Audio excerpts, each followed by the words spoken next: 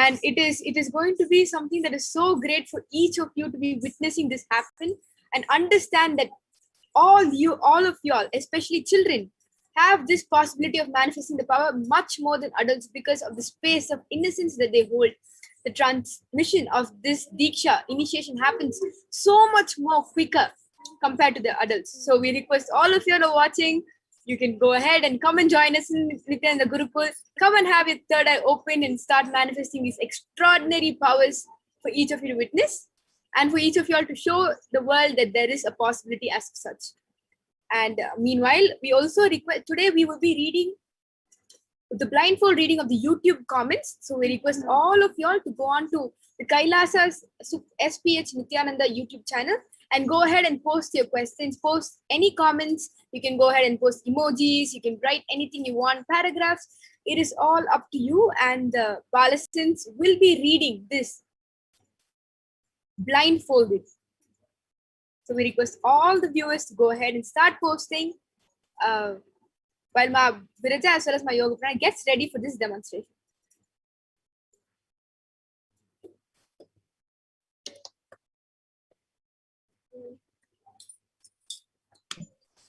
Yes, Nithyananda. So along with me, we have Maniti Virijananda. As you heard a short introduction about her, she's going to be manifesting the power of blindfold reading today. So I have the medically tested eye band with me. In front is a complete opaque sheet, and behind is a thick sponge. You can see that under is completely covered, and on top is also completely covered. And it is medically and scientifically proven and tested that no light can enter this eye band even with the eyes open. So this is the eye band which I'll be placing on Maniti Virijananda's eyes, and I'll be you can see that there's a strap to comfortably strap the eye band to Mavirija's head. So I'll be opening the eye band in front of you and placing it on Mavirija's head in front of your eyes.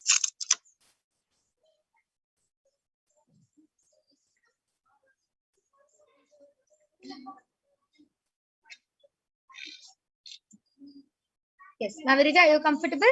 Yeah, I request you to send to the eye band. Yes. Now That's perfect. yes. So Mavarija is comfortable, and all of you can start posting your comments, and then you will be witnessing the extraordinary Shakti of third eye being demonstrated right in front of you. So all of you can post your comments.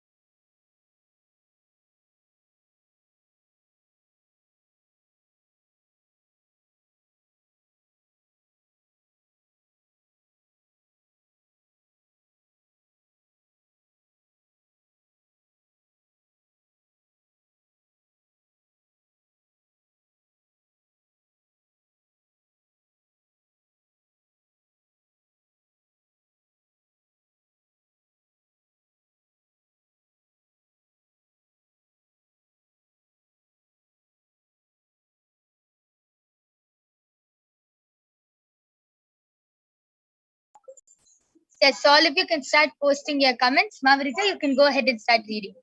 Before that, I request you to adjust the eye band towards the center and tighten it up a bit. Yes.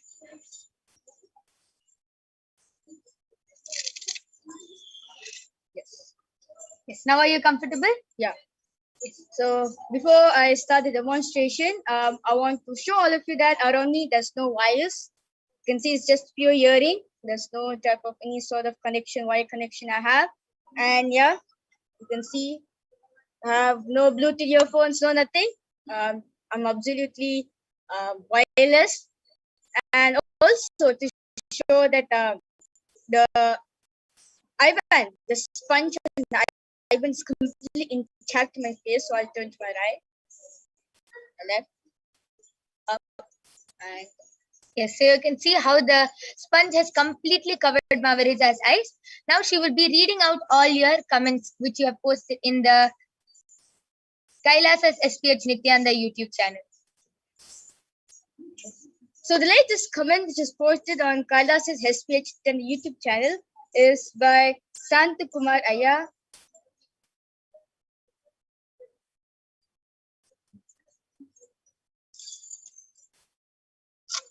Okay, Sant Kumar Aya, and he has posted that Nanam Kailasa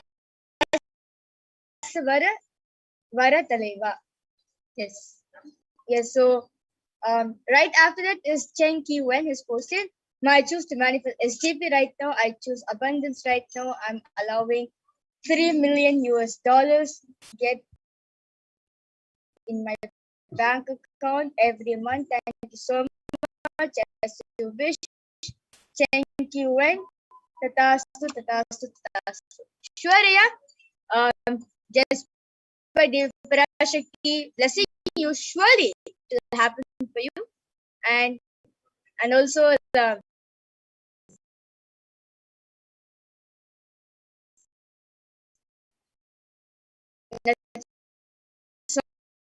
Swamiji bless you that you manifest your wealth there every month as much as you want. And Santa Kumara is posted that is in Tamil. Yes, yeah. Actually, I know how to read Hindi, English, Tamil. So you can post all the YouTube viewers who's watching us right now live. If you're a person who is a Hindi speaker, I request you to type in Hindi or English, or if you're a Tamil speaker, I request you to type in Tamil also. I just through power of Todai, I'll be able to read it and tell to all of you. Yes. So if you can continue posting, you can post in Tamil, in Hindi, you can post emojis, you can post stickers, anything you would like. Yes, so Edson Montero has posted, you're a happy person, Edson, blessings. Chenki Wen is posted, love you all. And Anup K. is posted, namaste. And okay, Bimal Raj is posted, Valga Valamudan. Yes. I request the comment section to be increased.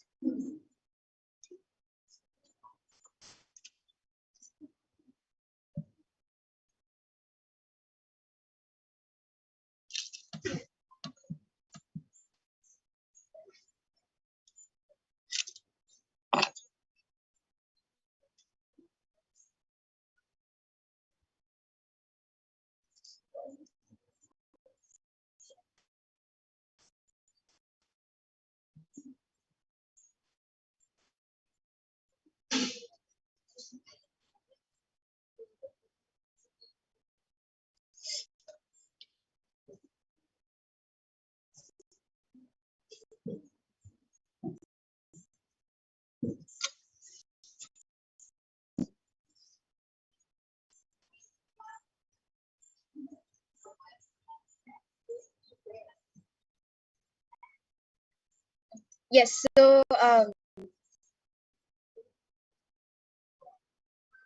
okay, Sant Kumar has posted, Nanam Kailasa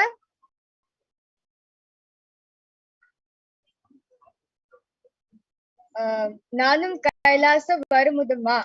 Ishwaraya, you will be able to enter Kailasa, the gates of Kailasa. Shobal Shukla has posted, please, money problems, heal me.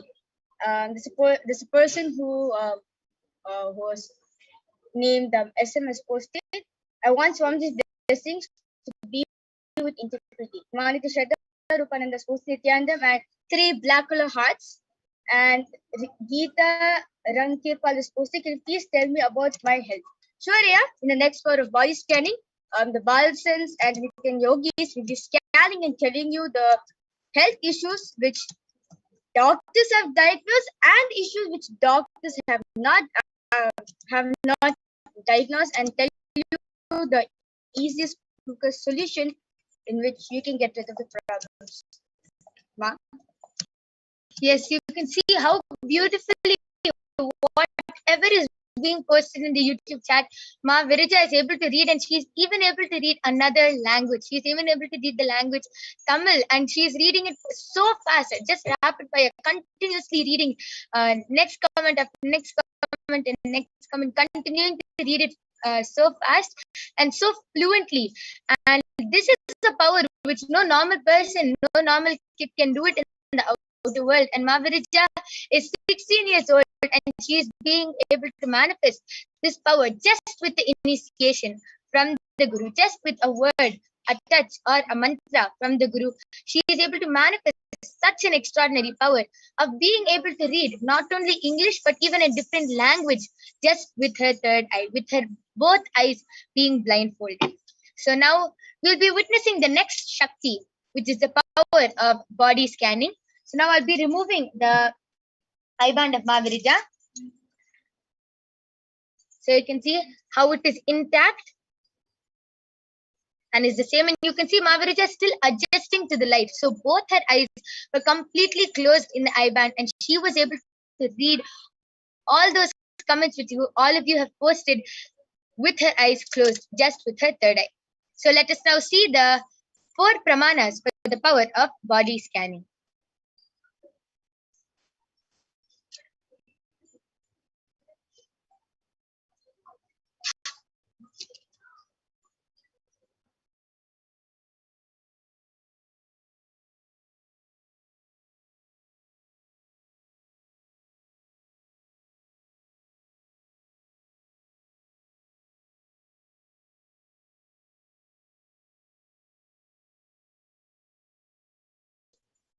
Yes, so I invite Ma Jayesha and Ma Vijisha back onto the panel to share with us and explain all the 4 pramanas, the Shastra Pramana, the Atma Pramana, the Apta Pramana, and the Sakshi Pramana for the power of body scanning. We thank both Ma Yoga Prana as well as Ma Virija for this beautiful demonstration of the third eye blindfold reading that they just demonstrated. You could see how fast Ma Virija was reading all that comments in record speed, and right after today's Devi Parashakti reading, you also will have that opportunity to manifest these powers. Now, moving on, we will be authenticating the next power of body scanning with the Shastra Pramana, the scriptural reference to manifest the powers of body scanning. And Shastra Pramana goes, Swadehe Jagato Bapi Sukshma Sukshmatarani Cha Tatpaniyani Nilayam Yatvante Vyachyate Para. And Bhagavan Paramashiva says, cognize deeply that from the subtle to the subtlest constitutive principles of your whole body, that is Swadeha, or of the whole universe, simultaneously consist of the essential reality. They are being absorbed in their source cause, Paramashiva. By the experience of such restful awareness, one becomes complete from all thoughts, and the ultimate universal divine power, Para Devi or Adi Shakti, is revealed, and the supreme power manifestation happens. We'll be moving on to the Apta Pramana, which is a reference of the power of body scanning from the life of a Siddha. Terayar was a Siddha and one of the prominent disciples of Agatyar. One day, a man suffering from severe headache comes to Agatyar for healing. Agatyar uses the power of body scanning and identifies the root cause of the headache. He reveals that there is a small terai, a type of frog, sitting in the person's brain. Agatyar immediately instructs Terayar, his disciple, to perform an open head surgery and remove the frog. After the surgery is completed successfully, the person is healed and cured of the headache. Thus, he gained the name Terayar.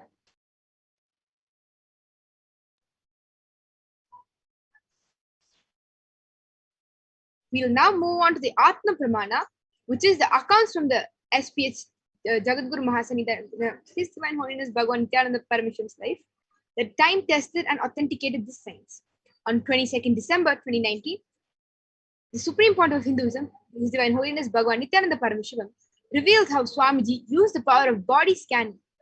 Paraphrasing his words, only when I had the multiple compound hand fracture, I was forced to go for surgery, and therefore, for medical checkups related to that, at that time, they detected heavy metal quantity in my different organs. It was revealed that I had been poisoned without our knowledge. I immediately used diagnostic methods instead of medical facilities to study the body condition due to the poisoning.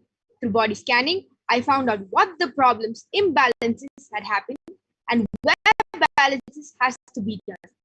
I used allopathy as a second opinion to verify my findings.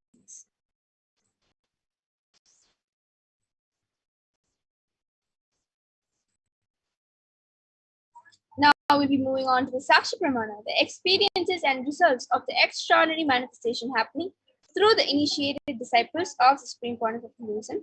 Here you can see some few comments. One of the person has said that body scanning saw lung issues and dizziness. The lady has had lung issues since birth and fainted last week.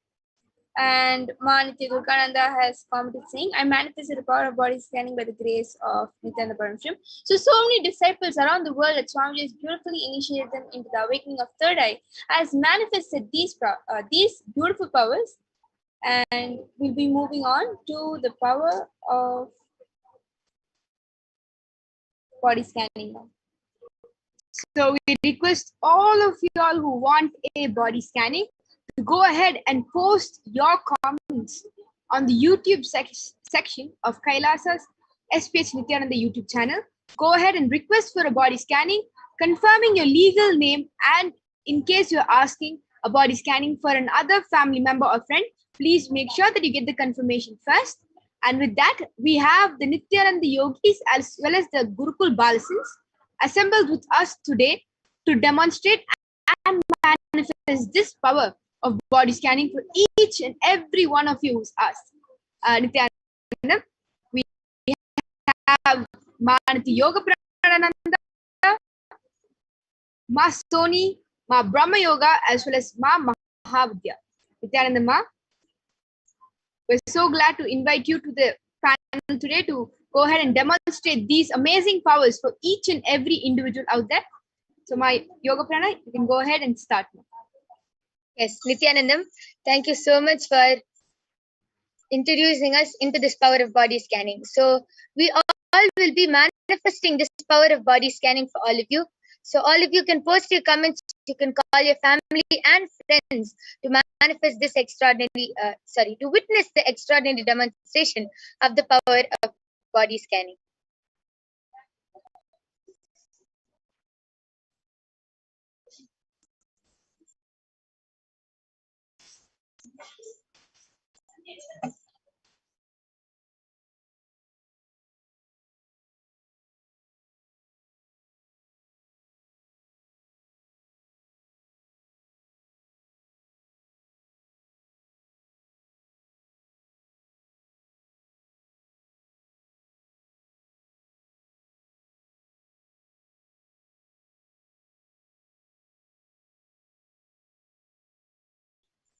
Yes. So as all of you are posting your comments, I'll explain how the power of body scanning works. So whenever you're small or whenever you get any body problem, you'll go to the doctor and the doctor will diagnose you, okay, you have a cold, you have a fever, and he'll give the medicine to you. But the one thing the doctor can never do is scan and find out the root cause of the problem, why the problem has even started in the first place. As all of you know, our body is very mysterious. Even a small stomach pain can be related to some incompletion which we had in our past life or in our childhood. Even your leg hurting can be related to something in your brain. Our body is very mysterious. So the one thing the doctor cannot find out is the root cause of the problem. Yes, he will give you medicines and you might get healed, but that is only temporary. You will never get permanently healed, because only when you find the root cause of the problem will you be completely healed. Just like a weed, if you continue cutting the branches of the weeds, it will only continue growing bigger and bigger. Only when you uproot the weed will it stop growing and will you be able to grow the rest of your crops. But the difference between the doctor and getting a body scanning is that The third eye will reveal the root cause of the problem. The third eye will reveal why the problem has started, how the problem has started, and what you should do to heal the root cause of the problem. So sometimes you will see many things which the third eye has revealed is not what you know of or not what you are aware of, but it can actually be the root cause of why you got the problem in the first place. That is why whatever the third eye reveals, just accept it and follow the solution. You will see that problems which you're suffering other than what the third eye revealed also will be healed, because the third eye will give the solution for the root cause of the problem and why the problem has started. So Yashodharan Kulkarni has requested for a body scanning. So Ma Soni, you can do the body scanning for Yashodharan Kulkarni Ayya. Geeta Ravi has asked, Ma, please scan my father. He's suffering from breathlessness. I have taken permission from him for the body scanning. Yes. So I request you to post your father's name, Ma Geeta, and then we'll be doing the body scanning. SM has posted and also requested for a body scanning. I request you to post your name, so then we will be doing the body scanning. Sundar S has requested for a body scanning. So Ma Brahmayanga, you can do the scanning for Sundar Ayya. Sulochana Nellur has posted, my husband lost his hearing aid in Adi Kailasa a few days back. Where is it back? Ma, when will he get it back? When? Okay. So the request which you have asked is actually the power of remote vision, which we will be manifesting. So Aditya Mahavidyananda, why don't you go ahead and do the power of remote vision and scan and see where Ma Sulochana's husband has lost his hearing aid. Anup K. Ayya has requested for a scan of his eyes and for healing. So I'll be doing the scanning of your eyes and will be giving the healing, Ayya. Om Nithyananda Paramashivoham. Om Nithyananda Paramashivoham. Om Nithyananda Paramashivoham.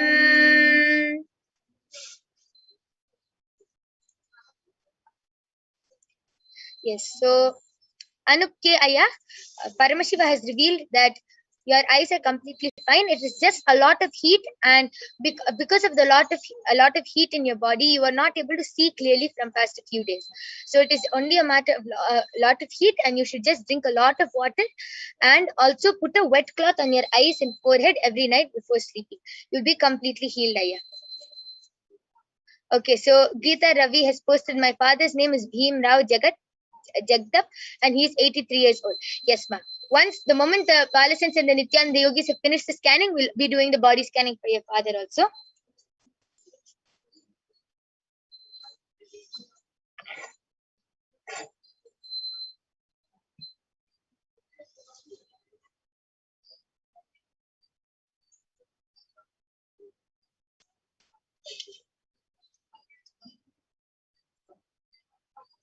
Yes, so I did the body scanning for Sundar Ayya, and Ayya Parameshwar revealed to me that like right now your whole body language is like your shoulders are slouched and your back is not completely hunched, but it's like kind of bent, and that this is it's like this because when you were small, like how much ever people used to tell you to keep your back and your shoulders straight, used to like you had a habit of keeping them slouched, and because of that right now your whole body structure itself is like that. And also Parmeshwar revealed that you're having a lot of heat in your body. Your body has a lot of heat inside, and that's affecting your stomach a lot. There's Parmeshwar revealed that most of the heat is sitting there in the stomach, and also your food is not getting digested properly. So Parmeshwar revealed that every day in the morning you should start doing the Panchakriya, especially enema, and in the night when you go to sleep, or any time in the day when you're sitting and when you're able to keep a wet cloth on your stomach and on your head. If you do this, then immediately all the heat will go away and your food will also start digesting properly.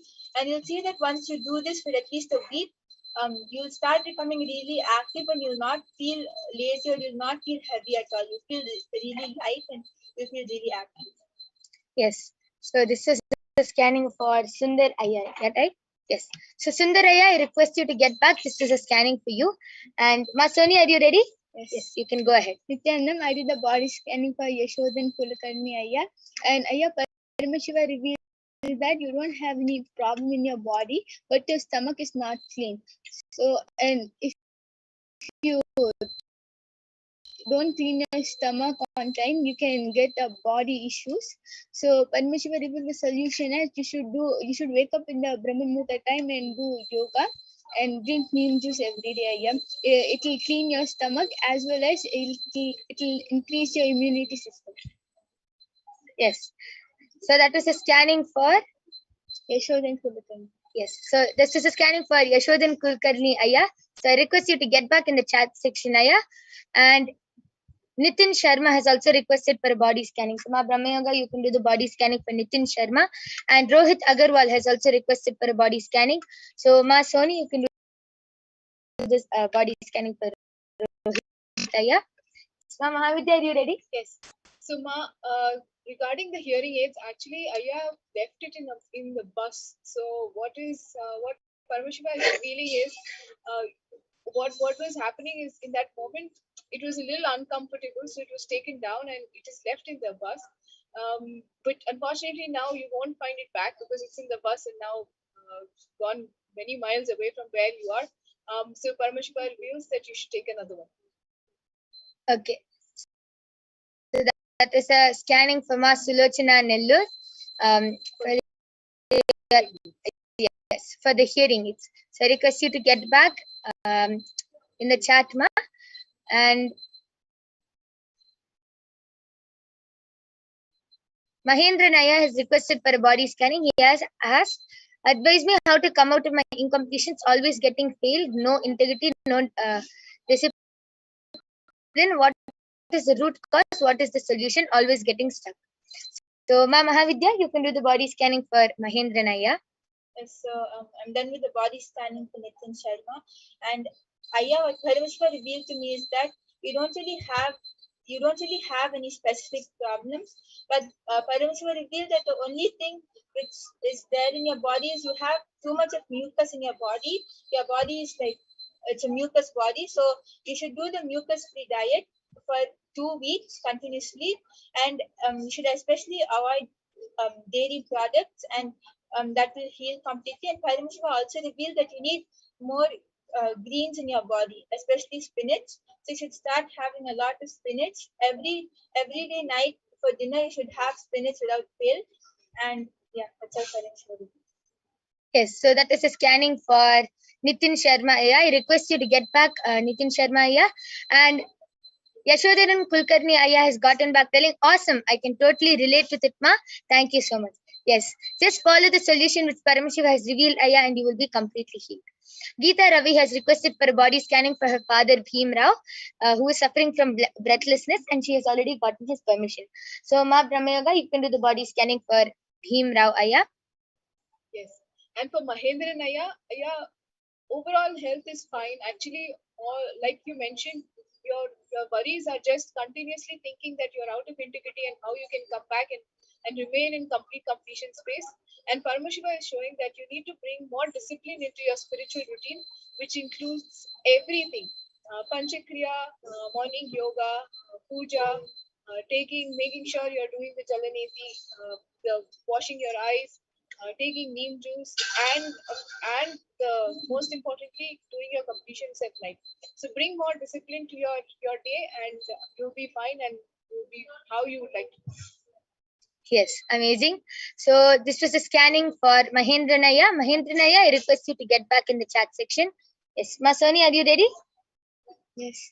I did the body scanning for Rohit Agarwal, and Ayya Paramashiva revealed that you don't have any problem in your body, but to increase your immunity, you can do morning PVK and have neem juice. Okay, so this is a scanning for Rohit Agarwal. Yes. So Rohit Agarwal, I request you to get back in the chat section and share whether you were able to relate with the scanning. And Carlos Santos Aya has requested for a body scanning for his father who is having eye problems due to cataracts. His name is Antonio Santos and he has given permission. Yes, Ma Brahmayoga, you can do the scanning for Antonio Aya. I'm doing the body scanning for Bhim Bhaya. Yes. Are you ready? You can go ahead. Yes, so Ayya Paramashiva revealed to me that you have you have less water in your body. You really need more water in your body just because of the the less water in your body. You're feeling really weak throughout the day, and you're getting many headaches, and your body is hurting, and you're feeling really weak.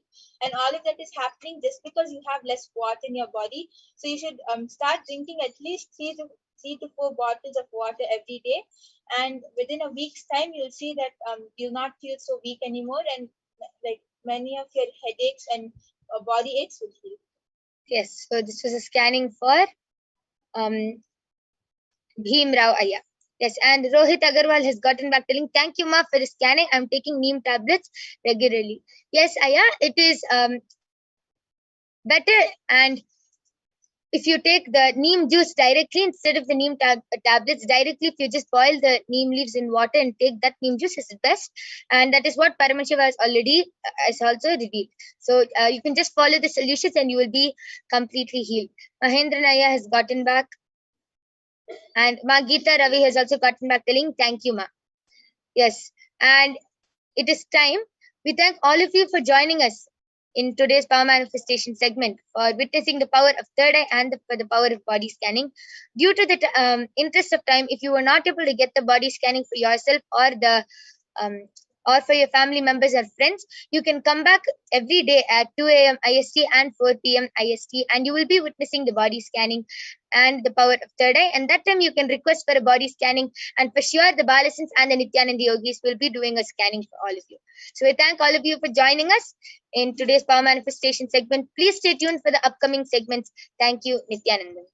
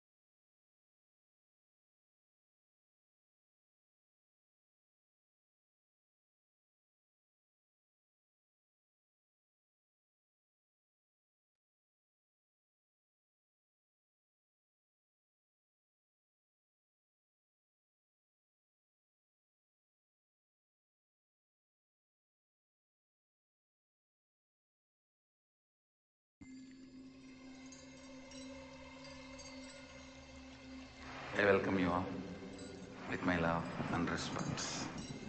Let you all open all your 3 eyes. Om Nithyananda Paramashivoham.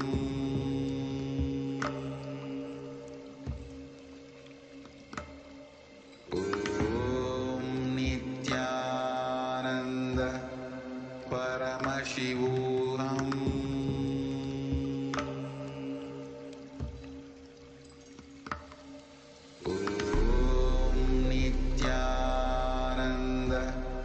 Paramashivoham.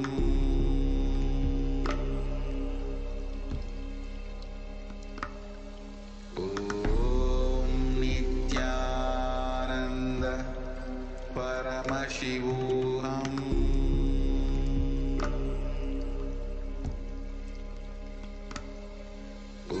Om Nithyananda Paramashivoham.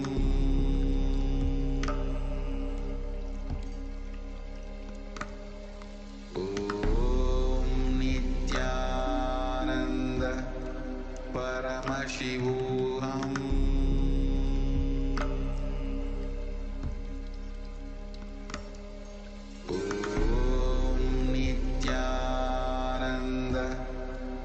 Paramashivoham.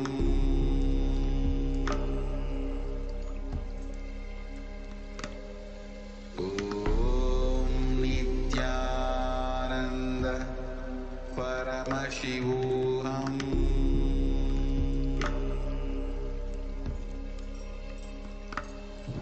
Om Nithyananda Paramashivoham.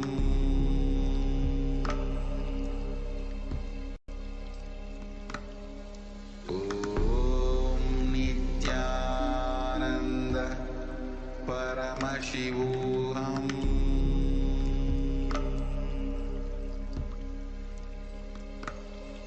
Om Nithyananda Paramashivoham.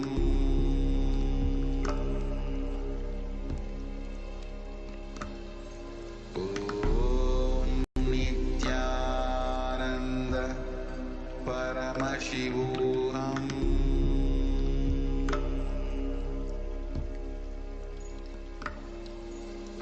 Om Nithyananda Paramashivoham.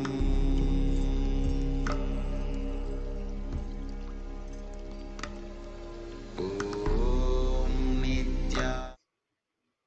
Yes. So we'll now be moving on to the next segment of the program. So we will have a demonstration session by the Nithyananda yogis.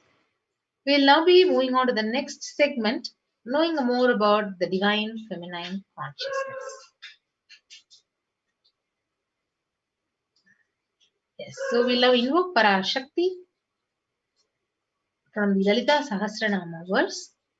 Sinduraruna vigrahan trinayana manikya mauli spurat taranayaka shekaram smitamuki mapina vakshoruham panibhyamalipurna ratna chasakam raktotvalam bibhratim सौम्यां रत्नघटस्थरक्तचरणां ध्यायेत् परामम्बिकाम्. And now I'll be chanting the English translation. The Divine Mother who is meditated upon as shining in vermilion, red body with triple eyes sporting a crown of rubies, studded with the crescent moon, a face all smiles, a splendid bust, one hand holding the jewel cup brimming with mead, and the other twirling a red lotus.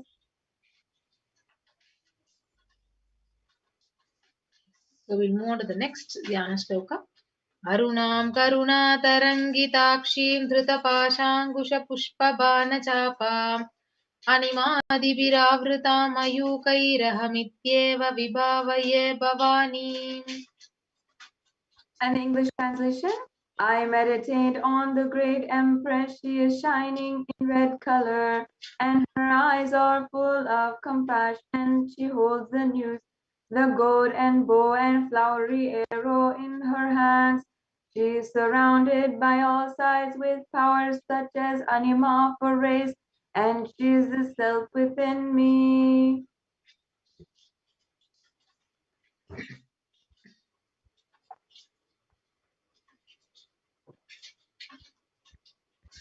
Yes, so Devi, the ultimate pure feminine consciousness. Parashakti is the cosmic mother, and it is her cosmic womb from which billions and billions of universes comes out and goes in.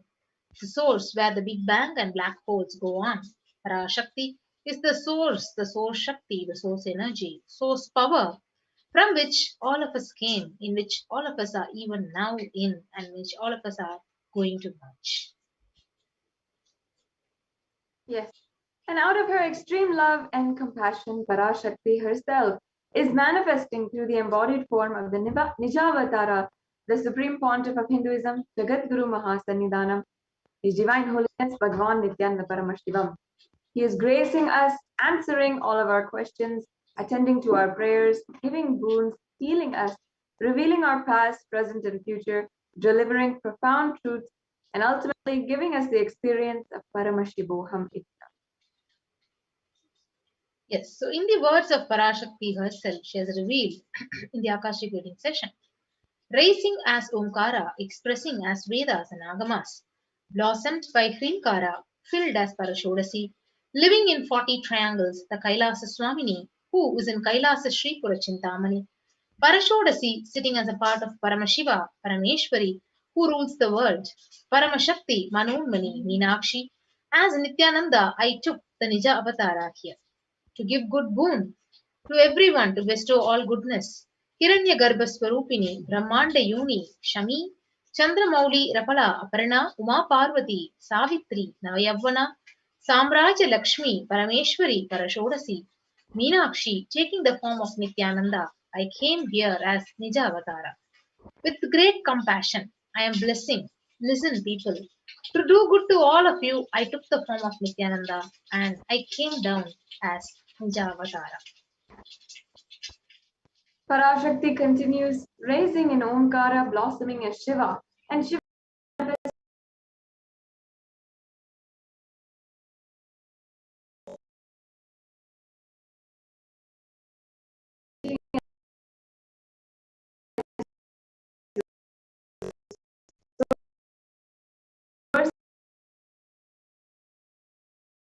of existence, powers of existence, expression of existence from the oneness of Om, blossoming as the three Shaktis, Icha, Kriya, Jnana, growing as the four Vedas, expanding as the five Panchabhutas beyond the six chakras, filling as the Gotras of seven Rishis, expanding as eight directions, existing as nine Grahas, blossoming as 10 Indriyas, being as 11 Rutas, creating all the worlds, bringing to life, and to tell and make the truth blossom, and to do good. Parashodasi, Meenakshi, in the form of Nithyananda, I came to bless every one of you. Yes. So now, how to receive Devi Parashakti? So literally, you are seeing Paramashiva and Parashakti right at the moment in front of the screen. And let us receive her very traditionally. So keep 2 betel leaf, 1 betel nut, 1 banana, and 1 coin. The coin is called as the traditional dakshina. It can be of any lowest value. For example, in Indian money, it can be 1 paise. In US dollars, it can be even 1 cent. So you can actually arrange all these in a plate and offer it to Devi Parashakti right when she is there, giving us and gracing us with her darshan. You can then offer that to Devi, and after darshan is over, do the namaskar and eat the banana, betel leaf, and betel nut. Take it as prasadam immediately. You can collect these coins and then send it to the Los Angeles temple, the Nityanandeshwara Hindu temple in Los Angeles.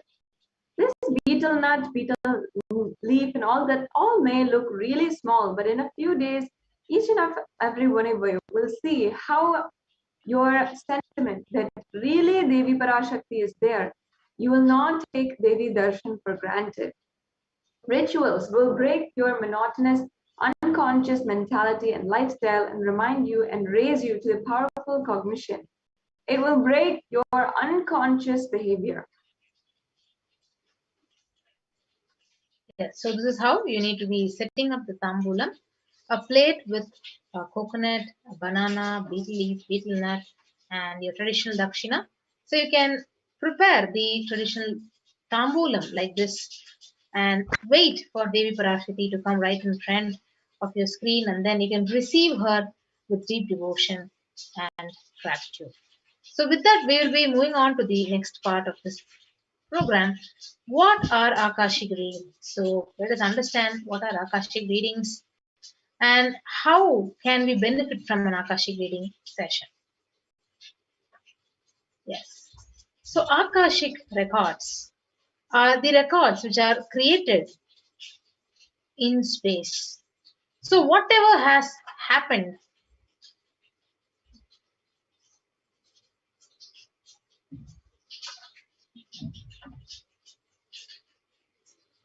whatever has happened in time is there as a file. So nothing can be destroyed. So please understand, none of your actions, none of your thoughts, plans, emotions, words Nothing can be destroyed. Akashic records are the cosmic archives of everything happening, and will happen.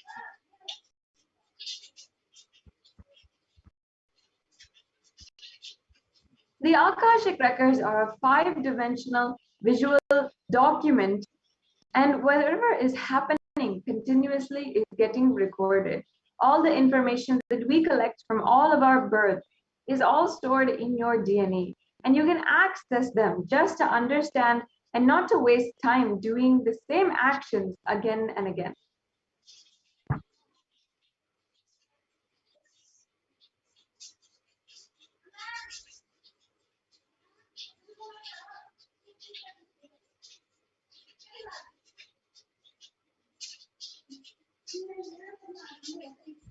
So, in Swamiji's own words, nobody has a right to comment on these readings. Nobody has a right to interpret, manipulate of these readings. So they are complete unto themselves.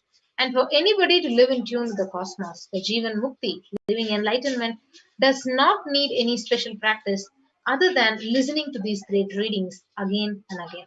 So when you listen to these great readings, naturally your negative logic is penetrated, it is broken, and these great truths, they settle in your inner space and they make you live enlightenment.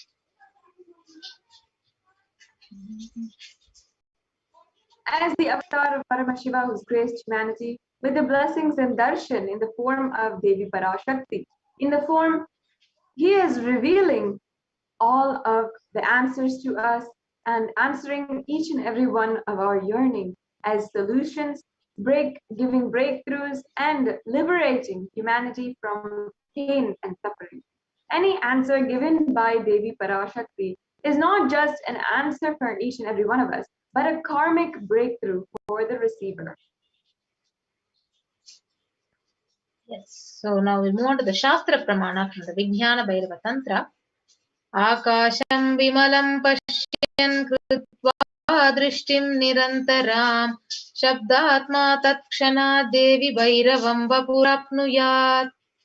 The English translation, Bhagavan Paramashiva says, looking at the spotless, infinite, etheric space, Akasha beyond the sky, the clouds, fix one's gaze from the third eye without blinking continuously and make the body and inner space steady and motionless. In that very moment, O Devi, one attains the nature and powers of infinite space. Bhairava.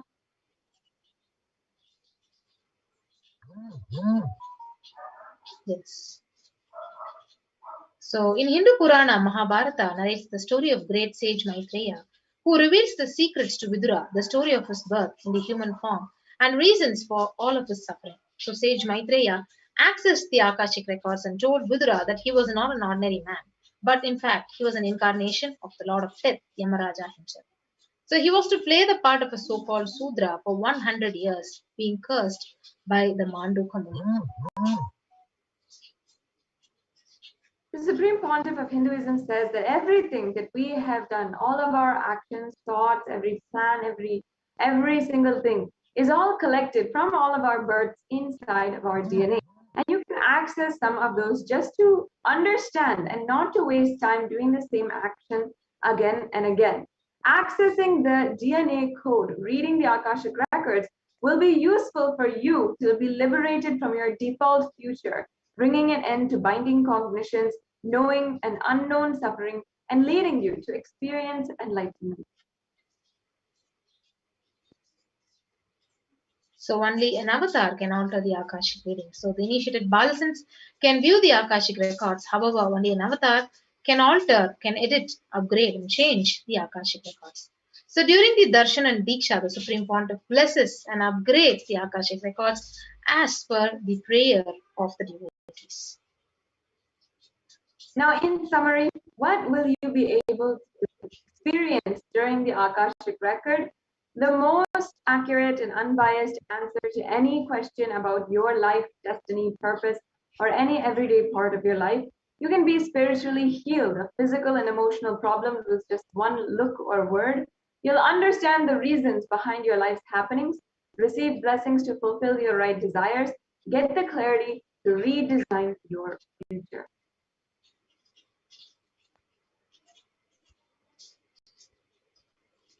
Yes, so with that, we'll move to the next segment of how can we ask questions to Parashakti in the various social media platforms and how to connect with Devi Parashakti.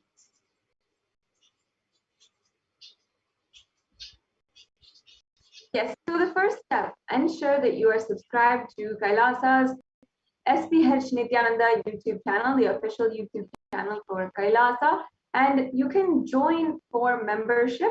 And if you go to the live video, you can press the join button for joining for the membership, and then ask your questions in the super chat in the live video. So this is the way that you can ask your questions on the live YouTube video. Yes, so next is the Facebook platform where you go to the official Kailasa's HDH Nithyananda Paramashivam page, like and follow the page, and you can post your questions under the live stream in the comment section and connect with Parashakti and receive her blessings. If you're a frequent user of Twitter, you can also ask your questions by going to the official handle of the Supreme Pontiff of Hinduism, which is @Sri Nithyananda. Go ahead and follow the Supreme Pontiff of Hinduism on Twitter. And then on the live video there, you can ask your questions in the reply section using the hashtag #AskTheAvatar and tag @Sri Nithyananda. Yes, so the next is the Instagram account where you can go and type out and search for Sri Nithyananda in the Instagram and follow Sri Nithyananda on the Instagram and ask your questions under the comment section under the live stream. And if you're not using any of these platforms, then you can go to kailasa.org and you can ask your questions on the WhatsApp chat available on kailasa.org. So even if you're not on social media, you're not a frequent user of social media, you're not very comfortable with it, you can go to kailasa.org and use your WhatsApp number to send a question. Yes, so with that, we'll be moving on to the next segment of this program. And all of you, if you're not a part of any of these social media platforms, go ahead and follow these official social media accounts, and then you can start connecting to Parashakti right from today. So we'll be right back after a short break into the next segment of the program. Thank you. We get you health. We get you ability to build beautiful relationships in your life.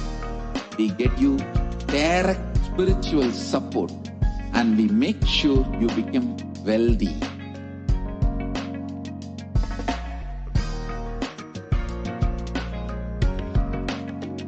We won't stop giving you just good life.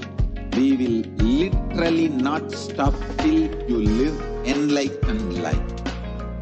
Manifesting the state of Paramashiva, space of Paramashiva, powers of Paramashiva, being of Paramashiva.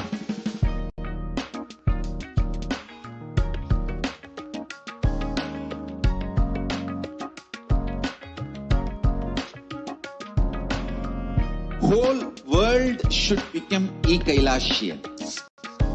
I want the whole world to know Hindus have something great to contribute to the world.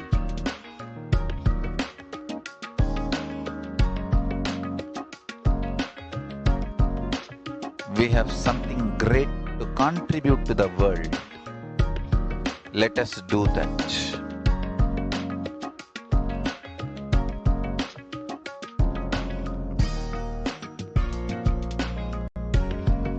E-Kailasa is proper customized spiritual service helping you to identify your root patterns of suffering.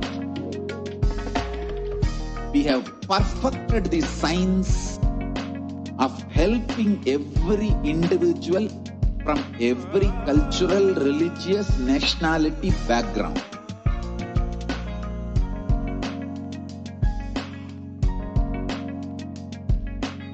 You will have lowest reactionary assumptions, highest awakened response, alive response for life continuously.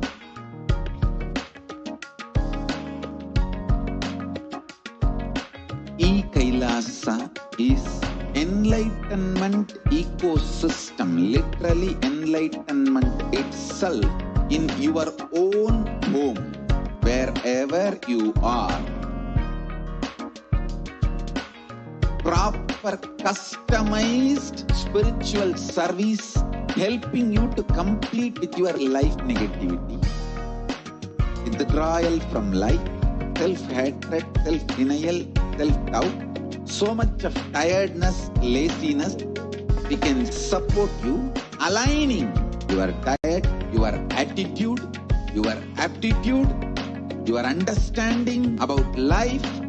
We can help you with everything.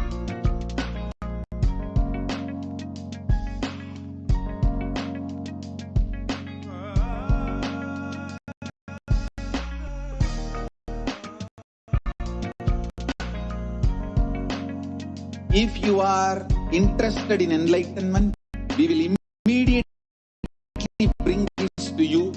If you are not interested, we will explain the whole science, inspire you, and make you interested in enlightenment science. We need to cater this enlightenment science to the whole world wherever they are, because enlightenment is the birthright of all human beings. Kailasa is responsible to provide that to all human beings.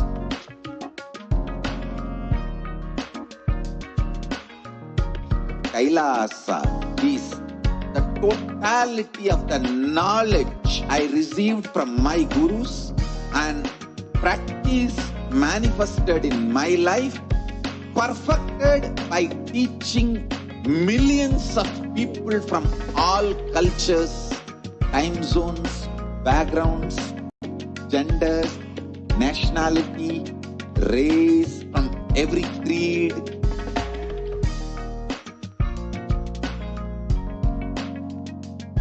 So this absolutely perfected knowledge available to you, served to you in your home without even you moving out of your couch, free of cost.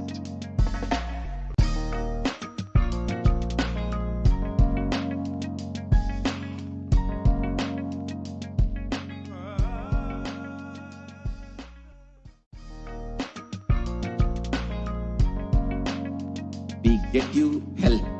We get you ability to build beautiful relationships in your life. We get you direct spiritual support, and we make sure you become wealthy.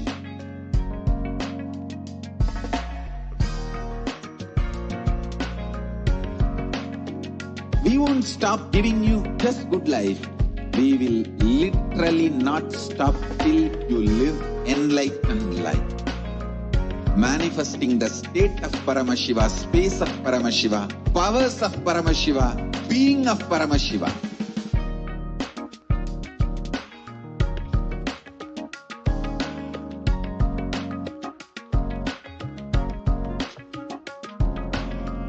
Whole world should become Kailasians.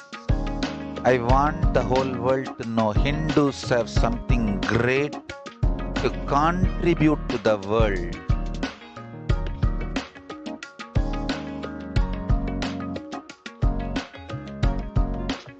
We have something great to contribute to the world. Let us do that.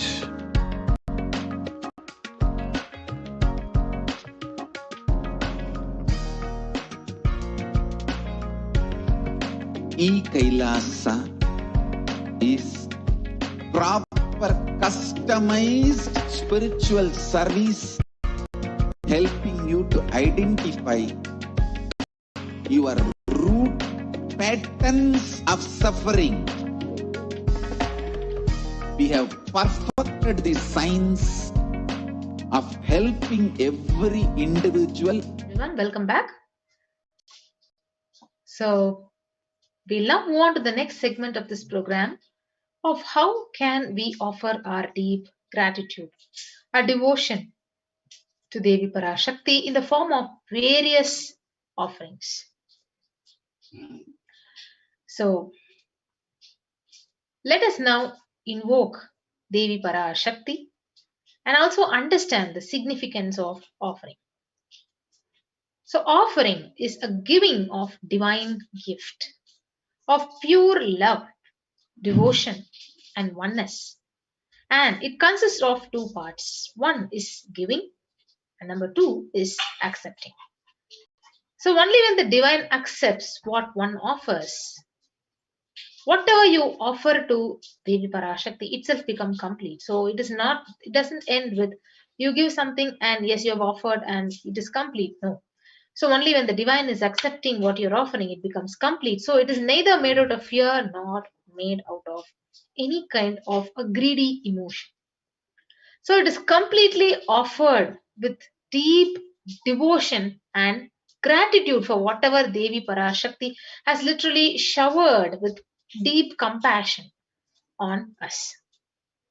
So when an avatar lands, the offerings are purely a part of the grand Leela played only for the purpose of enlightenment. So these offerings, when you offer it to the incarnation, the Nija avatar of the Devi Parashakti, Supreme Pontiff of Hinduism, literally you can see like so many of your karmas, so many of your patterns, so many of your thought currents, which you have accumulated over the years, over your lifetimes, is starting to melt. And you will just see by offering this one, for example, one seva, you're offering a pearl ring to Devi Parashakti or some seva, you're literally melting in gratitude and literally your karmas are melting down and you can see the change in your cognition, in your thought current, in your mental patterns. So the way you are actually handling life, you're making decisions. So everything goes through a huge shift. So how does this happen? So that is the beauty of the Sanatana Hindu Dharma, Hinduism. So how each ritual and each action you do has a beautiful moral value for that, and that takes you towards the ultimate conscious, superconscious breakthrough. Yes. So now we will invoke Parashakti from the Moola Agama of Manonmani Dhyana. So the Dhyana Shloka, it says, Induni Bhaveda Karavakni Nayanam Syat Pankaja Varabhaya Paksha Sarayuktam Angahima Bhushana Vichitra Vasanam Syat Tungamakutojvala Swarupam. We will now move on to the translation of the Dhyana Sloka. Yes, the English translation of the verse. Moonlight face holding the Vedas or books in the hand, fire in eyes with lotus flower, gracing and blessing hands, and one hand with the Japamala, beautifully decorated with the jewel ornaments in the wonderful clothes and shining bright crown. Her name is Manonmani. Yes. So the next Dhyana Sloka. So this is the Shastra Pramana where it describes the beauty of Devi Parashakti and how when we offer to Parashakti, it just describes each and every part of her body and the various ornaments she is wearing. We'll move on to the next Dhyana Sloka. Dhyayet Devim Trinetram Sashini Bhavadanam Vedahastam Dadhanam Savye Padmam Varadamapare Chabhayam Chakshamalam Divyairabharanairvibhushitatanum Brahmadibhippujitam Eva Manonmanim Pratidinam Kamarta Datrim Shubham.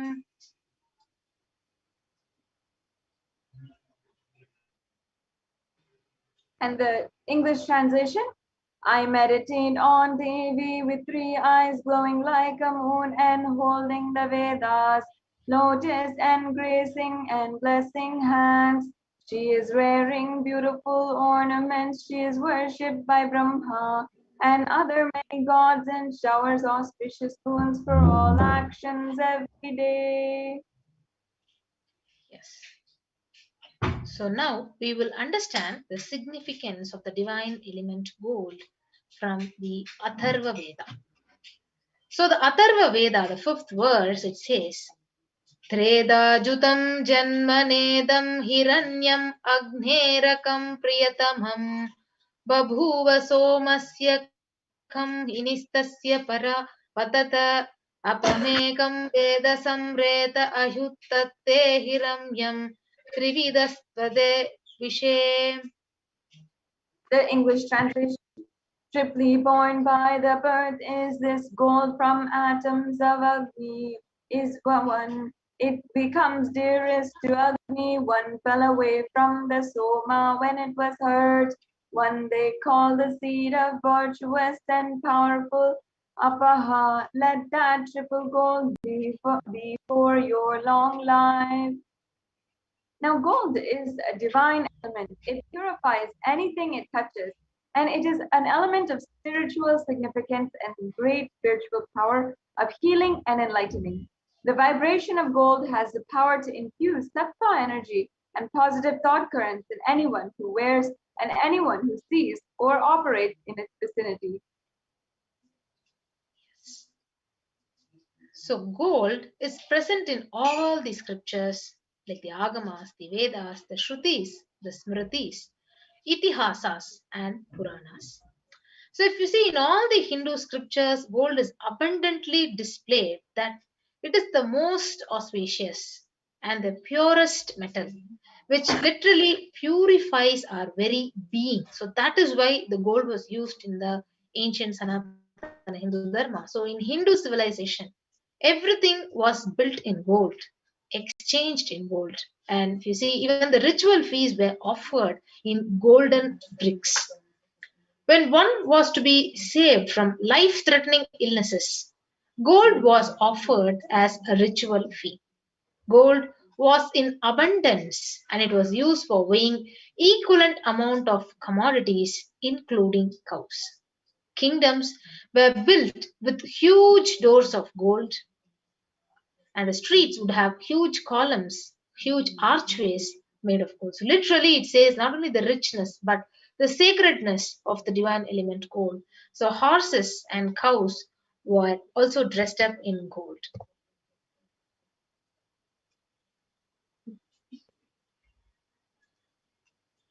In the Hindu civilization, thrived on the banks of the river Gold, and it was called Hiranyamaya, the river of gold, in Rig Veda. The river Saraswati was called Hiranyavartani in the Atharva Veda. Gold is the supreme element for offering gifts to one you love and revere. Temples are constructed and paved in gold.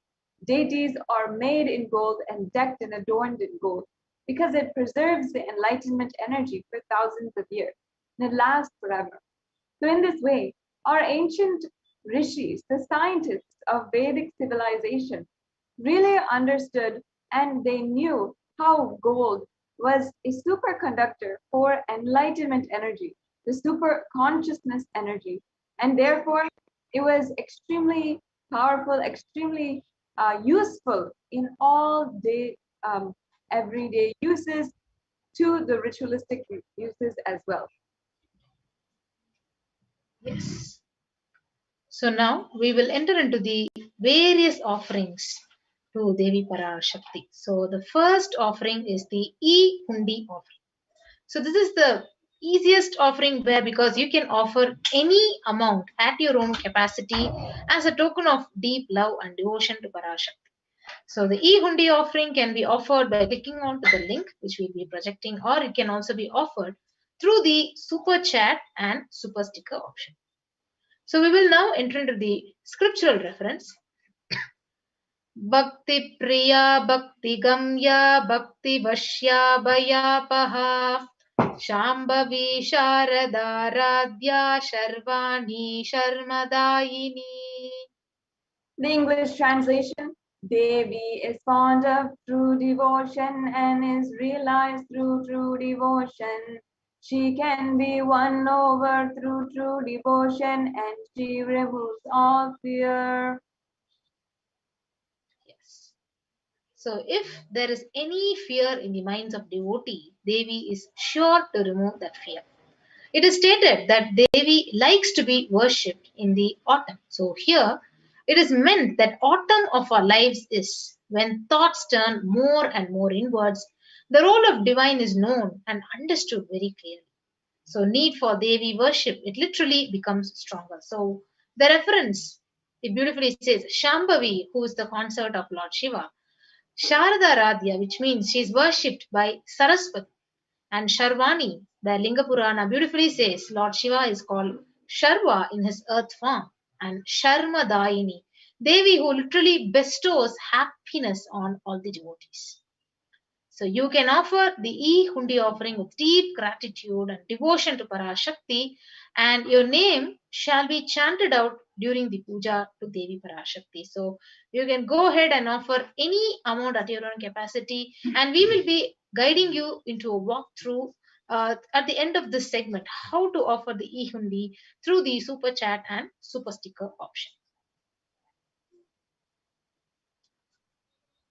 So we'll move to the next offering, the Sankalpa chanting. So the Devi Mahatmyam, the chapter 12, verse 34, beautifully describes that Tayaitan mo saiva vishwam prasuyate saya chitta cha vijanam tushtarudhim prayaschadi. The English translation: the goddess enchants this universe and she herself gives birth to this universe. That goddess, being prayed without interest in anything, gives that knowledge that leads to salvation and gives wealth in materialistic sense. This verse is from the Devi Mahatmyam, chapter 12, verse 34. And here, if you're offering the Sankalpa, the conscious resolution, it blesses the person offering with all the fruition of the desires and wishes which he is yearning for. Yes, so during this Sankalpa chanting, so your names will be chanted to Devi Parashakti, in front of Devi Parashakti. So you can offer this Sankalpa chanting. It is only $1. So anybody can go ahead and offer the Sankalpa chanting. And when your names are chanted during the puja to Parashakti, you really get all the benefits and all the auspiciousness from Devi herself. Yes, we'll move to the next offering. Yes, ma'am. Namasvarna Kasu, which is available for 75, 151, or 251 USD, depending on where you are comfortable. And in the Lalita Sahasranama, in verse 731, Devi is described as Nama Parayana Prita, which means she who likes the repetition of her various names. This is the offering of the 1008 names of Devi Parashakti, and it's a very special and unique archana offered to the Mahameru of Devi Parashakti. You can offer a gold coin inscribed with each and every one of these 1008 names and receive the blessings to have the Ananta Kalyana Gunas, all the divine qualities of Devi Parashakti. Yes, so this offering, beautiful offering, where it is available at 3 sizes. So these gold coins are available in 3 sizes, where each of these coins will have the 1008 names of Parashakti inscribed on it. And so the 3 sizes will have the various denominations at $75, $151, and $251. You can offer this Sahasranama Swarnakasu, the golden coin, by going on to the link tiny.cc/Devi-offering. So we'll move to the next offering, the offering of finger ring with a pearl. So the Meenakshi Pancharatnam, it beautifully describes Devi Meenakshi as Muktaharala Satkirita Ruchiram Purnendu Vaktra Prabham Shinjannu Purakinkini Manidaram Padma Prabhabasuram Sarvabhishta Falapradam Girisutam Swanirama Sevitam Meenakshim Pranatosmi Santatamaham Karunyavaram Nidim. And the English translation: I bow down to the goddess Meenakshi, whose crown has garlands of pearls and the fish shining like a full moon, who wears anklets that are studded with gemstones and has small bells, who is shining like the splendor of lotus, who grants all the wishes of the daughter of the mountain, who is worshipped by goddess Vani and Rama. I remain ever bowing to the goddess Meenakshi, the ocean of compassion. So the finger ring with a pearl. So you can offer this Mukta Anguti, the finger ring with a pearl, and receive her blessings. So if you have any problems or obstacles in your business endeavors, you can literally offer this finger ring with a pearl. So it's like you're holding on to the finger of Devi Parashakti and receiving all her blessings by offering this Mukta Anguti. So it is available in three denominations of $251, $501, and $750. So you can go to the same link tiny.cc/devi-offerings to offer the Mukta Anguti. The next offering is the offering of Swarna Padma Pushpam, the golden lotus. So the Kamika Agama, it beautifully says, अष्टविध्येश्वरोपेत कुम्भवर्णसंयुतं survey सूत्रवस्त्रध्य Hem पङ्कजभूषितः सपीधन सकुचश्च पक्वबिल्वफलप्रभा स्नपन्नध्याय संसिद्धप्रमाणेन Samanvita. All the kalasas should be wound around with suitable thread and covered with the new cloth. They should be adorned with lotus flower made of gold. Yes. So let us understand the significance of the golden lotus. So there are hundreds of scriptural references for using the lotus in the worship of Paramashiva. Almost everything in the worship of the ultimate, it involves the consecration of the deities of worship, or whether you're meditating or any mudras, asanas which are used during worship. Everything involves the lotus flower, lotus leaf, lotus pericarp, lotus petal. So lotus itself is a divine flower. So the Shakti of Paramashiva is also called as a lotus. The base of Paramashiva Linga is also a lotus, and the disciple of Paramashiva is also considered as a lotus. So you can offer this beautiful Swarna Padma Pushpam, the golden lotus, in any size you wish to, and you can literally be blessed to have the state, the space, the powers, and the being of Parashakti in your inner space. Amidst any or every adverse situation you're facing in your life, you can offer the Swarna Padma Pushpam, the lotus, at $600. Yes. So the next offering is the offering of Swarna Metti, the golden toe ring to Devi Parashakti. So the beautiful scriptural reference, it says, Nakadhiditi sanchanna namajjana tamo guna padadvaya prabhajala parakrita saroruha. You whose brightness from toenails destroy the darkness of ignorance from the minds of your devotees who prostrate at your feet. Yes, so the golden toe ring is a beautiful offering where you're literally touching the toes of Devi Parashakti, and literally she's there, and you can feel the presence by offering this toe ring to Devi Parashakti. So you can offer it adorning her sacred feet to be in constant gratitude for receiving her blessings, even in the most difficult aspects of your life.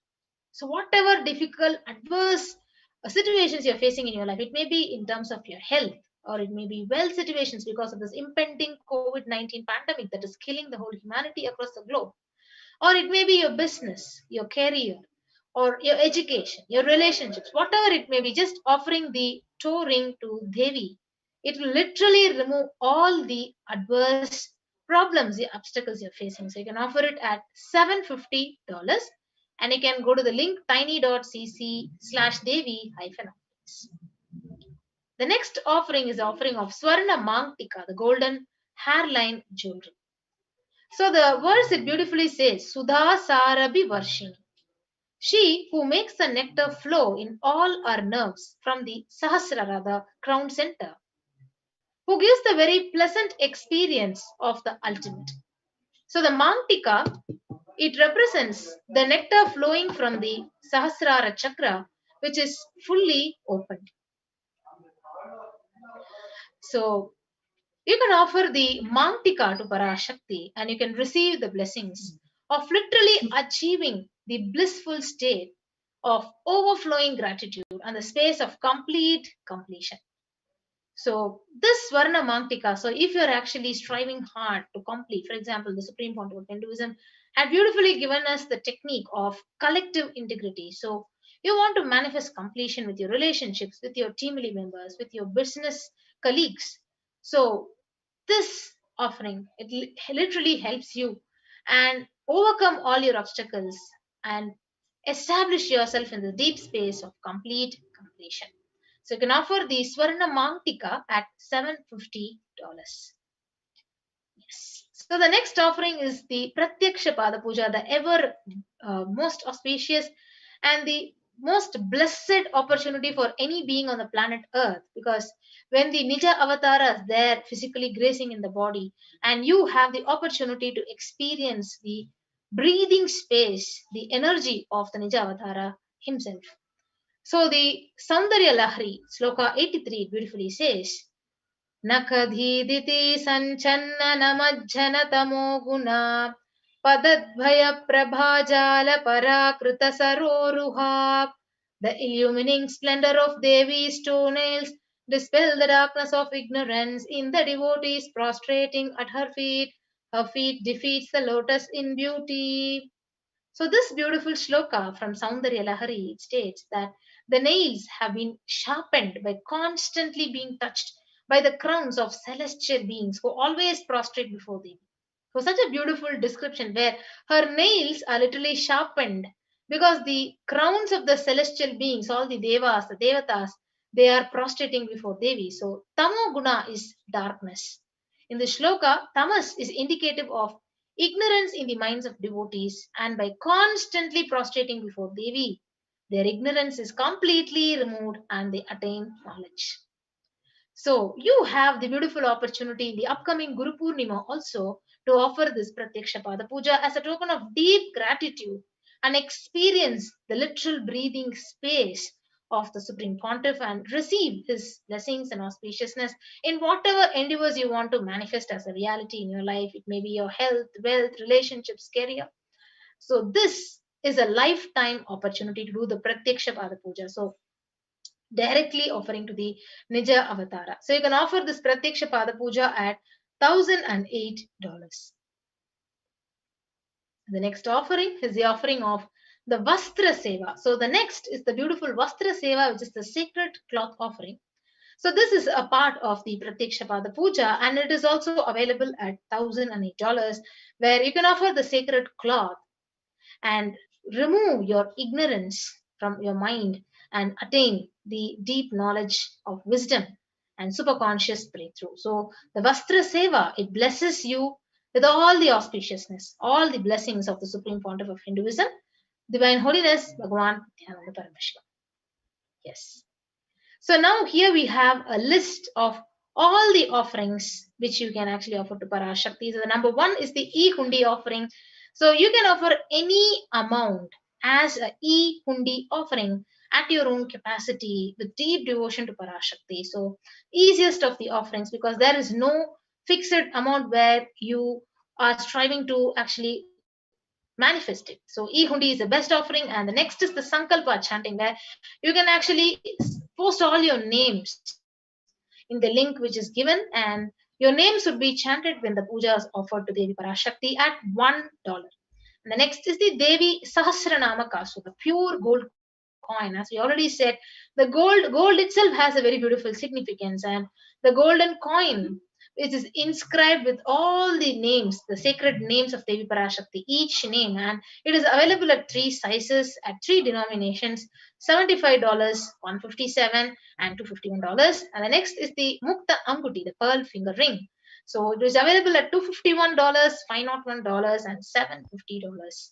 and the Swarna Padma Pushpam, the golden lotus flower, which is available at $600, $1,200, and $1,800. Next is the golden touring for the lotus feet of Devi, the Swarna Metti, which is available at $750. The Swarna Mangtika, the golden hairline jewelry at $750. And the ritualistic gratitude to the Supreme Pontiff of Hinduism, which is the Pratyaksha Pada Puja at $1,008, and the Vastra Seva, which you can offer at $1,008. Yes, and so if you're ready to offer today, or if you want to place an intention to offer specific sevas, there are two options. So you can go to the registration form if you're interested in offering, or if you need help in manifesting. So for example, you really want to, and you connect with some of these offerings, you want to make these offerings, but you're not able to yet, you can get a help needed in manifesting this reality for you. And or if you need more details, you can make sure that you are going to this form, filling it out. It's tiny.cc/bhavasamadhi. If you are ready for making a payment, you want to make your offering today, or you want to submit everything and get ready for your offering today, then you can make an online payment at tiny.cc/Devi offerings. And after the payment, make sure that you are submitting details for puja, the names to be chanted, and all of the ritual things at tiny.cc/Sankalpa2021. So we will now be taking you quickly into a walkthrough of how to offer these various sevas, the offerings to Parashakti, by making an online payment. So we will quickly be guiding you through the walkthrough. Yes. So when you click onto the link, when you type out the link tiny.cc/Devi-offerings, so you'll be guided to this page. So Parashakti Bhavasamadhi Darshan donations. So you can go ahead and click on to the choose an option. So go ahead and choose whatever seva you want to offer to Devi Parashakti. It can be, for example, we are choosing the Swarna Padma Pushpam. So go ahead and you can add the Swarna Padma Pushpam offering to the cart. So once you add to the cart, you will be guided to the next page. So where you have an option to proceed to checkout. So whatever seva you have selected, you can proceed to checkout, and then after that you'll be guided to the next details, billing details, where you need to be filling out your name and all your details, and you can place your order after you finish making the payment by clicking on to the right button, placing your order. So this is how. So once you're ready to offer any of these sevas to Parashakti, you can go to this link and quickly offer the online payment and submit this link. So once you finish offering the seva and you do online payment, you will be now guided to the next link. You can actually type out the next link and submit. Yeah, you can type out all your names for puja for the chanting when puja is offered to Devi Parashakti. So go ahead and click onto the link and go and click next. So you can fill out all the details which is required in this link, and don't forget to select the Devi Bhava Samadhi Darshan over here and click next, and you can submit this page. And once you submit your names, your family members, your friends, your beloved ones, whoever it may be, all their names will be chanted when the puja is offered to Devi Parashakti. So the next is, as we already said, the e-hundi offering. So you can offer the e-hundi offering by going to the YouTube live stream. So Kailasa's HDH Nithyananda. So go to that official account in the YouTube, and when you are in the live stream watching the live, in the right side when you're watching all the comments, go ahead and click on here where you'll be seeing the super sticker and the super chat option. So once you go there, you can just click on to any of these options and then beautifully offer your gratitude to Devi Parashakti by offering the e-holiness. So with that, we come to the conclusion of this segment of the program, and we'll be moving to the next segment of this program after a short break.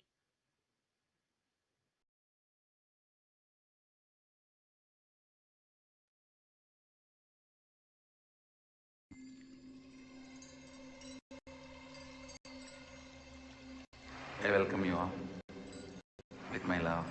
response. Let you all open all your three eyes. Om Nithyananda Paramashivoham. We get you help. We get you ability to build beautiful relationships in your life. We get you direct spiritual support, and we make sure you become wealthy.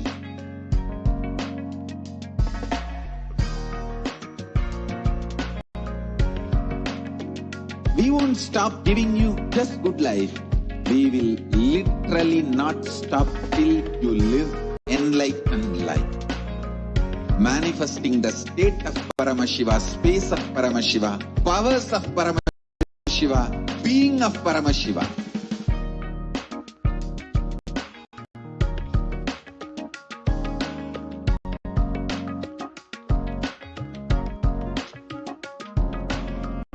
Whole world should become Kailasians.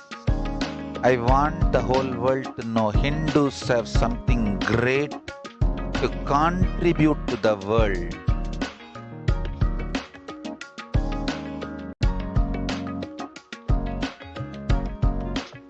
We have something great to contribute to the world. Let us do that.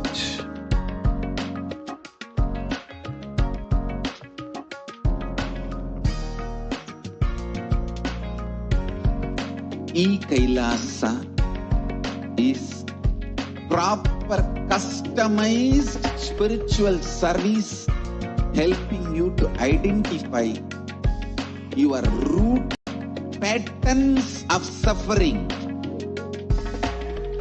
We have perfected the science of helping every individual from every cultural, religious, nationality background.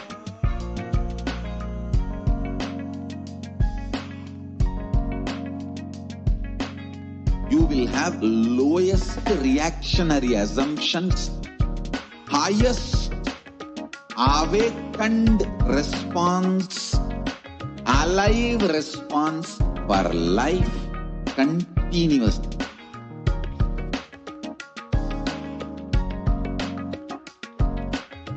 Kailasa is enlightenment ecosystem, literally enlightenment itself in your own home, wherever you are.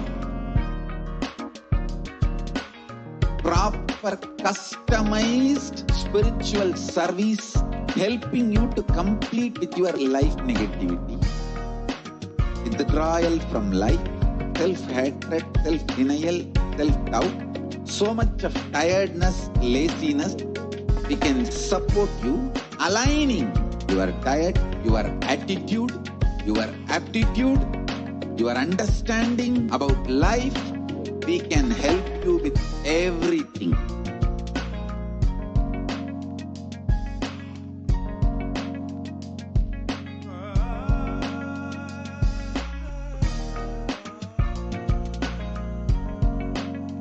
If you are interested in enlightenment, we will immediately bring this to you. If you are not interested, we will explain the whole science, inspire you, and make you interested in enlightenment science. We need to cater this enlightenment science to the whole world wherever they are, because enlightenment is the birthright of all human beings. Kailasa is responsible to provide that to all human beings.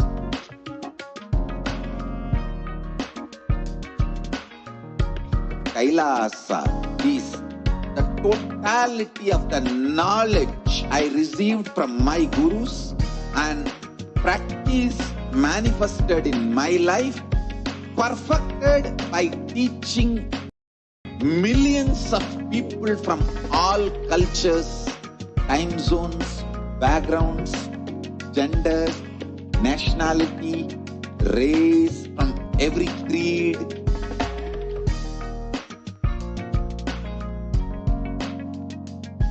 So this absolutely perfected knowledge available to you, served to you in your home without even you moving out of your couch, free of cost.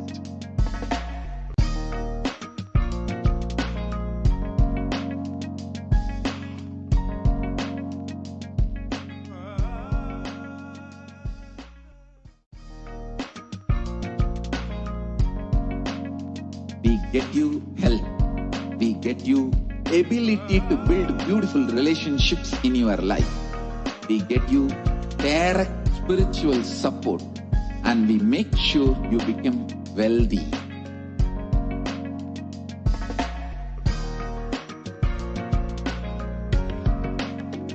We won't stop giving you just good life. We will literally not stop till you live enlightened life. Manifesting the state of Paramashiva, space of Paramashiva, powers of Paramashiva, being of Paramashiva.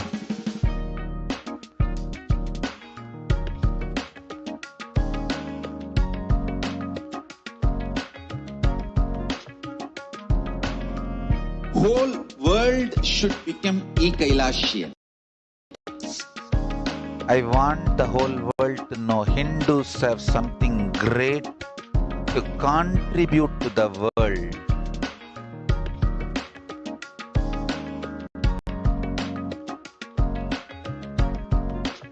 We have something great to contribute to the world.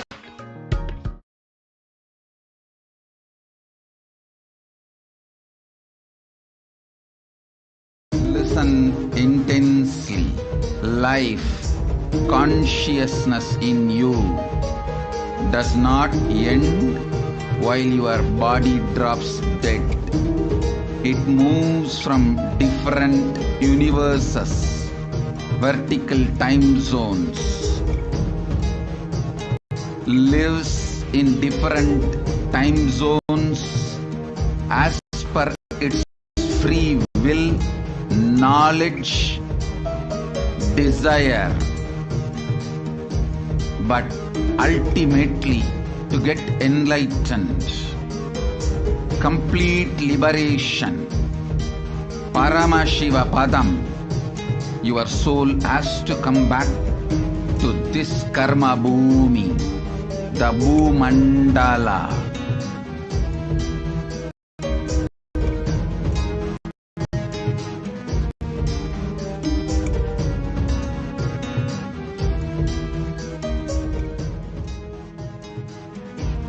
This Bhumandala and the Jati ecosystems, the caste ecosystems, Hindu, Jnana, Sannyasa, Yoga, Grihastha, multiple spiritual ecosystems are created for the souls to come back and rebirth and grow more and more towards enlightenment easily, quickly, in accelerated speed and space.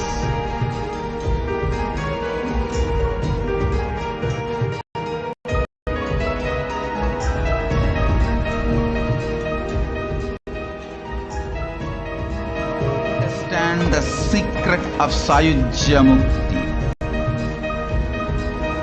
Your Kundalini Shakti experiences the bondage inside your body due to compulsive sexual appetite. All the male bodies building intense yogic body through yoga and pranayama, building the mind of Tyaga-centric, will heal your compulsive sexual appetite and make you reach Sayujya.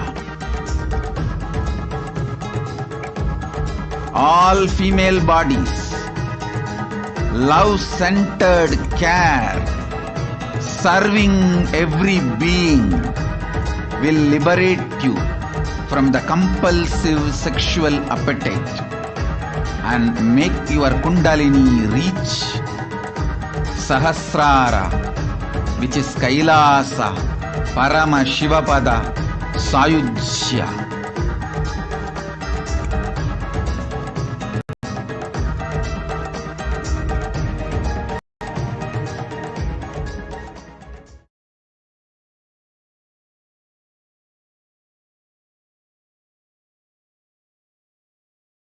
Listen intensely.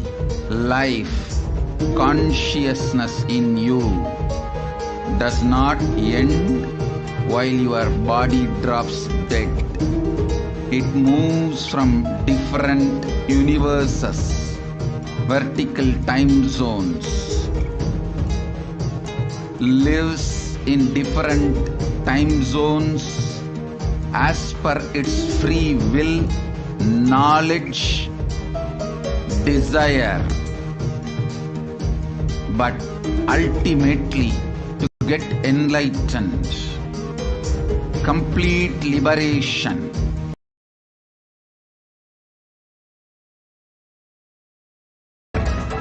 Serving every being will liberate you from the compulsive sexual appetite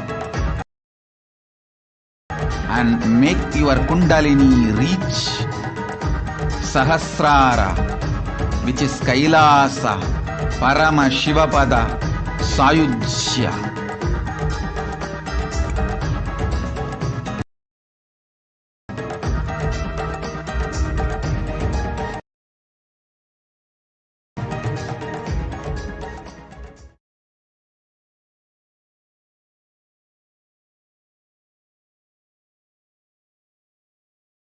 Listen intensely.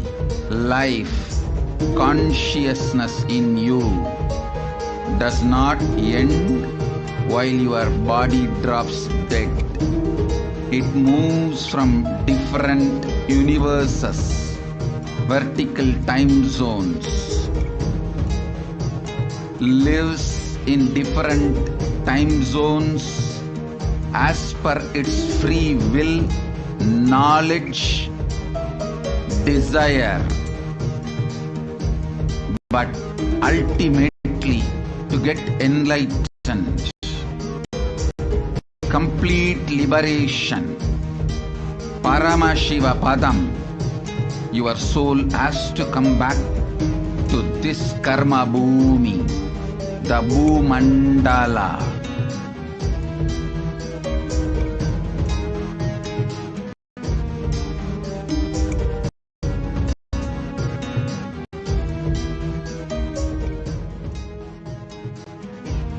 This Bhumandala and the Jati. Nithyanandam. Welcome back, dear viewers.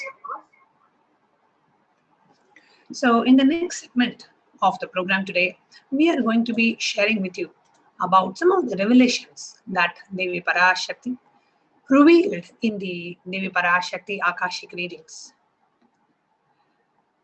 Now, as we enter into this segment, which is what we are going to be sharing is directly related to the COVID pandemic that the world is going through now.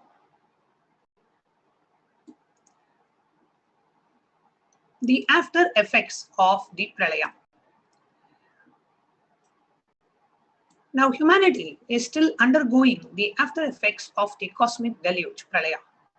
Thousands of deaths due to the global pandemic and emerging fungal epidemic, along with the record numbers of natural disasters, have taken a huge toll on humanity. Humanity's collective psyche and leading to increase in poverty, malnutrition, depression, and mental health issues. So why did this happen? What exactly caused this whole pralaya, this whole cosmic deluge? Who is behind this? How could we have avoided this? And what is the solution for this? In this segment, let us go through a scientific and statistical understanding of Devi Parashakti's revelations on the cause and solution of the pralaya.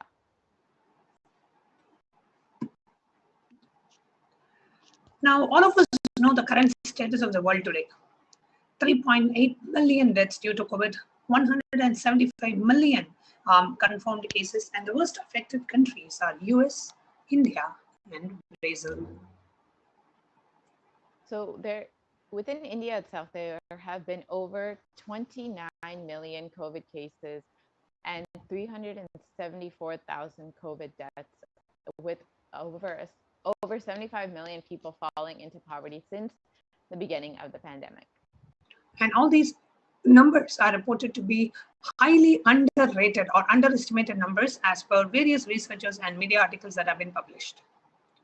Now here you can see not just in terms of COVID and the COVID pandemic, but India is also suffering from suicide and depression. India is the sixth most depressed country. 6.5% of the population suffering from some form of mental illness. Also 1 lakh people. Suicide is one of the biggest causes of death in the age group of 15 to 24. The average suicide rate in India is 10.9 for every 1 lakh people. And not only has the pandemic been affecting India, they've also been affected by natural disasters like the cyclone in Kerala. And there is an estimate that the third wave will be coming within the next 2 to 4 weeks. The third wave of COVID will be arriving in India within the next 2 to 4 weeks.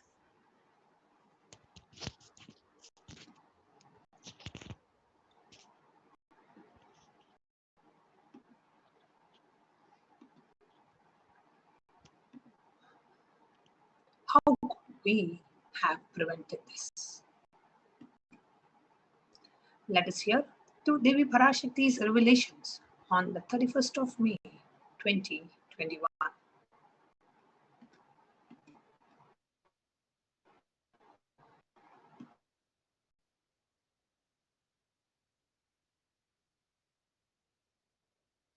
இரண்டாயிரத்திருபத்தி வரை India செல்ல வேண்டாமா என்று கேட்கின்றாய். நன்றாய் தெரிந்து கொள், சொல்வதைப் புரிந்து கொள். இந்த பெருநரகமான கிருமி போஜனம்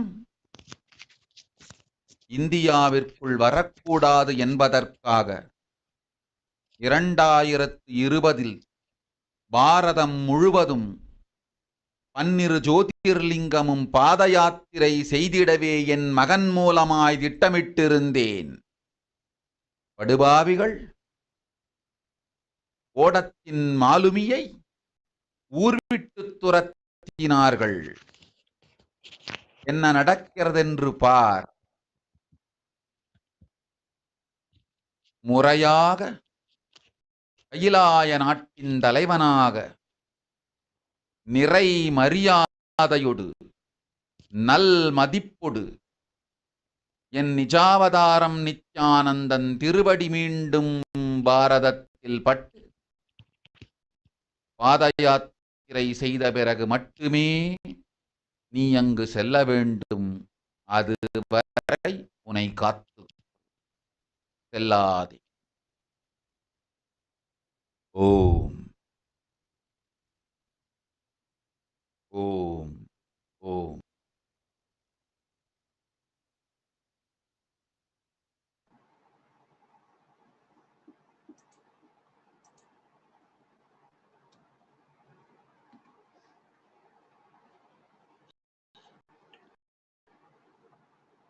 Let us now take a look at the translation of what Devi Parashakti revealed. Devi Parashakti said, for this huge Kirmi Bojanam hell not to come to India, in 2020 itself, I had planned to do Padayatra throughout India and the 12 Jyotirlingas through my son, Bhagavan Sri Nithyananda Paramashivam. They chased the captain of the ship out of the country. See what is going to happen.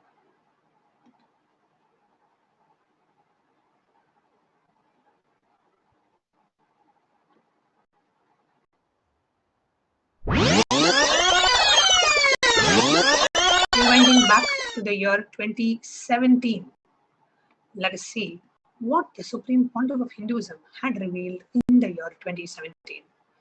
The Supreme Pontiff had already, in the year 2017, revealed, we have a recorded video of that, but way before, the Supreme Pontiff of Hinduism had revealed the vision of the Padayatra in the year 2020. Let us listen to that.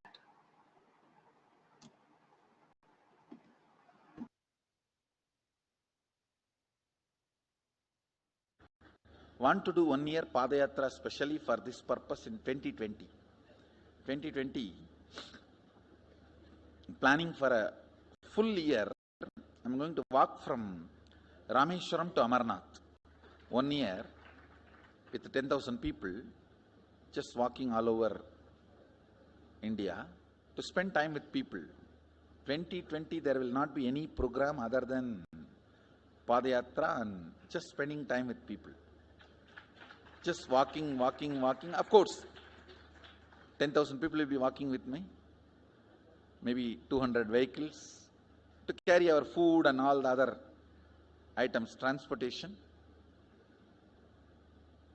Enjoying the river banks, forests, and time with nature. 10,000 people manifesting powers, walking from village to village. What do you think will happen?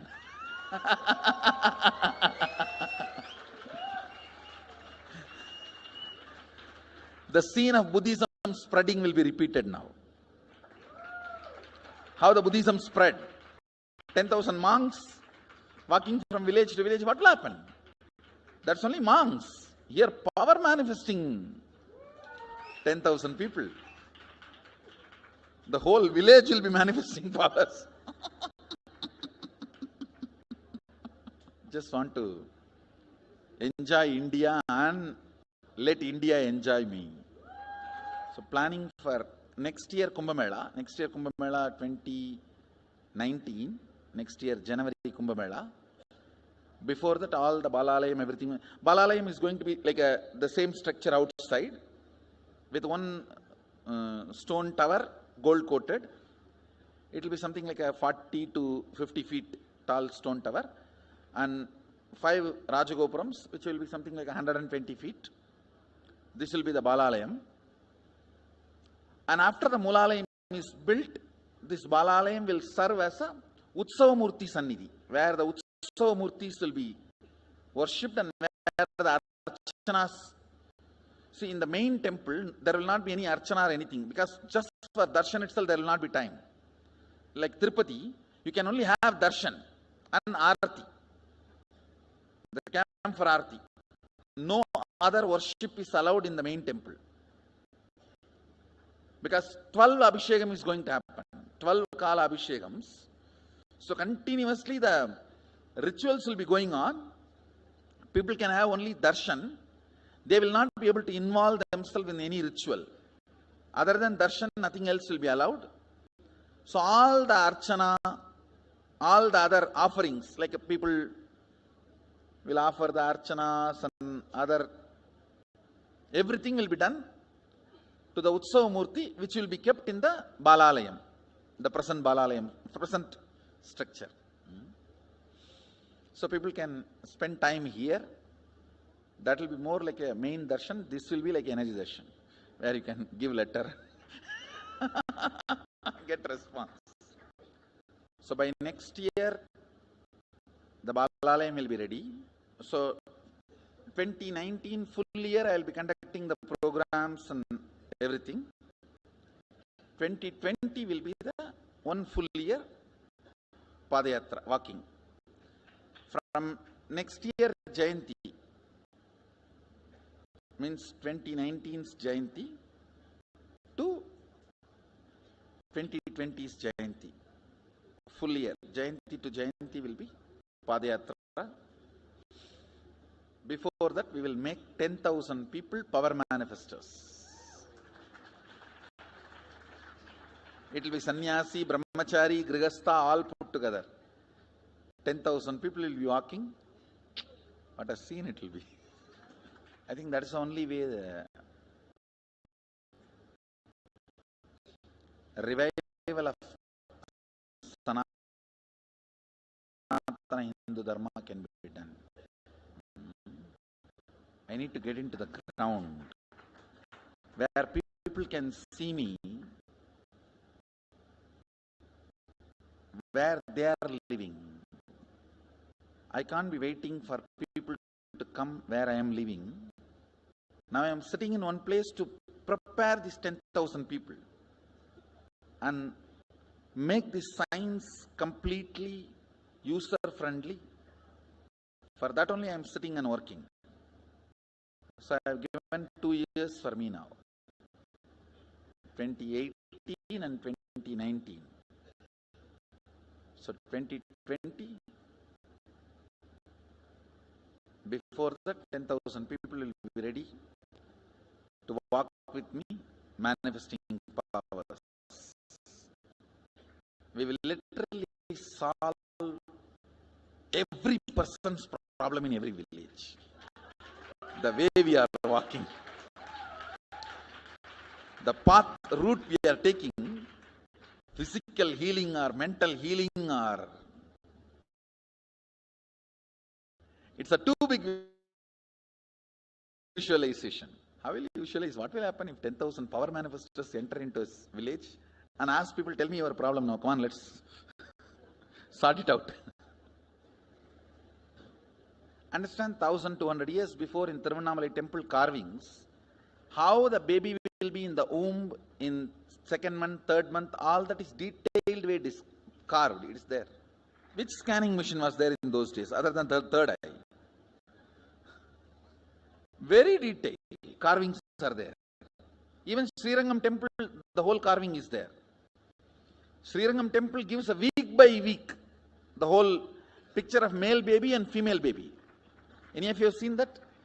Srirangam Rangaraja Mandapam, it very clearly portrays.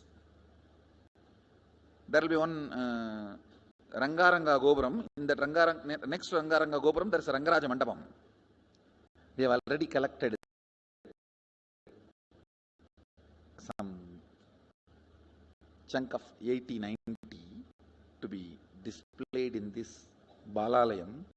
Work is going on all of that. We are also going to tell you the science of temple building story as per Agama and as per practical village level, ground level, all that. In those days, 2000 years before, when this Cambodia and all these civilizations were flourishing, two communities from India moved. One is agriculture community, another one is business community. These two community only traveled and installed civilization. Of course, kings went, that is different. But the common civilian, these two community only went. So Nagarattar and Saivavelalar. Saivavelalar agriculture community, Nagarattar business community. So wherever, when they go in the ship, the Saivavelars, they will carry that veil for their protection. Once, if they reach the other side safely, they will just put the veil and start a temple. That is why all the temple outside the India, started by Saivavelars, there will be only veil as a Pradhana Murti. Pattumalai Murugan Goil, Tannimalai Murugan Goil, Gedaram Murugan Goil, Nallur Murugan Govil, Sannidhyan Sannidhi Murugan Goil, all these temple. The main deity will be only veil. It will not be deity. Because they cannot carry that heavy deity in the ship. It will only be the veil. And all the temples started by Nagarattar will be Kavadi. Because they will carry everything in the form of Kavadi. So the moment they reach the other shore, they will worship the Kavadi.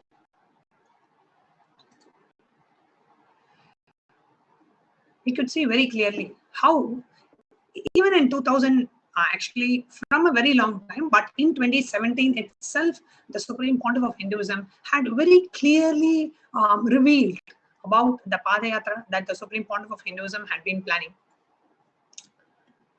Now, since the age of 10, the Supreme Pontiff has been enriching people and preparing them for the Padayatra to save from this pralaya. Please understand, the Supreme Pontiff of Hinduism is the 1008th incarnation of Paramashiva.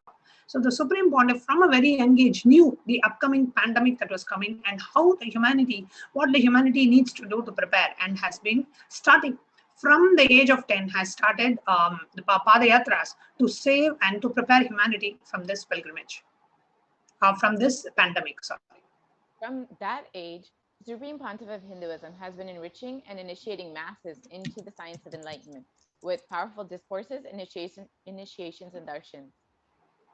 And here is one example of that, of those discourses where Swamiji initiated thousands of people into the science of enlightenment.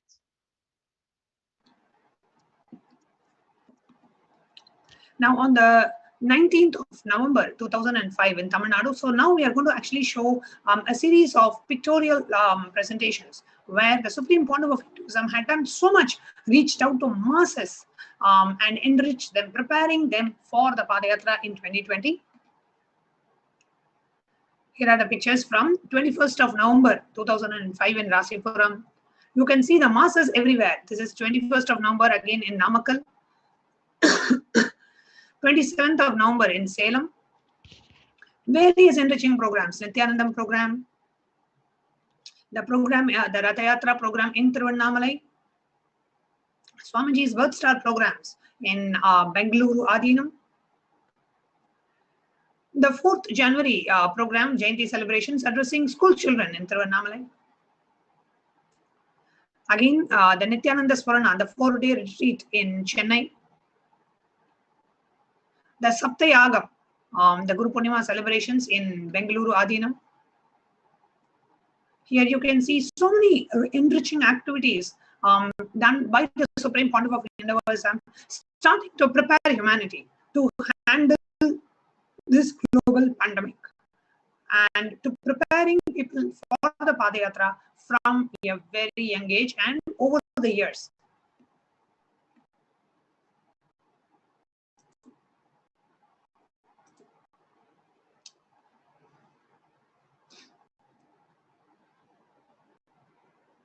You can see 16th to 18th July in Salem, Tamil Nadu.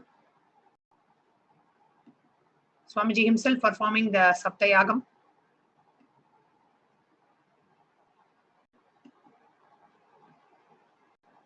And the Nithyananda Swarana program.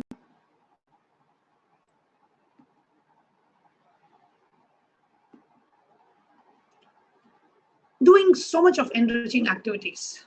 However, the anti-Hindu elements have made it nearly impossible to do the re-energizing process with the relentless persecution, character assassination attempts on the Supreme Pontiff of Hinduism. The anti-Hindu elements have made it absolutely impossible for the re-energizing process by driving the Supreme Pontiff of Hinduism himself out of India.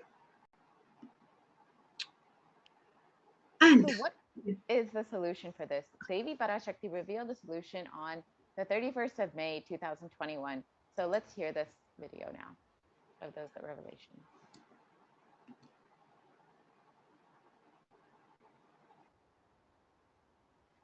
இரண்டாயிரத்திருபத்திரண்டு வரை India செல்ல வேண்டாமா என்று கேட்கின்றாய். நன்றாய் தெரிந்துகொள், சொல்வதைப் புரிந்துகொள். இந்த பெருநரகமான கிருமி போஜனம் இந்தியாவிற்குள் வரக்கூடாது என்பதற்காக 2020 பாரதம் முழுவதும் 12 ஜோதிர்லிங்கமும் பாத யாத்திரை செய்திடவே என் மகன் மூலமாய் திட்டமிட்டிருந்தேன். படுபாவிகள் ஓடத்தின் மாலுமியை ஊர்விட்டு துரத்தினார்கள். என்ன நடக்கிறதென்று பார். முறையாக கைலாய நாட்டின் தலைவனாக நிறை மரியாதையொடு நல் மதிப்பொடு என் நிஜாவதாரம் நித்யானந்தன் திருவடி மீண்டும் பாரதத்தில் பட்டு பாத யாத்திரை செய்த பிறகு மட்டுமே நீ அங்கு செல்ல வேண்டும். அதுவரை உன்னை காத்து செல்லாதே. ஓம் ஓம் ஓம்.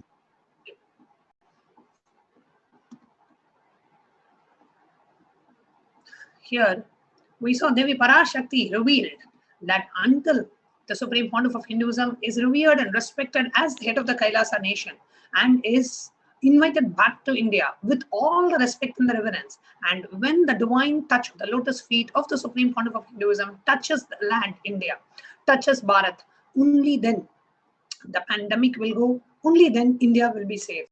Do not go to India until then, as Devi Parashakti was answering a question by a non-resident Indian who is living in the US, wanting to know when would be a good time to travel to India. Now, what is actually going on in India and how do we understand what's going on? Let's rewind back and go back to the Vedic civilization and see what the great sages have told about the Kali Yuga.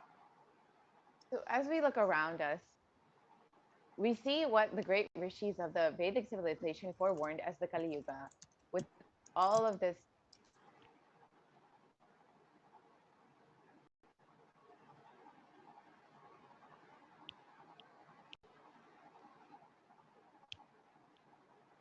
as we look around, we see what the great rishis of the Vedic civilization forewarned as the Kali Yuga. In the Kali Yuga is the worst of the 4 yugas, where man will be his worst enemy. In the Kurma Purana, the sage Vyasa echoes the Rishi's declaration, Idam Kali Yugam Goram Sampraptam Pandu Nandana Tato Gachami Devasya Varanasim Mahapurim Asmin Kali Yuge Gore Loka Papanu Vartinaha Bhavishyanti Mahapapa Varnashrama Vivarjitaha Nanyat Pashyami Jantuna Muktva Varanasim Purim Sarvapapa Pranasham Prayaschittam Kalau Yuge.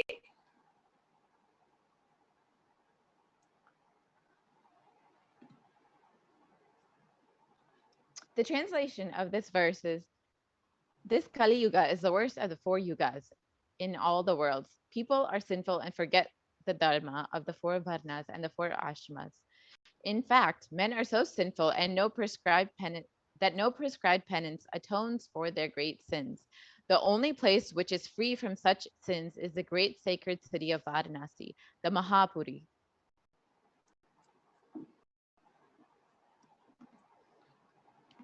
The Kurma Purana states that Lord Rudra, the Paramashiva himself, is the avatar of Kali Yuga. Brahme Kritayuge Devaha Tretayam Bhagavan Ravihi Dwapare Daivatam Vishnu Kalau Rudro Maheshwaraha. Brahma is the presiding deity of the Devata of Krita Yuga, the first cycle of time. In Treta Yuga, it is Bhagavan Ravi, Surya, in which appeared Sri Rama. In the Dwapara Yuga, the third cycle of time, the presiding deity is Mahavishnu.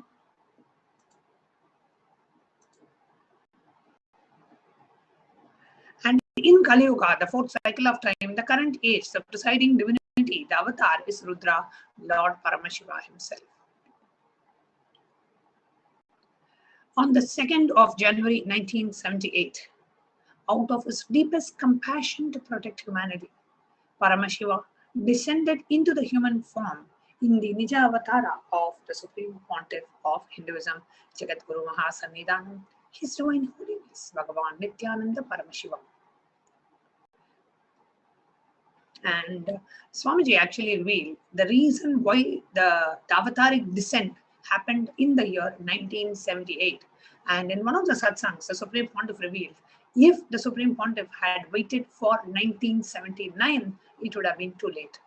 There was an urgent need for the superconscious descent to happen in the human body to protect and preserve the science of enlightenment. The avatar's advent on the planet Earth was to protect the world from the great cosmic deluge to the new age, the Satya Yuga. Let us hear Devi's revelations on how the avatar is reviving the Satya Yuga, the golden age, the age of the truth. How the descent and the avataric mission is to revive the Satya Yuga. Let us take a look.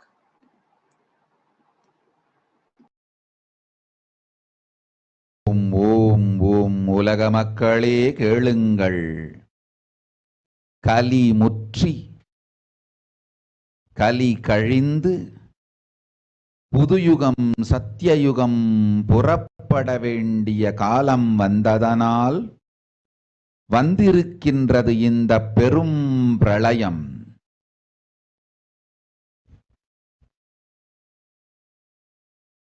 கவலை வேண்டாம் மக்களே.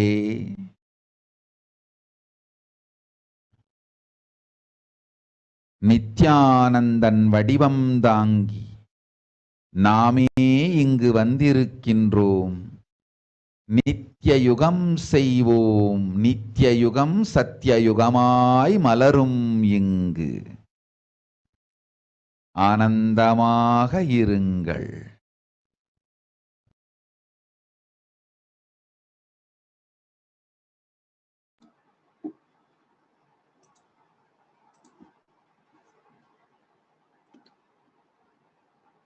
Devi Parashakti revealed, people of the world, listen. Kali Yuga has matured and over. Time has come for the Satya Yuga to happen. So this great Pralaya has come. Don't worry, people. In the form of Nithyananda, I myself have come here. I will make the Nitya Yuga to blossom as Satya Yuga. The time of the advent of the Supreme Pontiff of Hinduism is being referred to as the Nitya Yuga. And Devi Parashakti said, I will ensure that this time of the presence of the avatar on the planet Earth is blossomed as Nitya Yuga.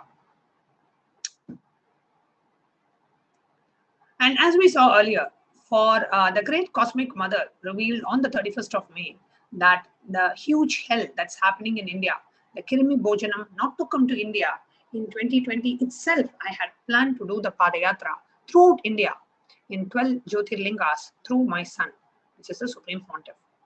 And in order to prepare for this, the avatar began the Padayatra at the mere age of 10. The Supreme Pontiff began enriching one people at a time, one person at a time, with the sacred truths from the scriptures.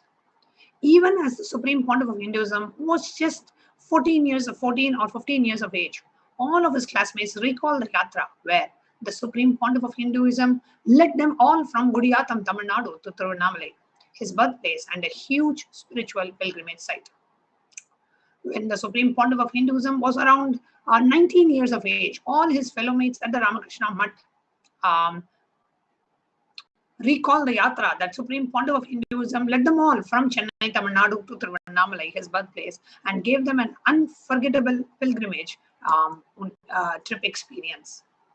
And the Supreme Pontiff continued to walk the length and breadth of India, reaching more and more people and preparing each one until the Supreme Pontiff founded the international mission, the Nithyananda Sangha, to revive Kailasa internationally. The Supreme Pontiff established the first enlightenment ecosystem in Tiruchengodu, Tamil Nadu, South India, on the 14th of April 2001. In 2003, the avatar continued his Vijay Yatra all over the world to enrich people from various backgrounds. With Supreme Pontiff's intensity and dedication for the people, even amongst crowds of thousands who don't know English, the Supreme Pontiff's voice resonated deeply and his presence moved them to tears. In 2004, the avatar led his disciples on the first Himalayan Yatra, visiting temples, delivering satsangs, initiating them into the superconscious breakthrough. Subsequently, the avatar personally organized and led yatras yearly and guided the individual souls, not just to physical spiritual sites, but supernal spiritual realms.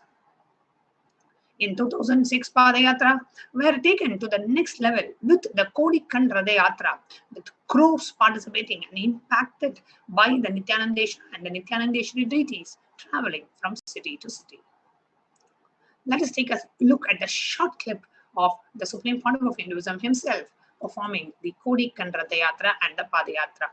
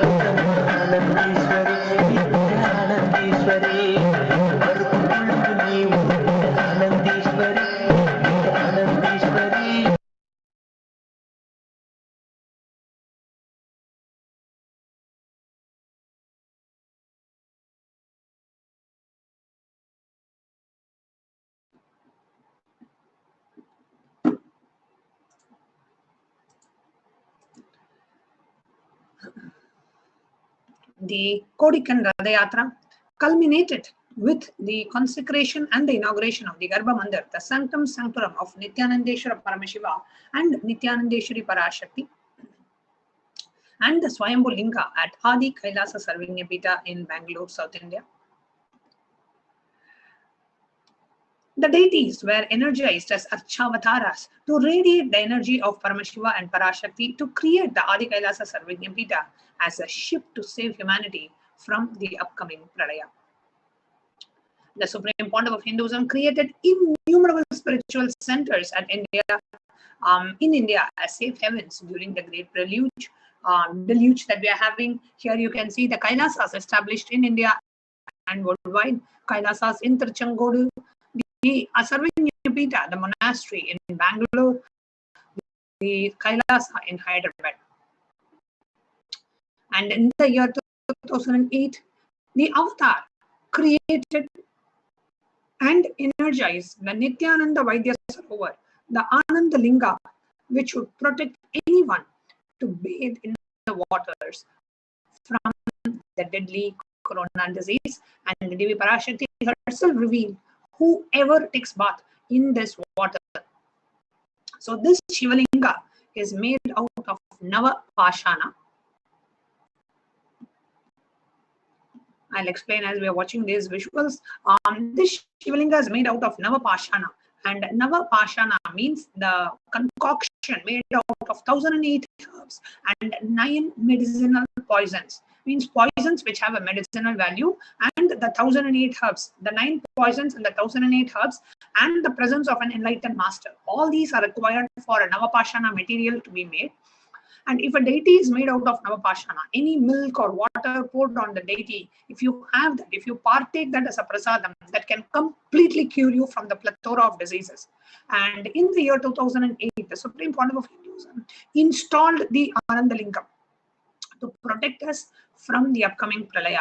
Anybody who is yet to, who is yet to be contracted with COVID, or you had COVID and you recovered, or you are currently having COVID, whatever may be the situation, just this dip in the Vaidya Sarovar can help millions. And Supreme Pontiff said, in India, not lakhs, crores are going to be dying.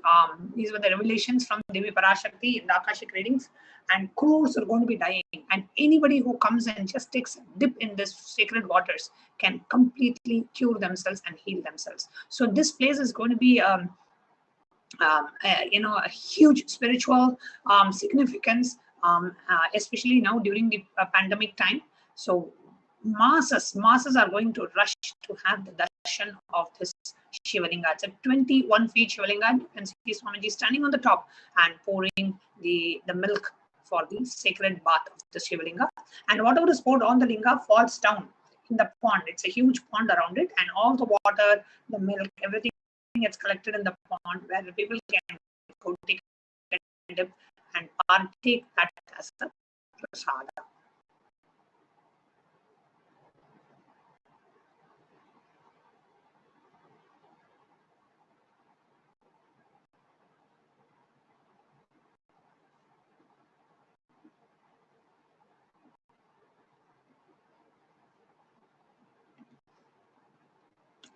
And in the year 2009, the Supreme Pontiff of Hinduism held another Kodikan Radayatra and gathered international attention, creating a movement where lakhs of Hindus once again re-embraced Hinduism.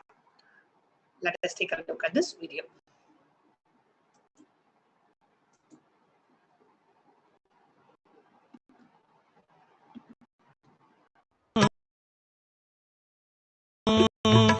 Nitya Sadguru, Nitya Sadguru, Nitya Sadguru, Nitya Ne. Nitya Sadguru, Nitya Sadguru, Nitya Sadguru, Nitya Ne. Ninmugam நீனைந்து இங்கு நிர்மலமாகவே ஆனதே இதய சக்கரம் அனகதமும் இனிமையோடு திறந்ததே நித்ய சத்குரு நித்ய சத்குரு நித்ய சத்குரு நித்யனே நித்ய சத்குரு நித்ய சத்குரு நித்ய Sadhguru நித்யனே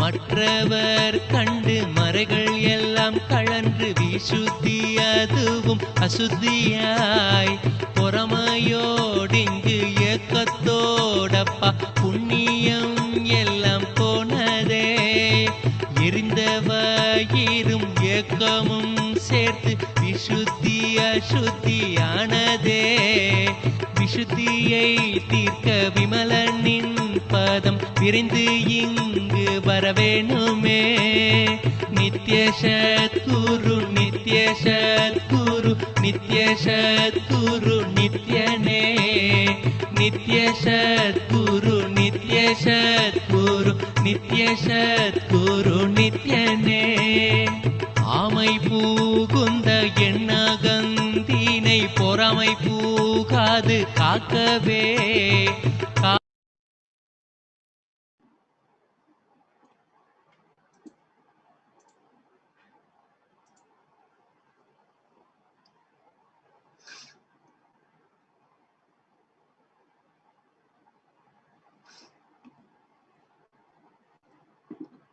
Wherever the avatar's feet graced the planet Earth, the seeds of superconsciousness have been sown. With 1,000+ Kailasa enlightenment ecosystems enriching over 1 billion people worldwide, the avatar is the last hope for humanity. And now we are going to see the enlightenment ecosystems established by the Supreme Pontiff of Hinduism all over the world. Here you see Kailasa in Erode, in Bengaluru, Adinam, the Sarvagnapitas, Kailasa in Tiruvannamalai, Kailasa in Columbus, Ohio, Kailasa in Los Angeles, California, Kailasa in San Jose, California, Kailasa in Seattle, Kailasa in Houston, Texas, Kailasa in Houston, Texas, Kailasa in Charlotte, North Carolina, Kailasa in New York, Kailasa in Washington, D.C., Kailasa in Toronto,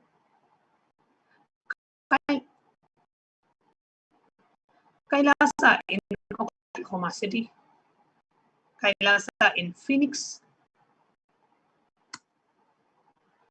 Kailasa in St. Louis, Oman in the Middle East, Kailasa in Dubai, Kailasa in London, Kailasa in Scotland, Kailasa in Netherlands, Kailasa in Slovakia, Kailasa in Belgium, Kailasa in Luxembourg, in Austria, Kailasa in Germany, Kailasa in Italy, Kailasa in France, Kailasa in Switzerland, Kailasa in Mauritius, Kailasa in South Africa, Kailasa in Salem, Hosur, Tamil Nadu, India, Kailasa in Pattanam, Tamil Nadu, India, Kailasa in Varanasi, Kailasa in Rajapalayam, Kailasa in Hyderabad, Kailasa in Gujarat, Kailasa in Trivandrum, Kailasa in Alangulam, Kailasa in Chennai, Kailasa in Avadi, Kailasa in Melbourne, Australia, Kailasa in New Zealand, Kailasa in Singapore, Kailasa in Malaysia, Kailasa in Guadeloupe. To ensure that humanity survives, the Supreme Pontiff of Hinduism created the Sovereign Order of Kailasa with thousands of sannyasis with no discrimination against caste, creed, and religion. The Supreme Pontiff of Hinduism initiated thousands into Nithyananda spiritual healing, who are actively healing millions around the world. 2,500 plus satsang centers, Paduka Mandirs, home temples operate as de facto spiritual embassies of Kailasa. The avatar inspired millions to reclaim their Hindu-centric freedom. Thousands of Padayatras were conducted by the Hindu diasporas worldwide, honoring the hard work of the Supreme Pontiff and the revival of Kailasa, silently preparing each one for what was to come. In 2017, the devotees in Malaysia planned a Padayatra and executed it successfully, with thousands participated, with the dying Hindu population in Malaysia reinvigorated. For every major festival, devotees from all over the world in the Padayatra do the Padayatra out of the sincere devotion and love for the avatar. Let us now take a look at some of the global achievements of Kailasa. 1 billion e-citizens, 26 plus years of humanitarian services, and 1 billion free organic meals served so far. A diverse population in 840, having its spread out, reach out in 347 cities, 196 countries across 6 continents. The world's largest Hindu university, established in USA, Canada, UK, Slovakia, Switzerland, and France.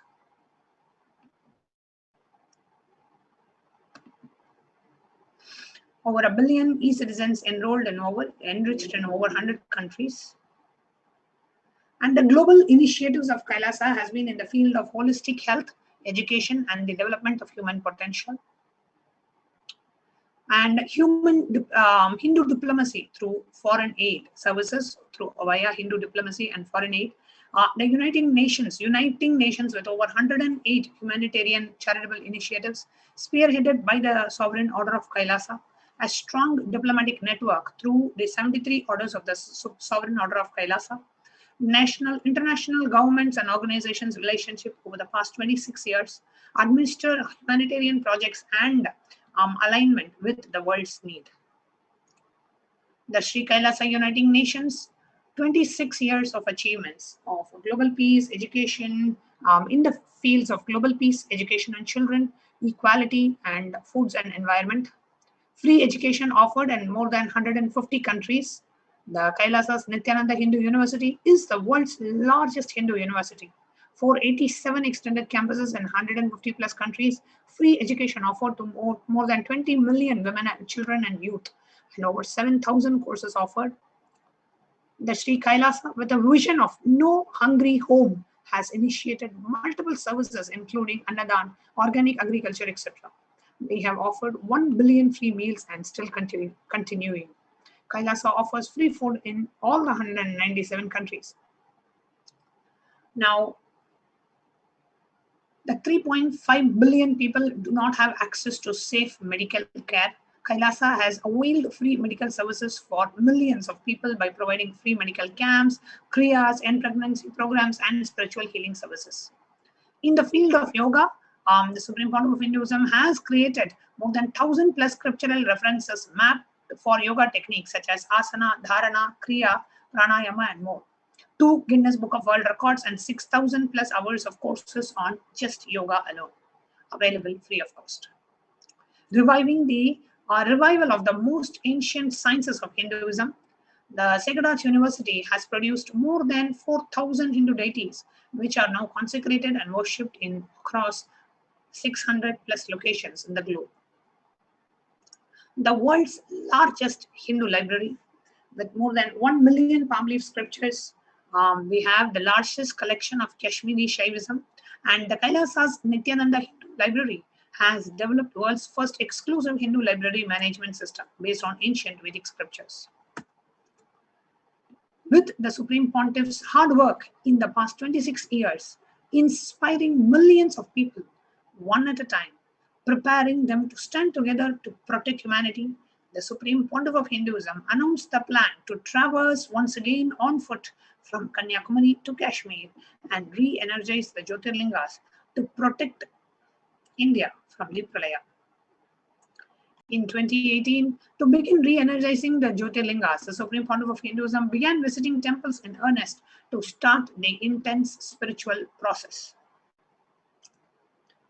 However, while the Avatar was working hard to protect India from the great destruction, the anti-Hindu elements tried their best to alter and to halt the Avatar's mission since the year 2011.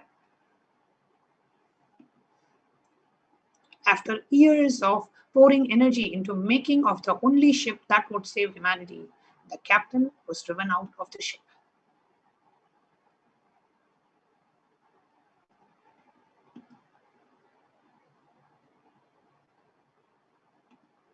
The militant anti-Hindu forces forced the Supreme Pontiff of Hinduism, forced him for 2 decades, instigating and the deadliest and the brutal attacks against a single Hindu leader.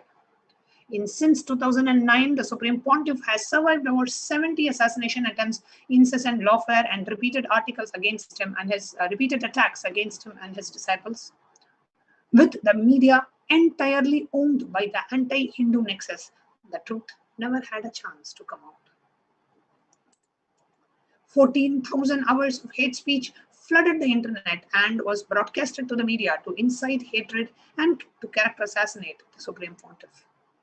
Fabricated false cases were filed against the Supreme Pontiff to meekly justify his illegal arrest and execute the state-sponsored plan to eliminate the Supreme Pontiff. In the year 2018, the Avatar was forced to leave India after a nearly fatal assassination attempt. In his absence, India and the Indians are suffering the repercussions of their unconscious actions. In the Puranic age, the whole kingdom of Ayodhya suffered with economic meltdown, death of cattle and crops, and the inconsolable depression when Lord Rama left for 14 years in exile. In the same way, the economy began falling in India just 2 months after the Avatar left India, and today India is facing the brutal effects of the pandemic with no end in sight. Despite being driven out of the country, the Supreme Pontiff continues to be the last hope for humanity and India. Over the last year, the Supreme Pontiff has expanded the service of Kailasa to millions more in India. With back-to-back programs, darshans and satsang, the Avatar has made humanity physically, mentally, emotionally, psychologically sail through this pralaya. And when the whole world has closed its doors to India, the Supreme Pontiff opened the Kailasa campuses for Indians in desperate need of protection with the multi-layer quarantine. Here you can see some of the produce, how the whole enlightenment ecosystem is being prepared to receive thousands of people. In the Guru Gita, beautifully it says, Vande Guru Pada Yadangri Kamala Dvandvam Dvandvatapanivarakam Tarakam Sarvada Padmaha Tarakam Sarvada Padbhayaha Shri Gurum Pranamamyaham. Salutations to the Guru, whose 2 feet remove the pain of duality and who always comes to protect one from calamities. The reference from Kularnava Tantra says, Maharoge Mahapate Mahadoshe Mahabaye Mahapadi Mahapape Smritarakshadi Paduka. If remembered, this Paduka provides protection against the great diseases, great disturbances, great evils, great fears, great calamities, and great sins.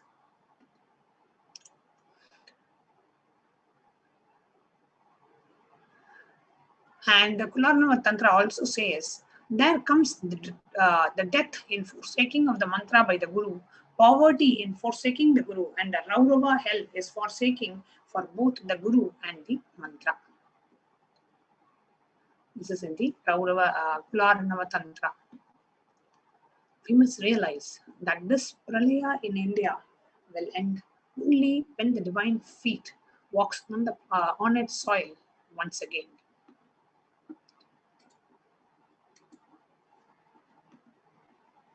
We must realize that the pralaya will end in India only when the divine feet walks on its soil once again. The decision makers must realize it.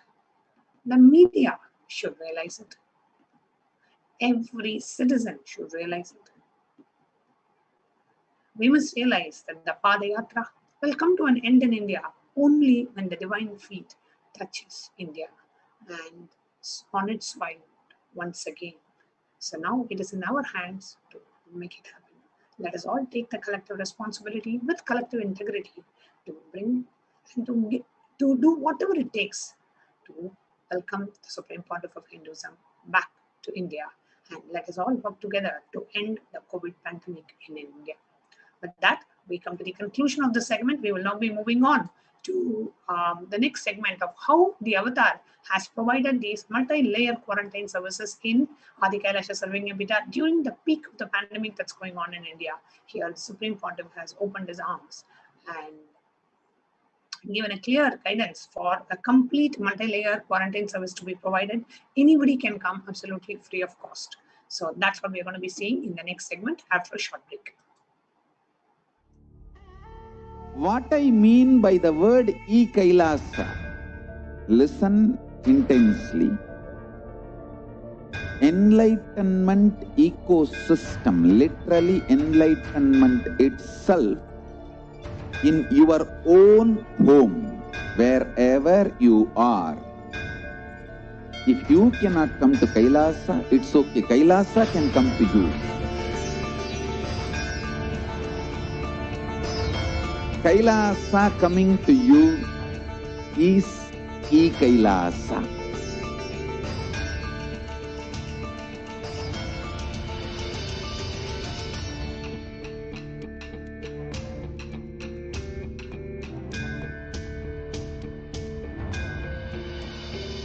I will revive Hinduism.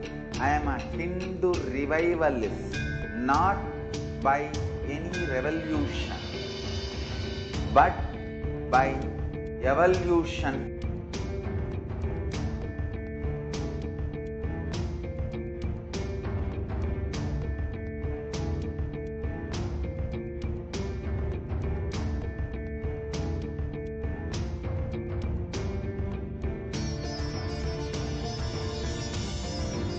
And setting model community.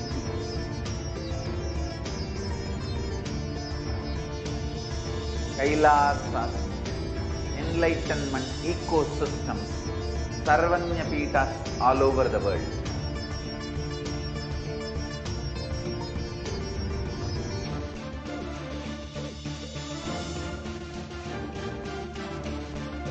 All powerful cognition, knowledge, only when you live, power manifestation and possibilities manifestation happen. It's a fundamental truth.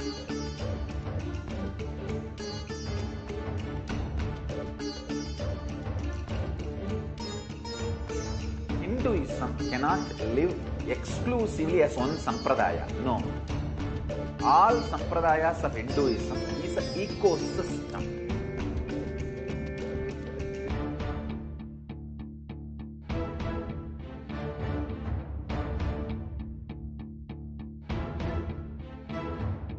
So don't keep quiet thinking that if one sampradaya is attacked, only that sampradaya is going to be affected.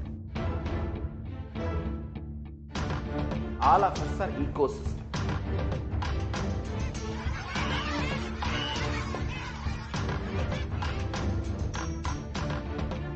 I invite all of you to get involved and enjoy Hinduism by the principle of Dharmo Rakshati Rakshitaha. When you protect Dharma, Dharma protects you. We will make the whole planet flourish spiritually. The spiritual prosperity will happen to the whole planet. We all have to coexist together.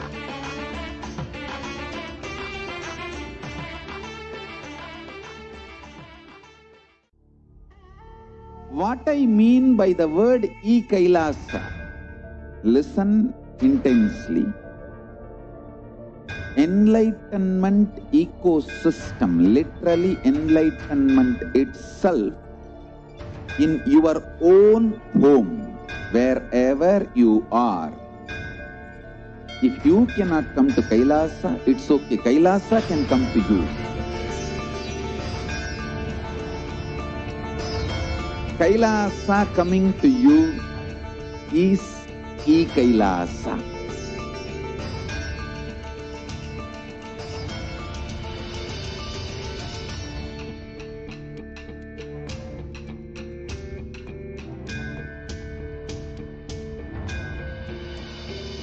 I will revive Hinduism. I am a Hindu revivalist, not by any revolution, but by evolution.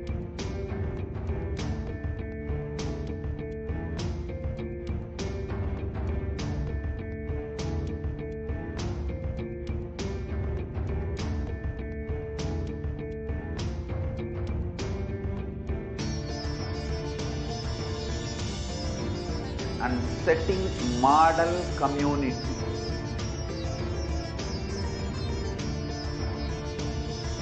Kailasa, enlightenment ecosystems, Sarvanya Peethas all over the world.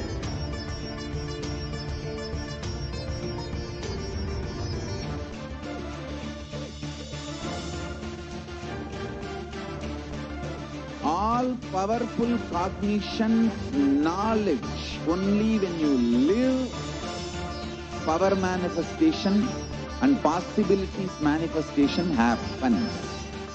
It's a fundamental truth.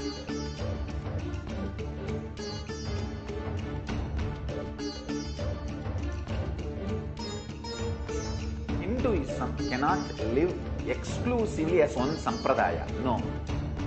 All sampradayas of Hinduism is an ecosystem.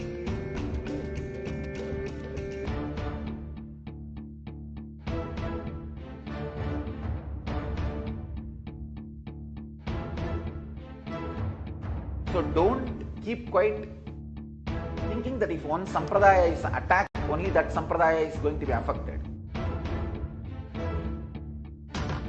All of us are ecosystem.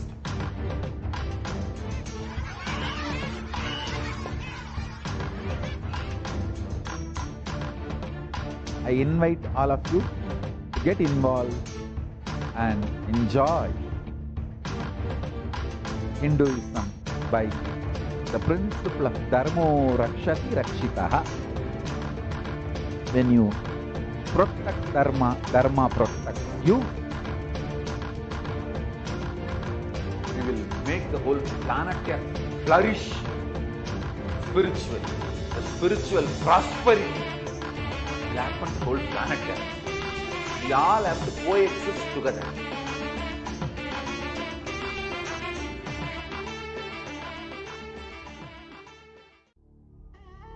What I mean by the word Kailasa, listen intensely.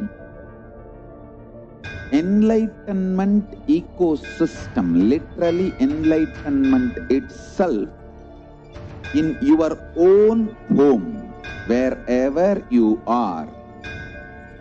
If you cannot come to Kailasa, it's okay. Kailasa can come to you. Kailasa coming to you is Kailasa.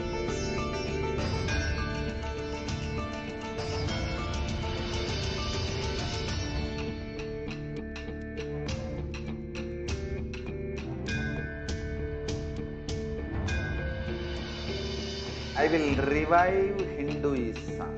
I am a Hindu revivalist, not by any revolution, but by evolution.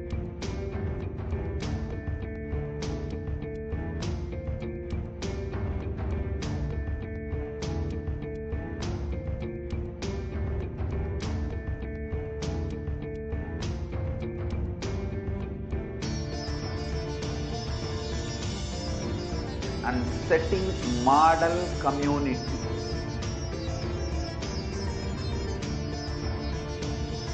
Kailasa, enlightenment ecosystems, Sarvanya Pitas all over the world.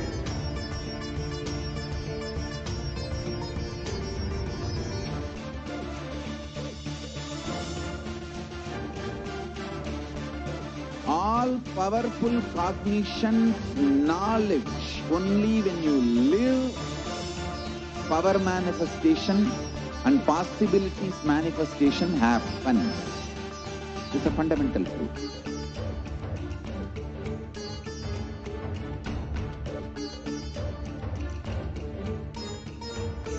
Hinduism cannot live exclusively as one sampradaya. No. All sampradayas of Hinduism is an ecosystem.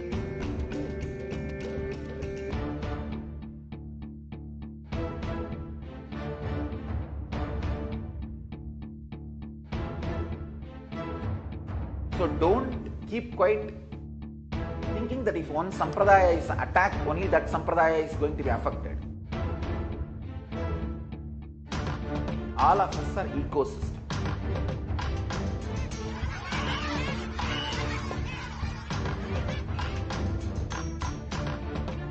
I invite all of you to get involved and enjoy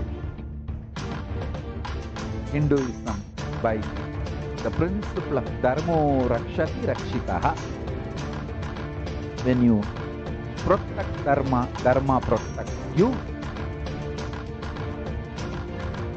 You will make the whole planet flourish spiritually. The spiritual prosperity will happen to the whole planet. We all have to coexist together.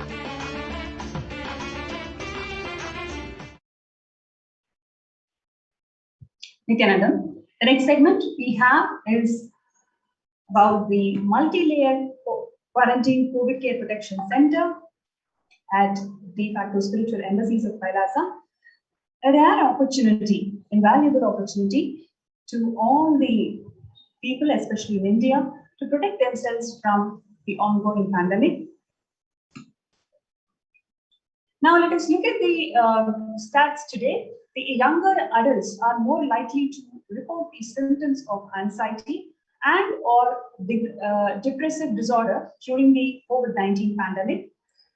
You can clearly see here the age group between 18 to 24, they are affected with 56% of people are affected with depressive disorders, and the age group between 25 to 49, about 50% of people are affected with depressive disorders during the COVID pandemic, and people above 50, especially 50 to 64, 39%, around 40% of them are affected with depressive disorder during pandemic, and about 30% of people above 65, they are affected with depressive disorder. So mostly it's younger adults are most likely to report the symptoms of anxiety and depressive disorder during the COVID-19 pandemic. Now let us also look at the average share of adults reporting symptoms of anxiety disorder or the depressive disorder from January to June 2019 to versus January 2021. What we are seeing here is about 11% of them between Jan to June 2019 and about 41% in June 2021. So you can see an exponential increase in the number of people reporting the symptoms of anxiety disorder just within a couple of years. The share of adults reporting symptoms of anxiety and depressive disorder by age, that's what we have seen just some time ago. And what employees say, they feel more than half the time at the work. They feel very tired, 34%, and stressed, 34%, burnt out, discouraged, distracted, and depressed.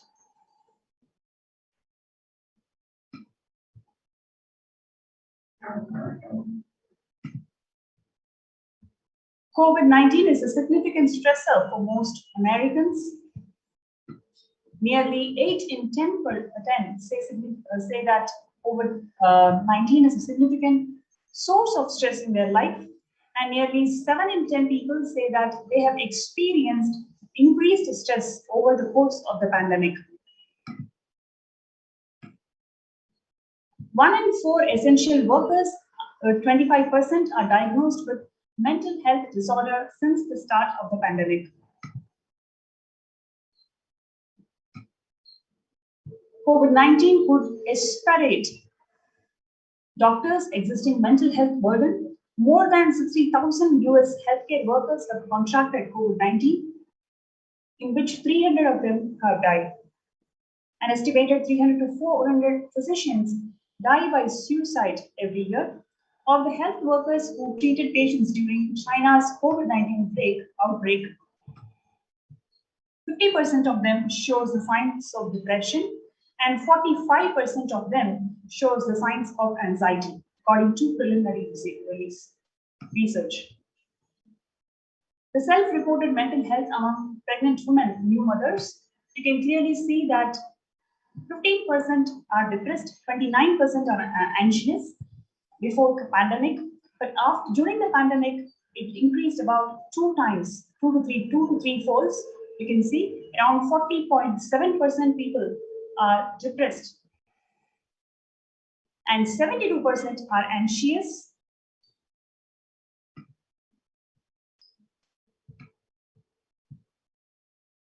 More people in Bangladesh died from suicide in last year than those who are killed by the coronavirus, according to a new study on Saturday by Akhwal Foundation. Bangladesh has reported 70% more deaths from suicide than COVID-19 itself. So people are really depressed and stressed. They don't know what to do and how to handle their mental breakdown in their COVID, the pandemic.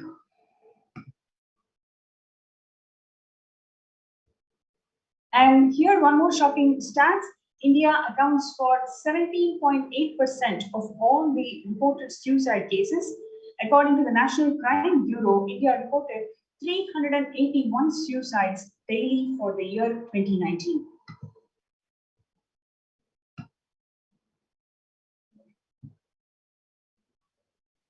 The cases of depression in the United States have tripled during the COVID-19 pandemic. A large study finds a dramatic increase in the number of adults in the United States reporting the symptoms of depression during the COVID-19 pandemic. The number of adults experiencing depression in the US has tripled according to a major study. Researchers estimate that more than 1 in 4 US adults now report experiencing symptoms in depression. Before the pandemic, 8.5% of US adults reported being depressed. That number has risen to 27.8% as the country struggles with COVID-19.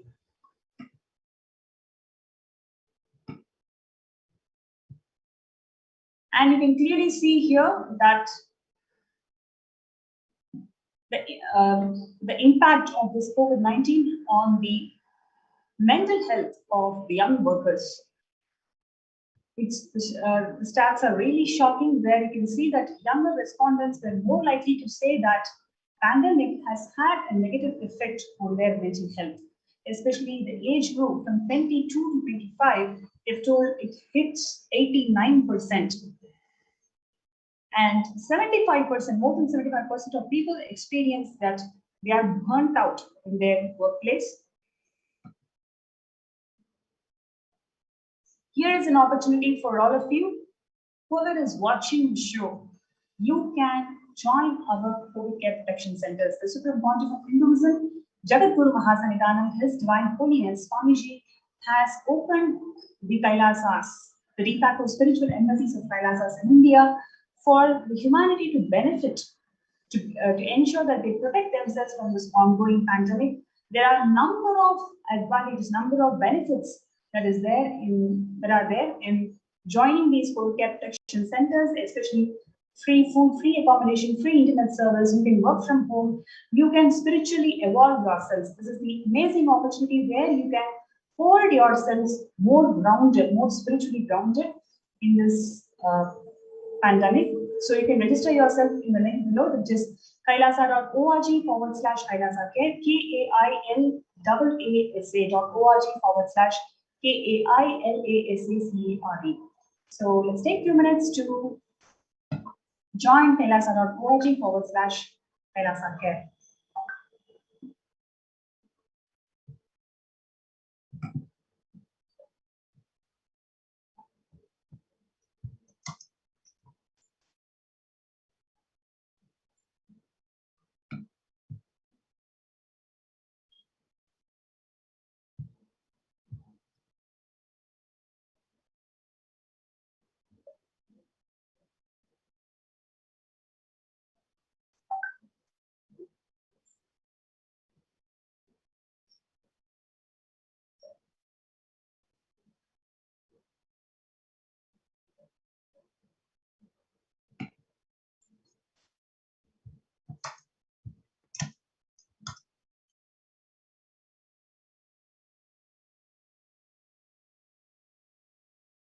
Listen intensely. Life, consciousness in you does not end while your body drops dead. It moves from different universes, vertical time zones, lives in different time zones as per its free will, knowledge, desire, but ultimately to get enlightened, complete liberation, Paramashivoham, your soul has to come back to this karma bhumi, the Bhumandala.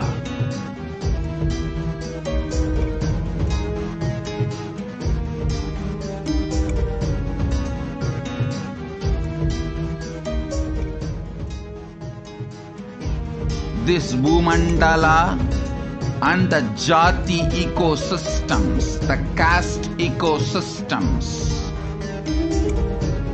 Hindu, Jnana, Sannyasa, Yoga, Grihastha, multiple spiritual ecosystems are created for the souls to come back and rebirth and grow more and more towards enlightenment easily quickly in accelerated speed and space.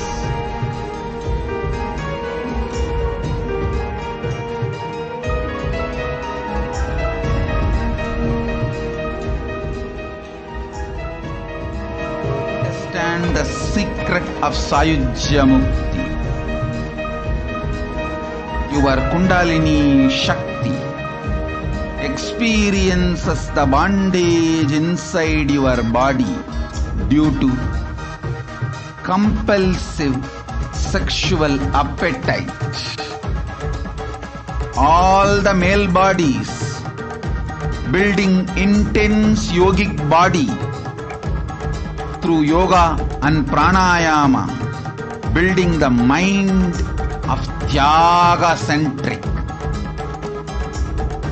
will heal your compulsive sexual appetite and make you reach Sayujya. All female bodies, love-centered care, serving every being will liberate you from the compulsive sexual appetite and make your Kundalini reach Sahasrara, which is Kailasa, Paramashivoham, Sayujya.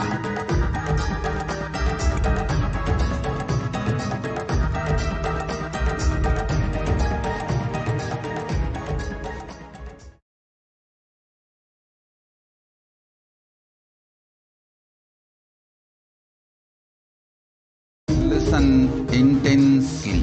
Life, consciousness in you does not end while your body drops dead. It moves from different universes, vertical time zones, lives in different time zones as per its free will, knowledge, desire,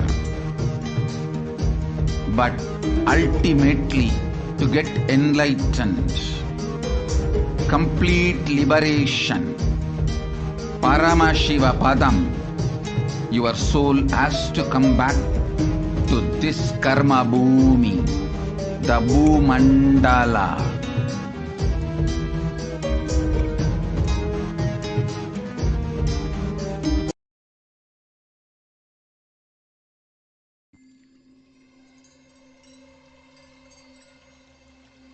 I welcome you all with my love and respect.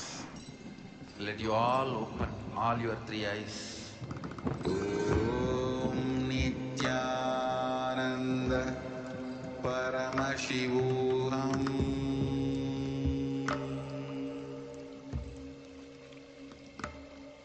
Om Nithyananda. Hinduism, Sanatana Hindu Dharma is a knowledge-based tradition.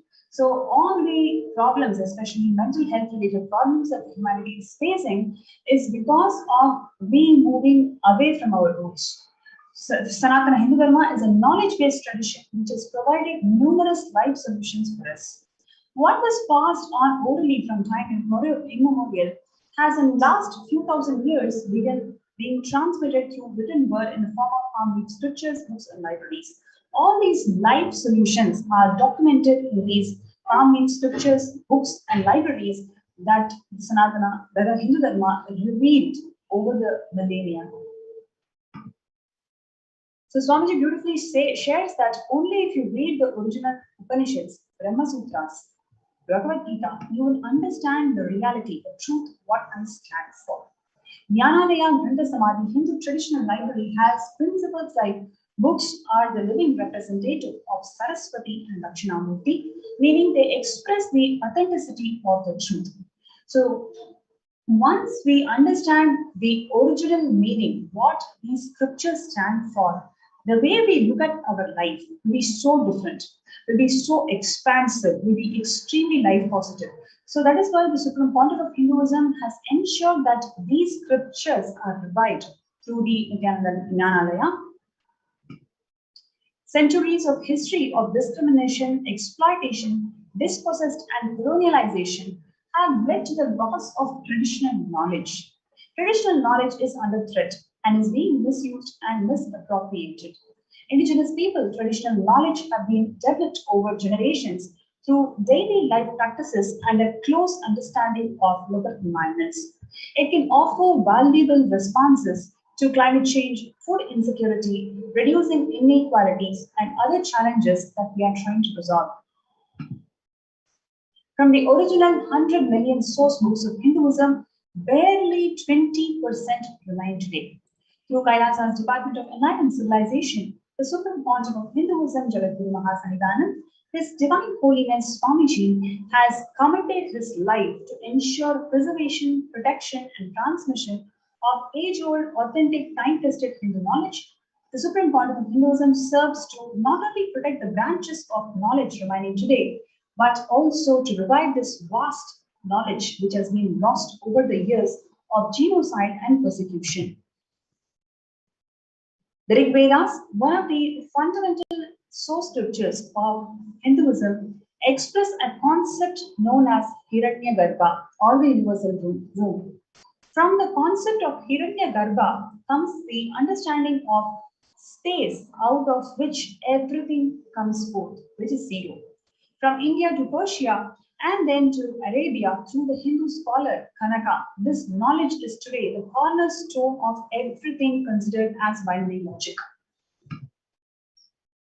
Ayurveda, the traditional Hindu form of medicinal diagnostics and the treatments, with its roots in Hindu scriptures and references in chapters of Rig Vedas, it stands as an oldest living medicinal system still being used and practiced today. This includes the use of copper in medical instruments for its antibacterial properties and the use of Ayurvedic methodology in treatments for rheumatoid arthritis and osteoarthritis. An ancient Hindu literature detailing the science of astronomy, including the speed of light, distance from the sun, diameter of the earth, and the planetary orbitals long before the recent understanding of modern optics. Yoga, the age-old science and the practice of yoga, has direct reference and origin in Hindu Agamas, Patanjali, Yoga Sutras, Yoga Pradipika, Rudramalayam Tantra, Gheranda Samhita, and countless other Hindu scriptures.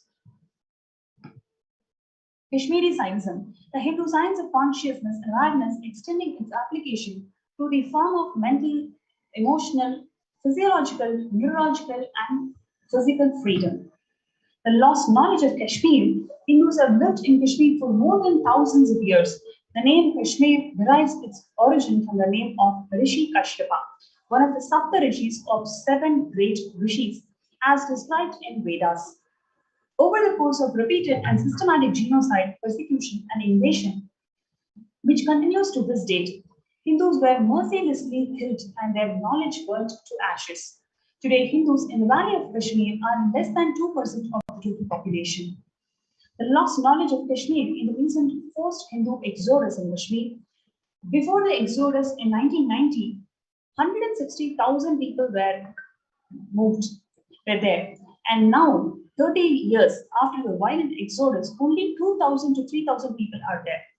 With this unprecedented volume of Kashmiri Scientism through scriptures, literatures, scholars, and saints have not only been lost forever, but continue to wither away to this date. And the Nalanda University, which served as the global hub of knowledge for nearly 800 years, the temples, laboratories, monasteries, and 9-story library of Nalanda University, known as Dharma Gunj, or the Mountain of Truth, attracted scholars from all over the globe. But this Nalanda University was burnt continuously for 6.5 months in the 11th century. Thousands and thousands of students are murdered and thousands were more beheaded. Millions of manuscripts and thousands of sincere scholars who can never be replaced. We lost it. The Supreme Pontiff of Hinduism, Jagadguru Mahasannidhanam, His Divine Holiness Swamiji, has taken up this mission to revive the world's lost wisdom, the ancient sciences, and the indigenous knowledge traditions for the benefit of humanity through Kailasa's Nithyananda Hindu Library. From 2003 onwards, the Supreme Court of Hinduism has been a source of continuous contribution to preservation, protection, transmission of knowledge in all forms through Kailasa's Nithyananda Library, collection of 1 lakh physical literature on Hinduism, 400,000 digital literature, more than 240 million pages of indigenous Hindu knowledge, collaboration with 5 traditional libraries, including the most ancient Hindu monasteries, and preserve the personal collections.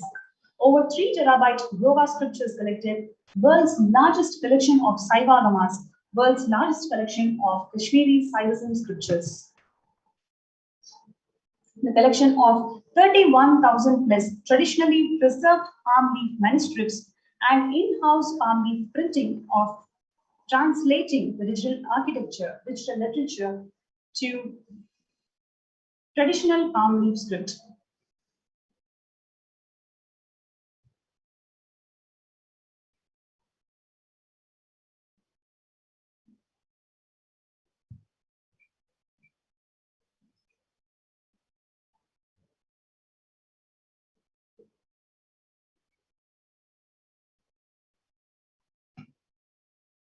Thousands of recovered ancient scriptures translated in a more user-friendly way for the modern man through more than 500 publications are translated into 27 different languages.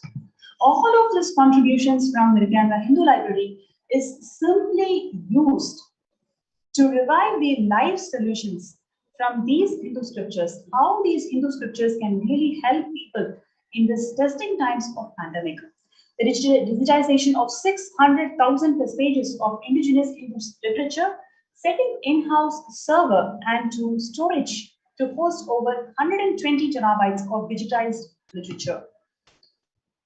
Housing 50 million books, 3 million manuscripts on Hinduism, 2 million source books on Hinduism, and the world's largest Grantha Samadhi, living deity in the form of scriptures. The state-of-art library spread over 10 million square feet used using software-based automated library management, establishing the world's largest digital library for Hinduism books and the manuscripts. Now, we also know how these Islamists or the Mughals have literally burnt the Nalanda University. And we also know how in the Britishers destroyed the Gurukul education system. What we are seeing is literally the number of schools per 10,000 population, it exponentially got reduced.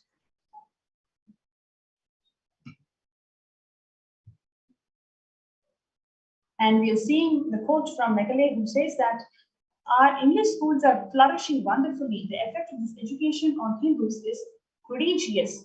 No Hindu who have received an English education ever continues to be sincerely attached to his religion. So the whole idea of bringing the Mekale education is to detach them from the original roots of Hindu tradition. If our plans of education was followed up, there will not be a single idolater amongst the respectable classes in Bengal's 30 years hence. And this will be effected without any efforts to proselytize, without the smallest interference with religious liberty, merely by the natural operation of knowledge and rejection. I heartily rejoice in this prospect. And almost 100% of the universities are destroyed. 9 major libraries, including Nalanda, Takshashila, Vikramshila, with millions of books are destroyed. There are more than 2 million temples in India, but not a single temple with a library. Thousands of mutts libraries are destroyed or poorly maintained. Major collection of manuscripts in hands of Oriental institutes and institutes funded by foreign country. Millions of scriptures stolen by the invaders. 7 genocides of Kashmiri Pandits, where 3 to 6 lakhs people were brutally kicked out. Genocide of Shivacharyas in Tamil Nadu under atheistic governments. Destruction of Hindu universities and libraries. And world's largest Tamil library, Jaffna Public Library, was burnt. So we have seen how these libraries and scriptures are continuously getting destroyed over the centuries, and it is the efforts of the Supreme Pontiff of Hinduism, Jagadguru Mahasannidhanam. Swamiji has revived these Vedic scriptures and brought these life sciences back to life. So, in this segment, what we essentially saw is the number of people who are affected with mental breakdown, especially with depression and anxiety during this COVID. All they need to do is look for solutions from Hinduism. And the Supreme Pontiff of Hinduism, Jagadguru Mahasannidhanam, His Divine Holiness Swamiji, has revived all of this, all of the life solutions from the Sanatana Hindu Dharma through reviving the Nithyananda Hindu Library. And you have this opportunity to be part of this Nithyananda Hindu Library, and you can learn the books, learn the scriptures, learn the Shastra Dhyana by joining the COVID Care Protection Centers. You can register through the link below, kailasa.org/Kailasa Care. KAILASA.org/KAILASACARD. So you can be part of this COVID Care Protection Centers.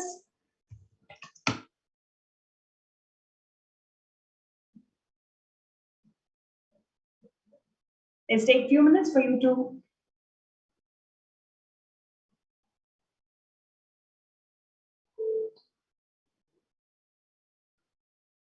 register yourself from this COVID Care Protection Centers. Let's take a few minutes.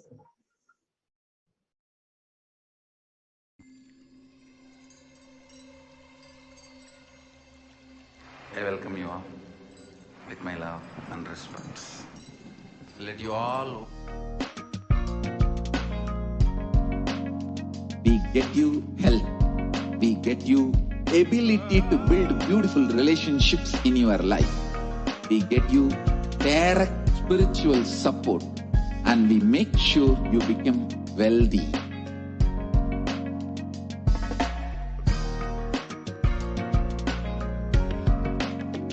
We won't stop giving you just good life.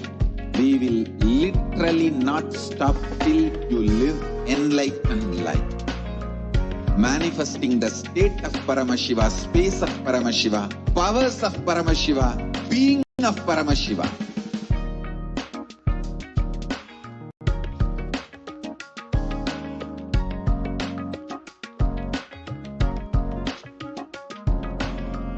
Whole world should become Kailasians.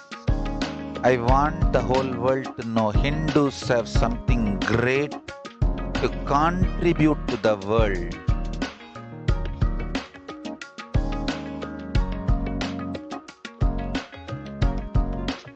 We have something great to contribute to the world. Let us do that.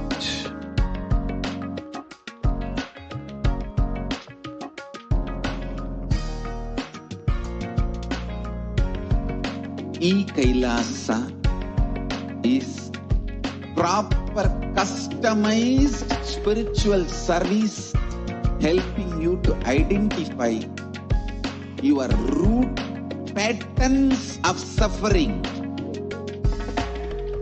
We have perfected the science of helping every individual from every cultural, religious, nationality background.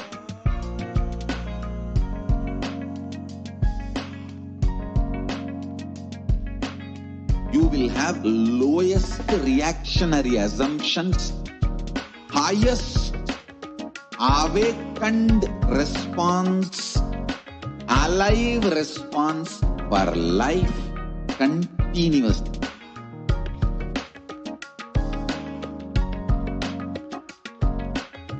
Kailasa is enlightenment ecosystem, literally enlightenment itself in your own home, wherever you are. Proper customized spiritual service helping you to complete with your life negativity. Withdrawal from life, self-hatred, self-denial, self-doubt, so much of tiredness, laziness. We can support you aligning your diet, your attitude, your aptitude, your understanding about life, we can help you with everything.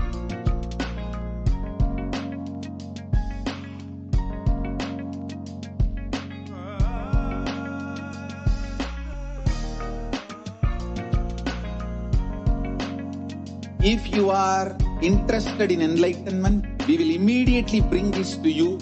If you are not interested, we will explain the whole science, inspire you, and make you interested in enlightenment science. We need to cater this enlightenment science to the whole world wherever they are, because enlightenment is the birthright of all human beings.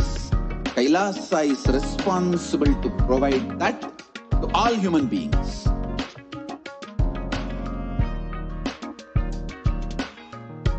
Kailasa is the totality of the knowledge I received from my gurus and practice manifested in my life, perfected by teaching millions of people from all cultures, time zones, backgrounds, genders, nationality, race, from every creed.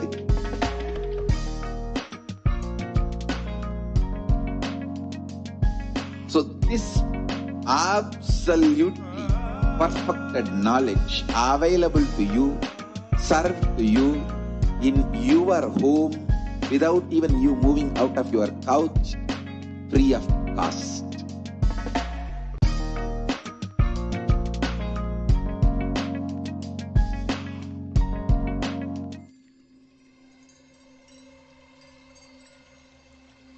I welcome you all with my love and respect. Let you all open all your three eyes. Om Nithyananda Paramashivoham.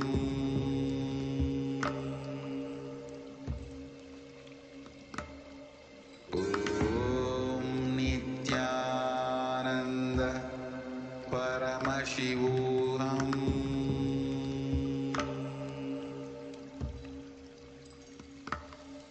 Om Nithyananda Paramashivoham.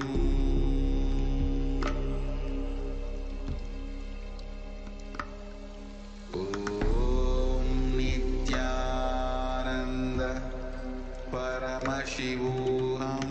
Om Nithyananda Paramashivoham. Om Nithyananda Paramashivoham.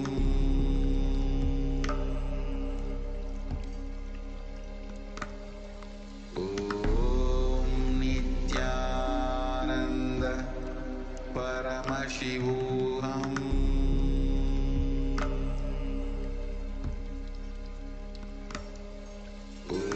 Om Nithyananda Paramashivoham.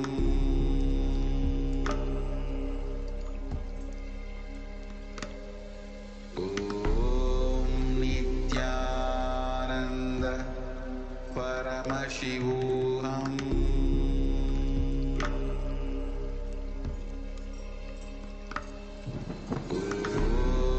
Nithyananda Paramashivoham.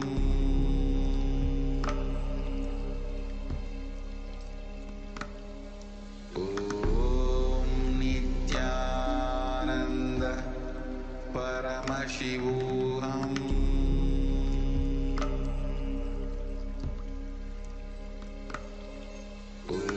Om Nithyananda Paramashivoham.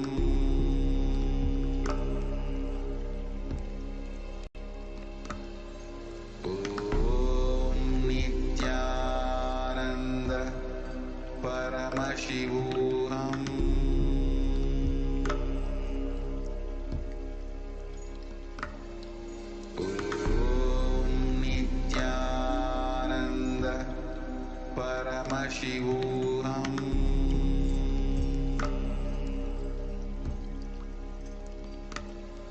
Om Nithyananda Paramashivoham.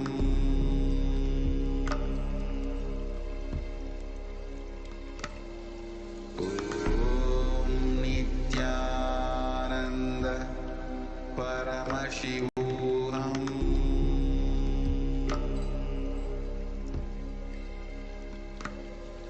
Om Nithyananda Paramashivoham.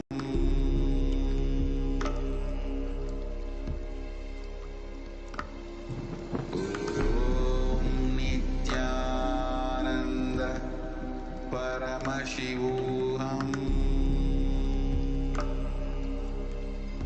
Devi Parashakti, who revealed on 12th of May 2021 that I came as Nijavatara. I am blessing you. Listen. People listen. To do good to all of you, I have taken the form of Nityananda and came down as Nijavatara.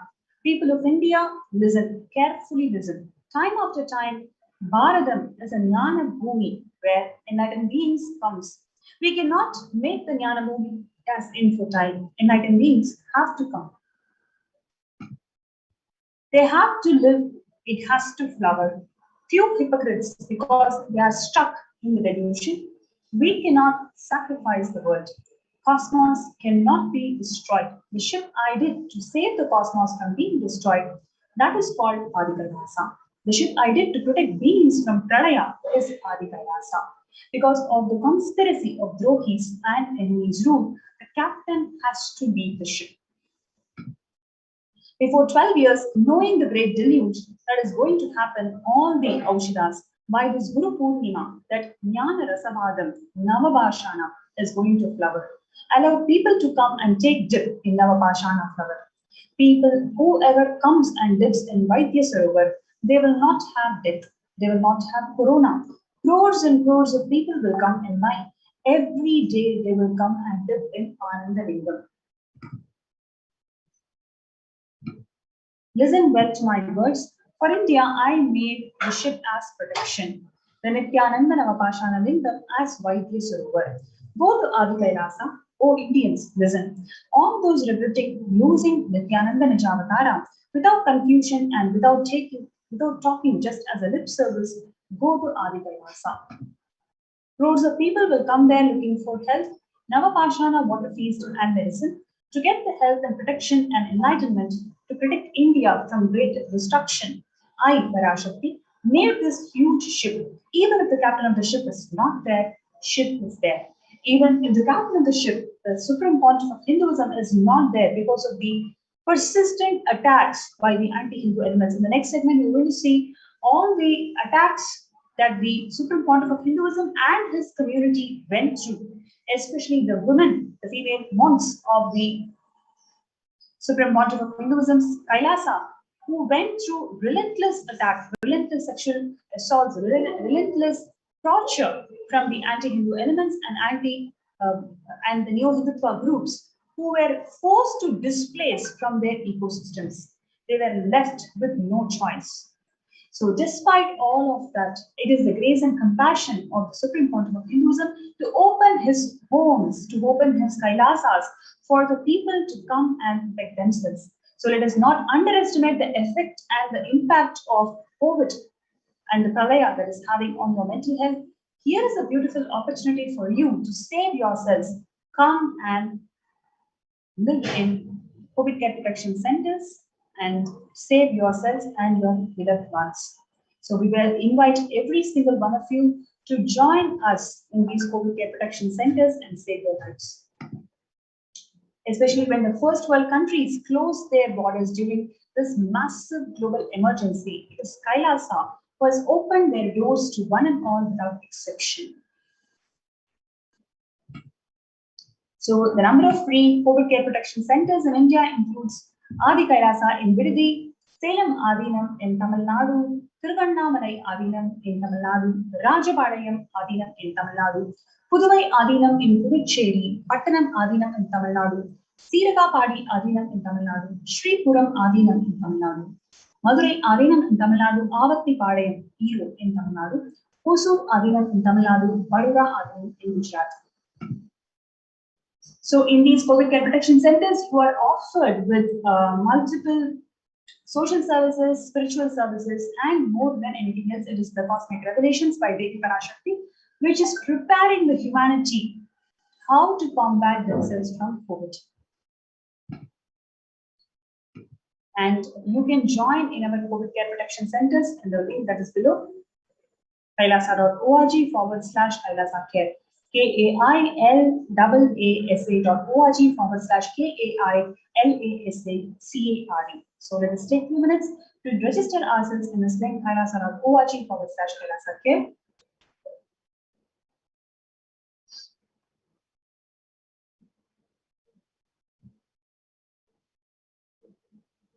So what we saw today is a very interesting segment where we saw the amount of youngsters who are suffering with the mental disorders, especially anxiety and depression, from the onset of COVID. How many lives are getting destroyed? How many lives are really facing this mental breakdown and destroying their lives? And what is the solution that Sanatana Hindu Dharma has provided to us? It is the revival of the Hindu scriptures, the life solution that the Hindu scriptures have provided to one and all, just by us understanding the truths from Bhagavad Gita, Upanishads, and Brahma Sutras. We can just master the science of life.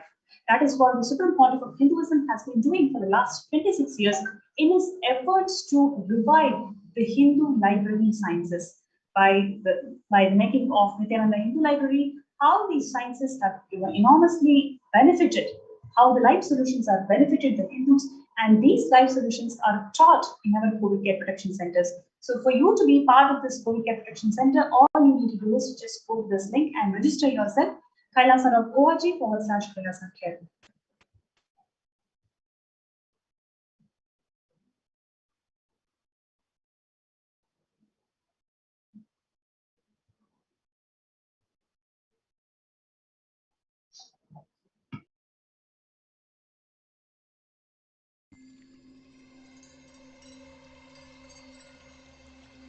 I welcome you all with my love and respect. Let you all open all your three eyes. Om Nithyananda Paramashivoham.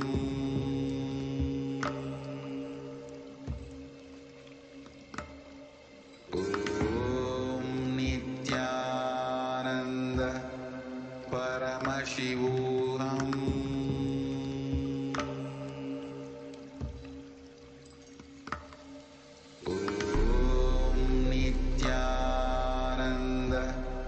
Paramashivoham.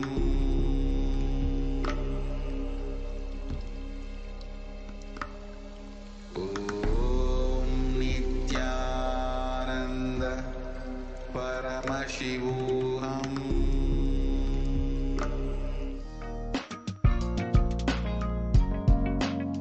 We get you health.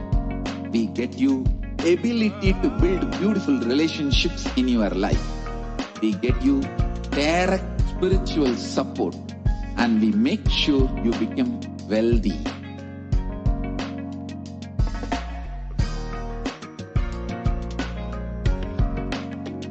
We won't stop giving you just good life. We will literally not stop till you live enlightened life. Manifesting the state of Paramashiva, space of Paramashiva, powers of Paramashiva, being of Paramashiva.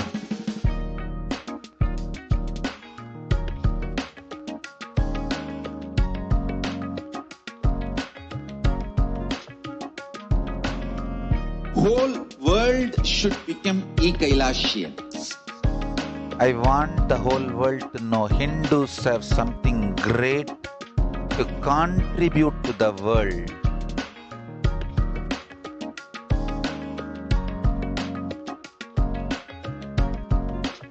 We have something great to contribute to the world.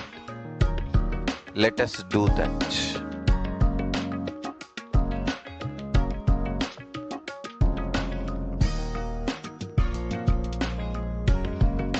Kailasa is proper customized spiritual service helping you to identify your root patterns of suffering.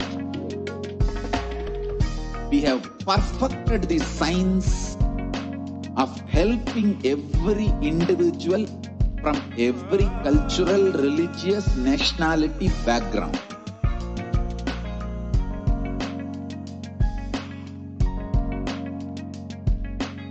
You will have lowest reactionary assumptions, highest awakened response, alive response for life continuously.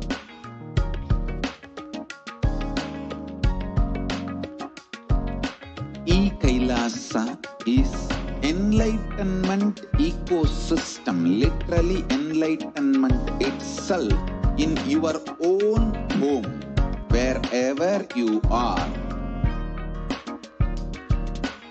Proper customized spiritual service helping you to complete with your life negativity, withdrawal from life, self-hatred, self-denial, self-doubt, so much of tiredness, laziness.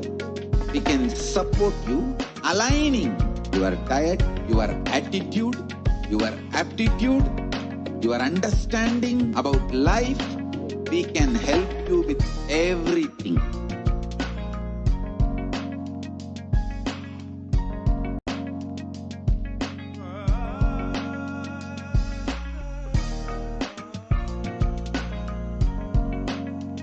If you are interested in enlightenment, we will immediately bring this to you.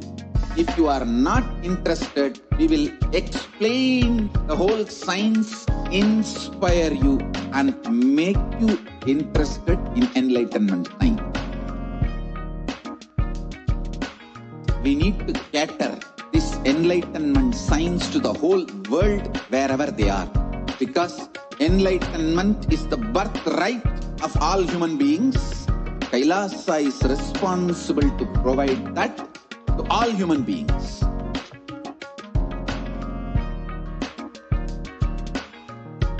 Kailasa is the totality of the knowledge I received from my gurus and practice manifested in my life, perfected by teaching millions of people from all cultures, time zones, backgrounds, genders, nationality, race, from every creed.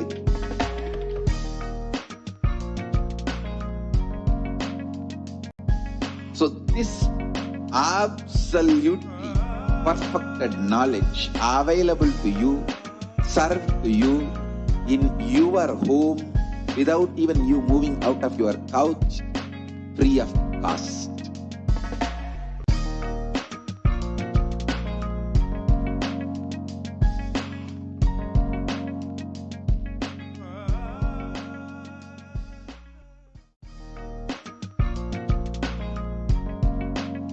We get you health.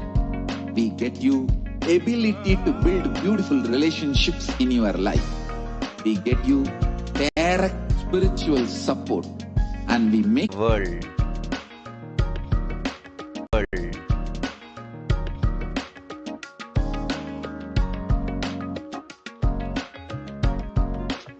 We have something great to contribute to the world. Let us do that.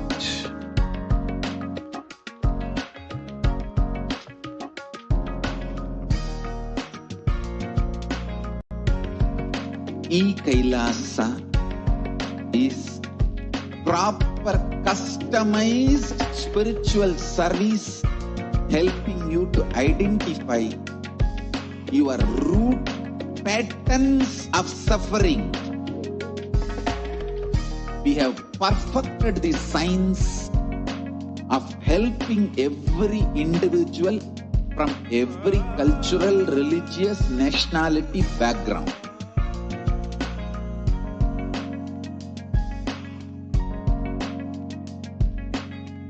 will have lowest reactionary assumptions, highest awakened response, alive response for life continuously.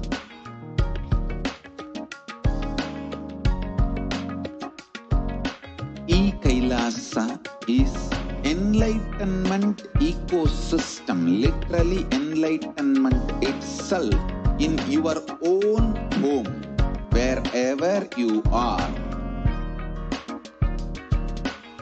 Proper customized spiritual service helping you to complete with your life negativity, withdrawal from life, self-hatred, self-denial, self-doubt, so much of tiredness, laziness. We can support you, aligning your diet, your attitude, your aptitude, your understanding about life. We can help you with everything.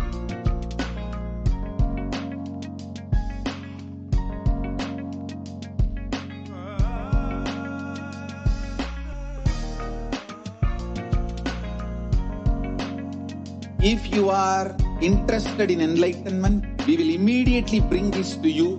If you are not interested, we will explain the whole science, inspire you, and make you interested in enlightenment science. We need to cater this enlightenment science to the whole world wherever they are, because enlightenment is the birthright of all human beings. Kailasa is responsible to provide that to all human beings.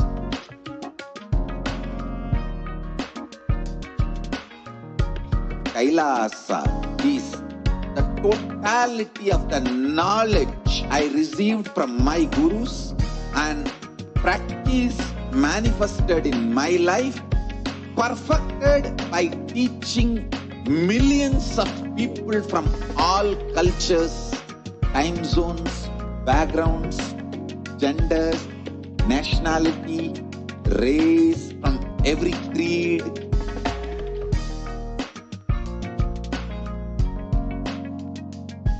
So this absolutely perfected knowledge available to you, served to you in your home, without even you moving out of your couch, free of cost.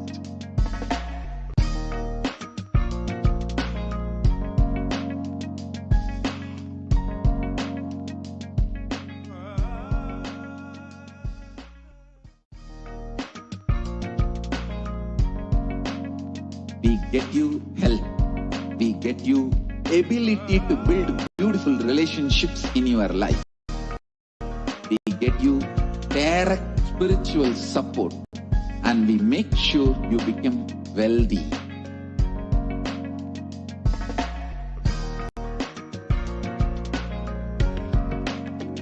We won't stop giving you just good life. We will literally not stop till you live enlightened life. Manifesting the state of Paramashiva, space of Paramashiva, powers of Paramashiva, being of Paramashiva.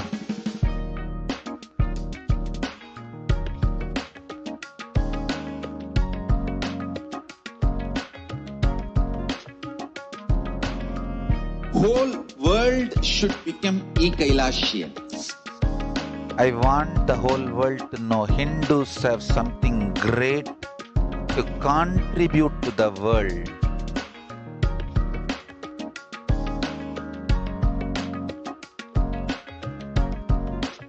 We have something great to contribute to the world.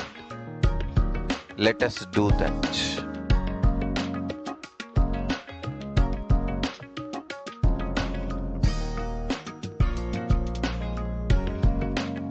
Kailasa is proper customized spiritual service helping you to identify your root patterns of suffering. We have perfected the science of helping every individual from every cultural, religious, nationality background.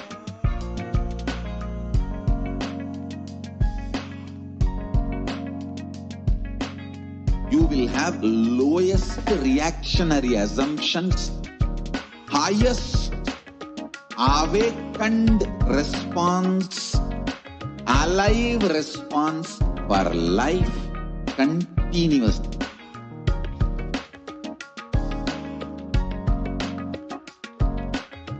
Kailasa is enlightenment ecosystem, literally enlightenment itself in your own home, wherever you are.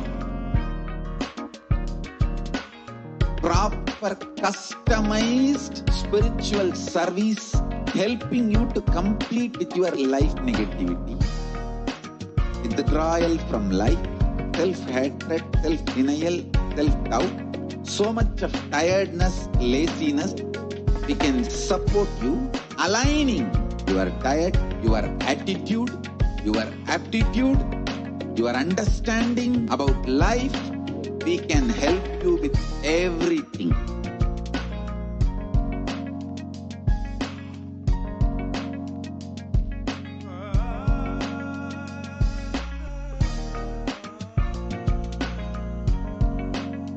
If you are interested in enlightenment, we will immediately bring this to you. If you are not interested, we will explain the whole science, inspire you, and make you interested in enlightenment science.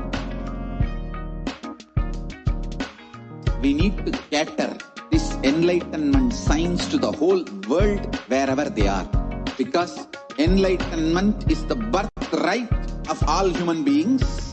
Kailasa is responsible to provide that to all human beings.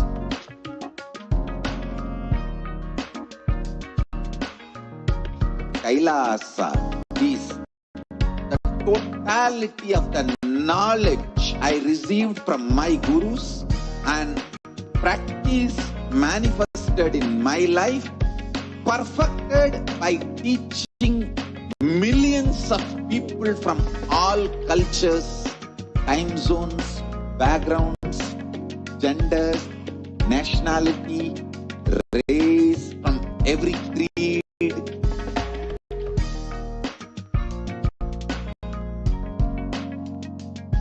So this absolutely perfected knowledge available to you, served to you in your home without even you moving out of your couch, free of cost.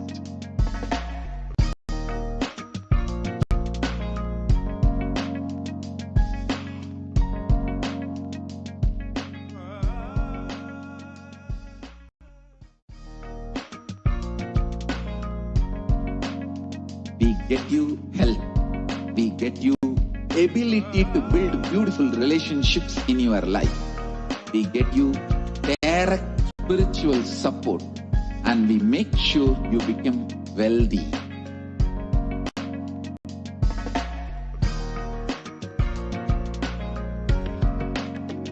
We won't stop giving you just good life.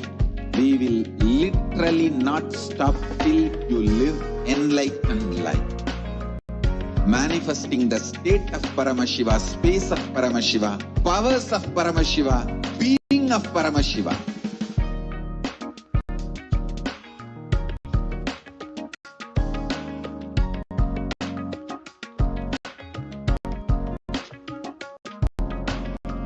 Whole world should become Kailasians.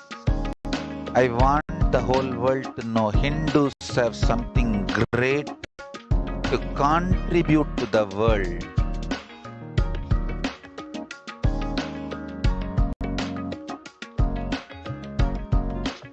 We have something great to contribute to the world.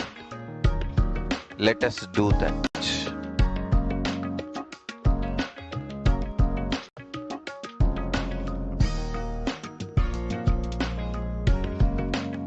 Kailasa is proper proper customized spiritual service helping you to identify your root patterns of suffering.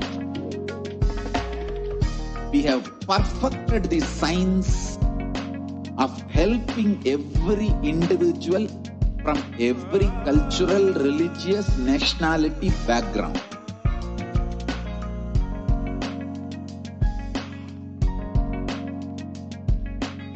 You will have lowest reactionary assumptions, highest awakened response, alive response for life continuously.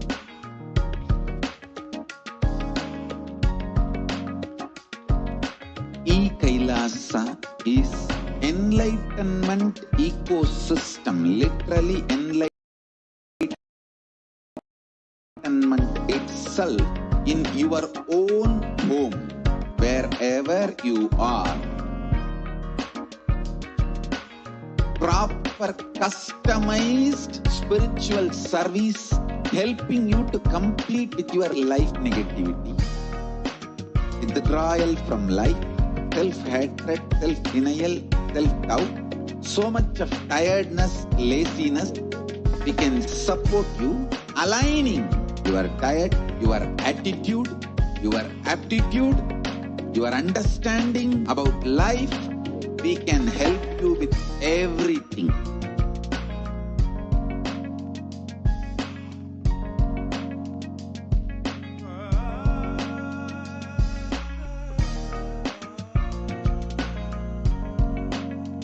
If you are interested in enlightenment, we will immediately bring this to you. If you are not interested, we will explain the whole science, inspire you, and make you interested in enlightenment science.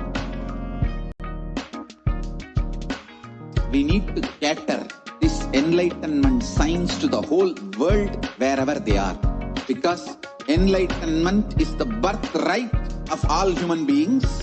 Kailasa is responsible to provide that to all human beings.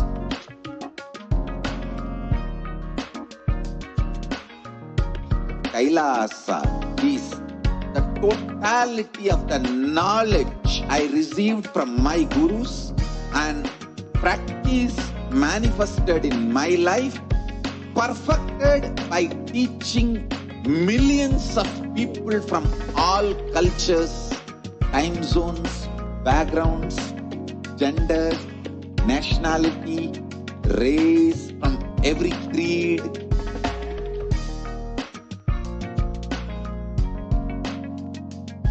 So this absolutely perfected knowledge available to you, served to you in your home, without even you moving out of your couch, free of cost.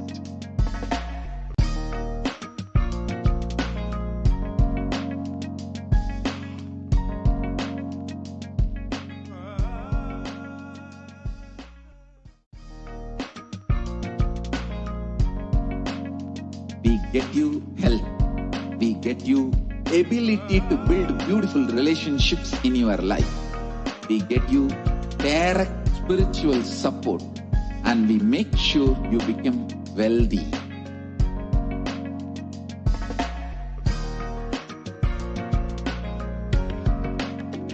We won't stop giving you just good life. We will literally not stop till you live enlightened life.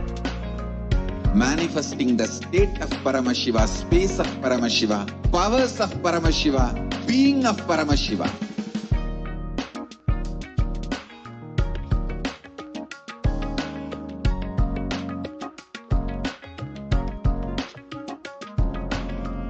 Whole world should become Kailasians.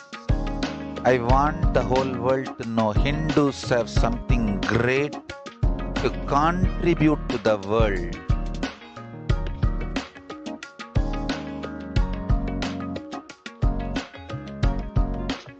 We have something great to contribute to the world. Let us do that.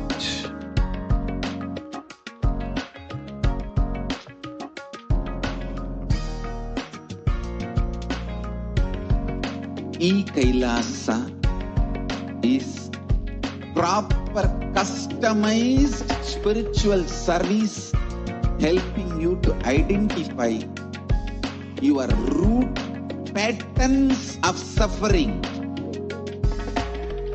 We have perfected the science of helping every individual from every cultural, religious, nationality background.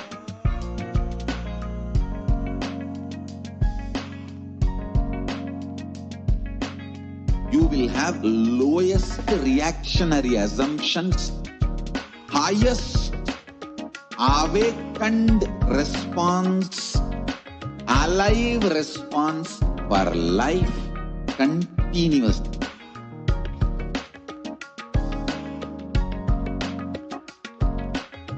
Kailasa is enlightenment ecosystem, literally enlightenment itself in your own home, wherever you are. Proper customized spiritual service helping you to complete with your life negativity, withdrawal from life, self-hatred, self-denial, self-doubt, so much of tiredness, laziness. We can support you aligning your diet, your attitude, your aptitude, your understanding about life. We can help you with everything.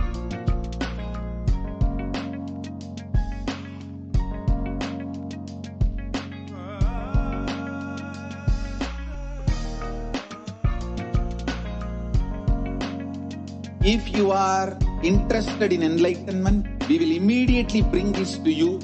If you are not interested, we will explain the whole science, inspire you, and make you interested in enlightenment science. We need to cater this enlightenment science to the whole world wherever they are, because enlightenment is the birthright of all human beings. Kailasa is responsible to provide that to all human beings.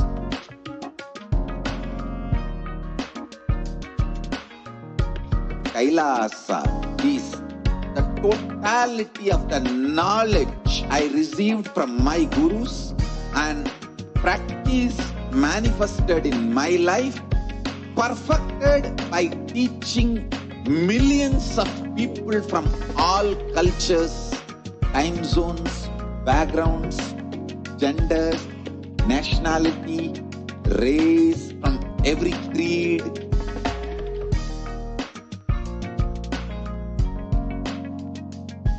So this absolutely perfected knowledge available to you, served to you in your home without even you moving out of your couch, free of cost.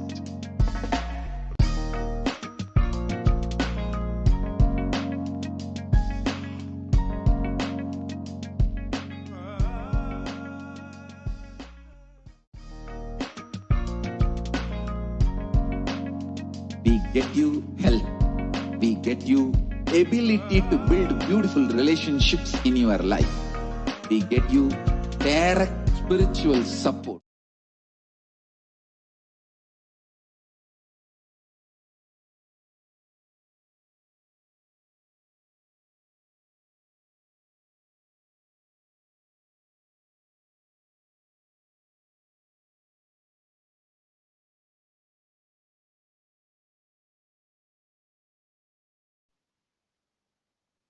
Nithyananda, welcome back to all of the viewers, completing with for the audio difficulties. Welcome back, and we're going to now proceed into the next segment of today's program. Just a few days back, on the 28th of June 2021, just a few days back, just the day before yesterday, the Supreme Pontiff of Hinduism, after a very long time, had graced each and every one of us with his divine presence on our screens, in our digital platforms and devices, and graced with his presence in our homes and revealed the sacred revelations on collective integrity.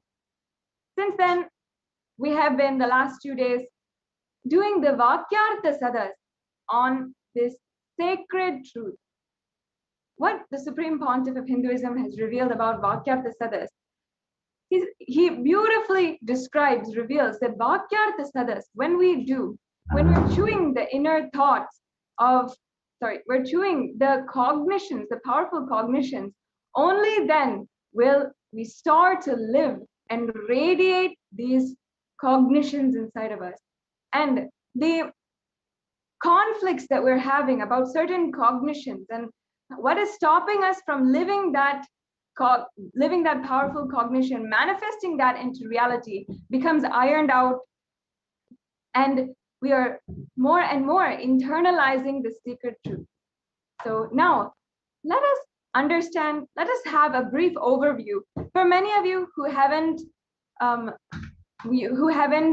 watched the satsang, I invite you, encourage deeply each and every one of you to ensure that you watch the satsang, deeply imbibe the truths that the Supreme Pontiff of Hinduism had revealed just 2 days back.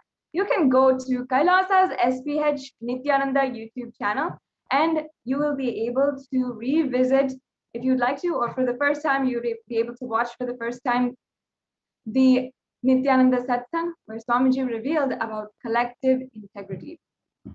The truth, he even gave us the sacred process to write 108 times and also do the entire process for collective integrity. So let us now enter into just recalling the sacred words of the Supreme Pontiff of Hinduism, which was revealed just 2 days back. So Paramashiva's message directly from Kailasa.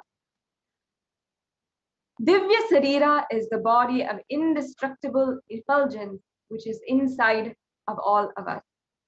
Divya Sarira is the core component of all of us. And there is no person who does not have Divya Sarira. Everyone has. How much ever you think you are good or bad, God or demon, whatever you think, you have Divya Sarira.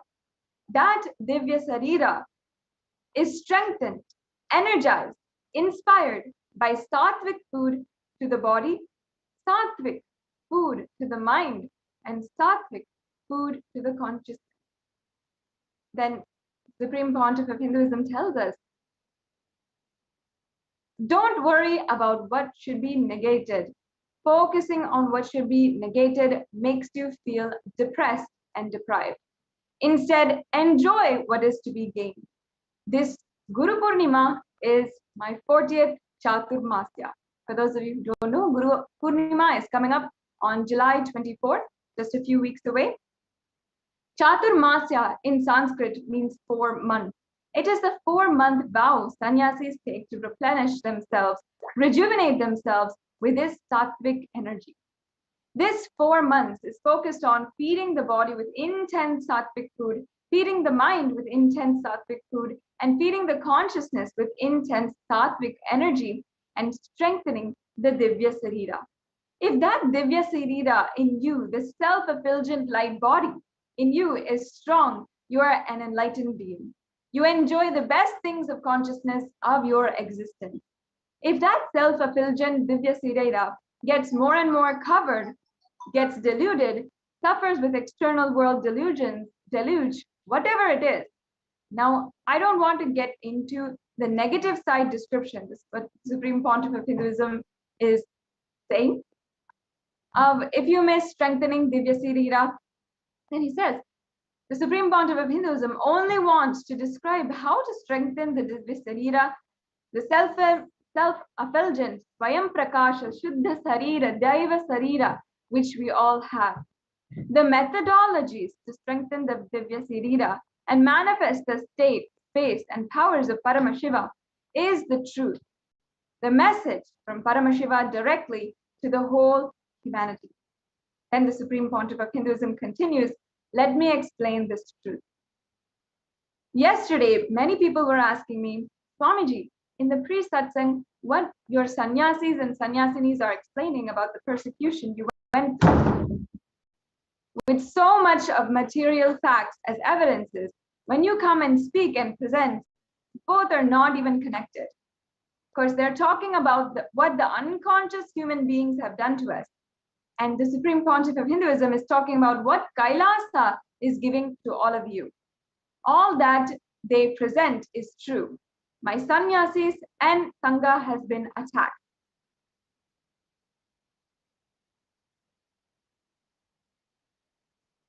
My work, my responsibility, my focus for which I have happened is to bring the greatest gift from Maha Kailasa. So now, let us continue forward with what the Supreme Pontiff of Hinduism spoke on collective negativity.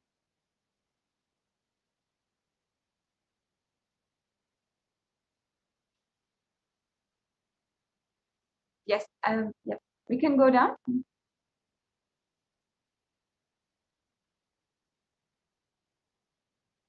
We can go down.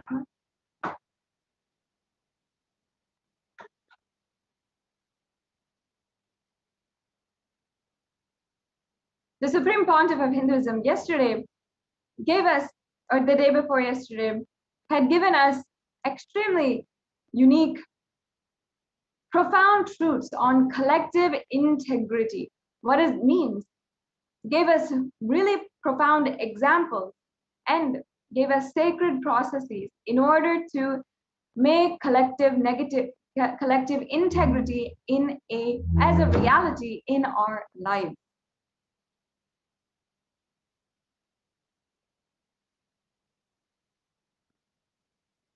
Yes, so let's begin. The Supreme Pontiff of Hinduism revealed yesterday, unfortunately, Hindus lost the mechanisms in the ship. Unfortunately, Hindus lost this understanding of collective integrity. If a ship has to stay afloat, all the mechanisms in the ship need to stay integrated. It can be the maintenance engineer, cleaning staff, captain, all the equipment fixed, all the machinery, and all human beings have to be integrated for the ship to stay afloat. The maintenance supervisor cannot say, yeah, I have done my job, but the cleaning staff has not done their job. If the ship sinks, I will not be blamed. If he thinks this, he is a fool. Because if the ship sinks, he is also going to die, not only lose his job, but his life. Yes, we can move further. A maintenance engineer cannot think, I have done my job. But the fuel manager or the cleaning person has not done his job. Let others do or don't do what is there for me. That level integrity is not enough for the ship to stay afloat. Sometimes with people in the ship, one side maintenance team enjoys and the other side maintenance team enjoys the other side maintenance team failing. The Supreme Pontiff of Hinduism really here is emphasizing. He says, hey, if the water comes in, the whole ship will sink and all of you are going to die. Hindus lack this understanding in every level. Yes, we can scroll down further.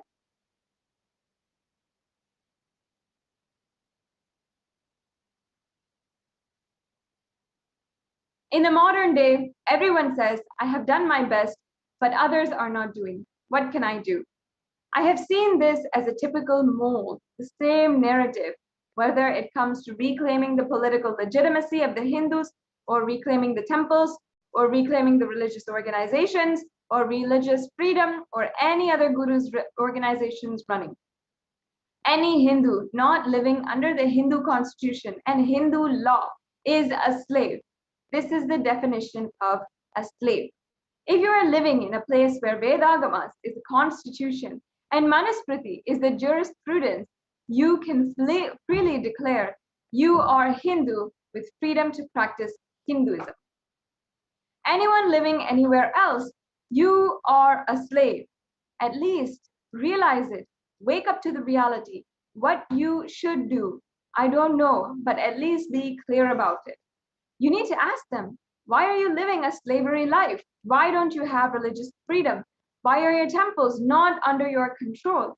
Why is it under the government control? Why are temples' wealth not being used to run temples, run gurukuls and Hindu schools? Why your temple's wealth is not used to spread Hinduism, which is ultimately its purpose? You can ask any question to Hindus. Why your Hindu medical system is destroyed, why your guys are not having respect for the greatest, oldest jurisprudence, the Hindu law, the Manusmriti, they all have the same answer. Oh, I'm doing whatever I can, but others are not doing. What can I do? This is the exact answer a maintenance engineer in the ship would give. Many so-called Hindu organizations run the Christian medical institutions even. They are not realizing we have a great Hindu medical science.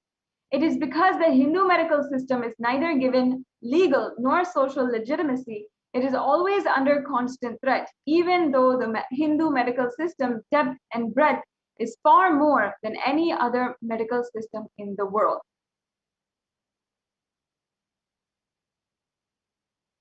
Yes, we're continuing forward.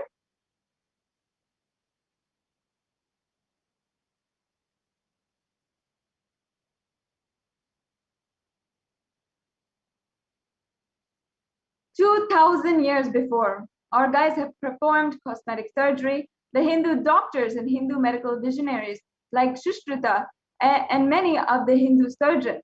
If we have developed our science and retained what we have developed today, Hindu medicine would be the most powerful. And Hindu medicine is all about healing and cure. It has nothing to do with monetizing. Hindu medicine is kept in pure form without economical agendas and political agendas by being kept with Brahmanas. Neither economical agendas of Vaishyas nor political agendas of Kshatriyas can interfere in the Hindu medical system. The whole knowledge was vested with the Brahmanas.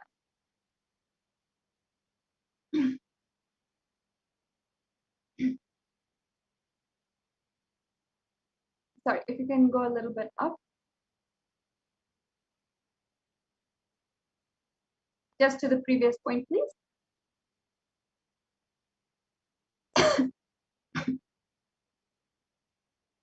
We need that kind of ecosystem for Hinduism to be revived. I decided very clearly that that can be done in one place where we have the political legitimacy and the political sovereignty. And with the grace of Paramashiva, I got a place. Maybe small, but I got a place for a Hindu nation, Kailasa. Only in this place, the collective integrity ecosystem can be built. The maintenance engineer spends 60% of his time working on his job and 40% supervising other teams so the ship stays afloat. Many of my Adinavasis who are still there and some who left are highly integrated. Unfortunately, they are not trained in this vision, the science of collective integrity. Many Adinavasis are highly integrated. They say, I have done my job, Swamiji knows. What can I do if others are not doing? That is not going to bring the results. The maintenance engineer may not be blamed, but he is not going to lose his job. Sorry, he is going to lose his job and his life. Many of the individual people, integrated people in my Sangha, miss this truth that only with collective integrity, the ship can stay afloat. If not, you may be blamed, but the final result is not going to happen. You are also going to lose your job and life, both. I thoroughly understood that Hindus have been beaten too long, and they have enough energy only to be individually and integrated. They don't have the energy to manage the collective integrity. I realized that for collective integrity, education, and evolving a structure with collective integrity for reviving Hinduism, we need a place with political legitimacy and political sovereignty. Once again, to all the viewers who might be joining in for the first time right now and tuning in right now, we are going to proceed into the next segment for the Vakyartha Sadas of the great revelations to the Supreme Pontiff of Hinduism, had given to all of us the day before, just a few days back in the satsang, and each and every one of us, to, as we are reading this, listening to this, and as you are internalizing this, deeply cognize what the Supreme Pontiff of Hinduism has revealed. And if any of you want, you can also comment down below with your internalization, with your comments about what the Supreme Pontiff of Hinduism is saying. Yes. Yes. So moving on, major 100 problems of Hindus. If you list, their temples are not in their hands. All the income in the temples for spreading Hinduism is not for that purpose. All the wealth dedicated and donated for Hinduism by their ancestors is not for that purpose. I am not talking about one state or one country. I don't interfere in any country's internal administration. I am talking to all Hindus to wake up to wherever you are suffering slavery, whether it is political slavery or persecution Hindus are suffering, or not having religious freedom to have their religious places under their control, practice their religion as per the agamas. The religious scriptures describe not able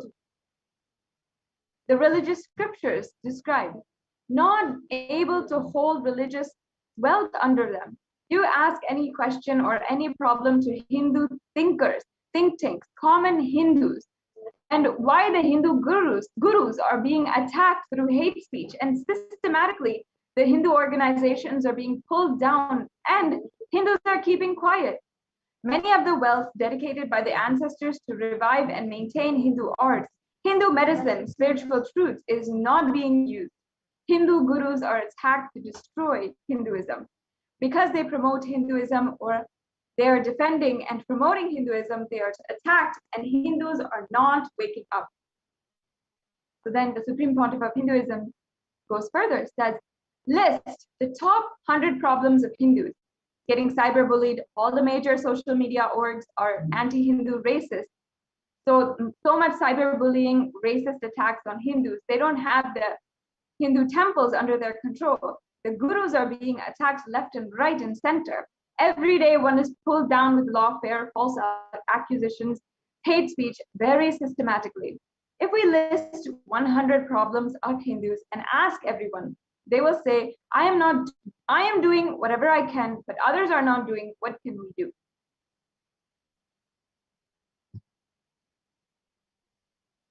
Even if you have only 10 people, and if you are able to make the whole team integrated, your Kailasa will be successful. You be the head of a Kailasa and it will be successful. In every level, I have to do my responsibility. In my things to do list, the foremost and first priority is to bring all the superconscious gifts from Kailasa and share it with all of you. As I told, strengthening your Divya Sirira with the right methodologies, making your body sattvic through yoga, right aushadha and sattvic food, making your mind sattvic and powerful through completion, unclutching, nirvikalpa samadhi, and making your consciousness powerful by sattvic Paramashivananda, introducing literally conscious existence of Paramashiva.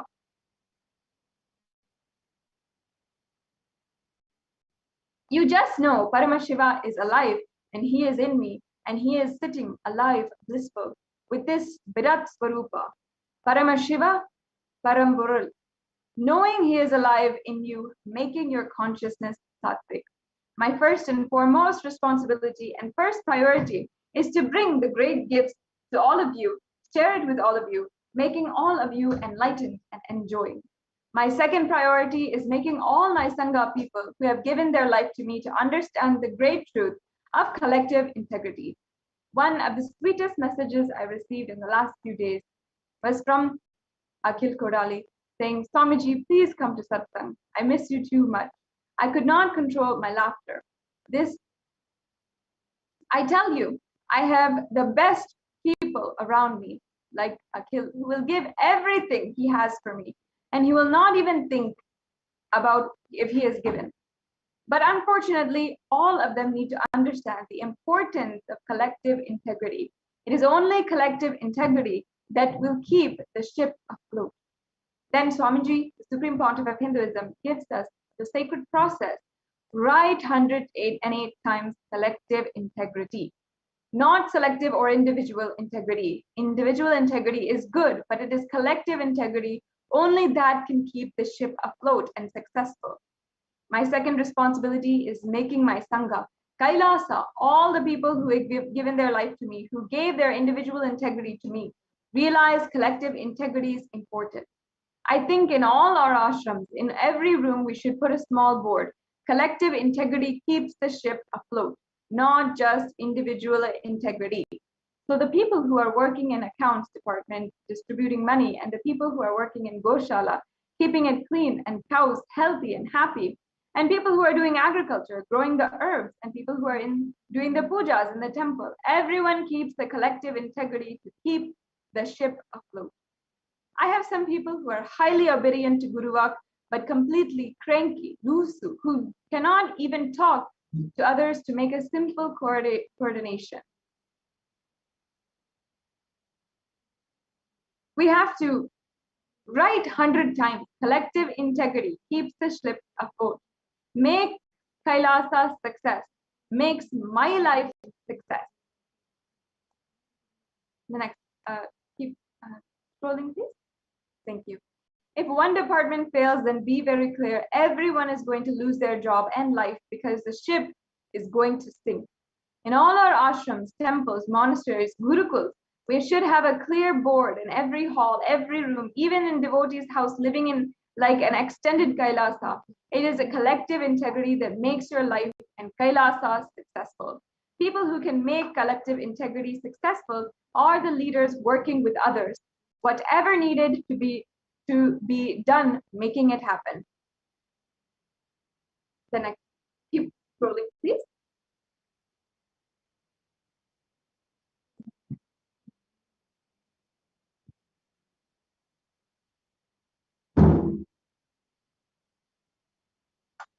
My third work is making Hindus aware how they're being cheated, exploited, destroyed, hit, and persecuted. One of the worst things is Hindus are not even realizing they're being persecuted. They are under siege. A very active war is going on. Hinduism is the fastest shrinking religion in the world. Go and see the statistics. Just see the last 100 years track record. You will understand what I'm saying. These three are more important responsibilities. Let me do my first responsibility, inspiring, initiating, making all of you understand in every level, working with your body, mind, and consciousness, and experiencing Divya Sarira, that divine conscious body. Understand these few principles. They are universal, Sarva Bhoma Vrata, universal vows, and universal principles. Sattvic means anything which awakens the qualities of consciousness in you, like extreme love and fulfillment. When I manifest from samadhi, the kind of love, joy, excitement, and intensity I feel, actually, this withdrawing from society, I am enjoying like anything. I'm basically a loner who enjoys his loneliness. Aloneness, completely, sorry, that was the wrong word. The next word, next slide, please. It is, I don't feel intimidated or disturbed by the crowd, thousands who are coming. I don't hate people, but I enjoy my space just being with me in samadhi. It is like how you feel you are alive in your body. Bliss is a living experience for me in samadhi. It is just alive. And that is what I call anything that infuses bliss alive as living experience in you is sattva. That is what I call sattva. Though your sincerity, through your sincerity, show you want everyone to come to collective integrity. Constantly holding the space, talking to everyone, reaching out, inspiring, educating everyone about collective integrity and how only collective integrity is going to make the ship afloat. Individual integrity alone is not enough to keep the ship afloat. You realizing and making everyone realize only that will make the ship afloat. And Supreme Pontiff of Hinduism is addressing Sri Nitya Bhushanananda, says, I know you are integrated to me individually, but you need to work for collective integrity. As a leader, as a person who works for collective integrity. Actually, there's no manual. You need to start working with people, listening, bringing completion within yourself. Next, scroll, please.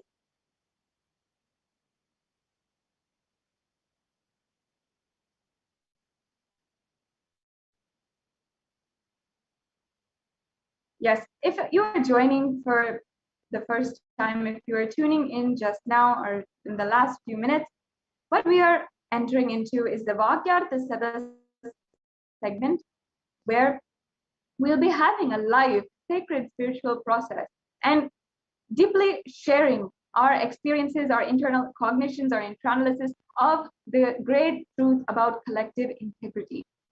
And through this, the Supreme Pontiff of Hinduism has blessed the Vakyartha Sada's process to deeply internalize more and more about collective integrity and make that as a reality in our life.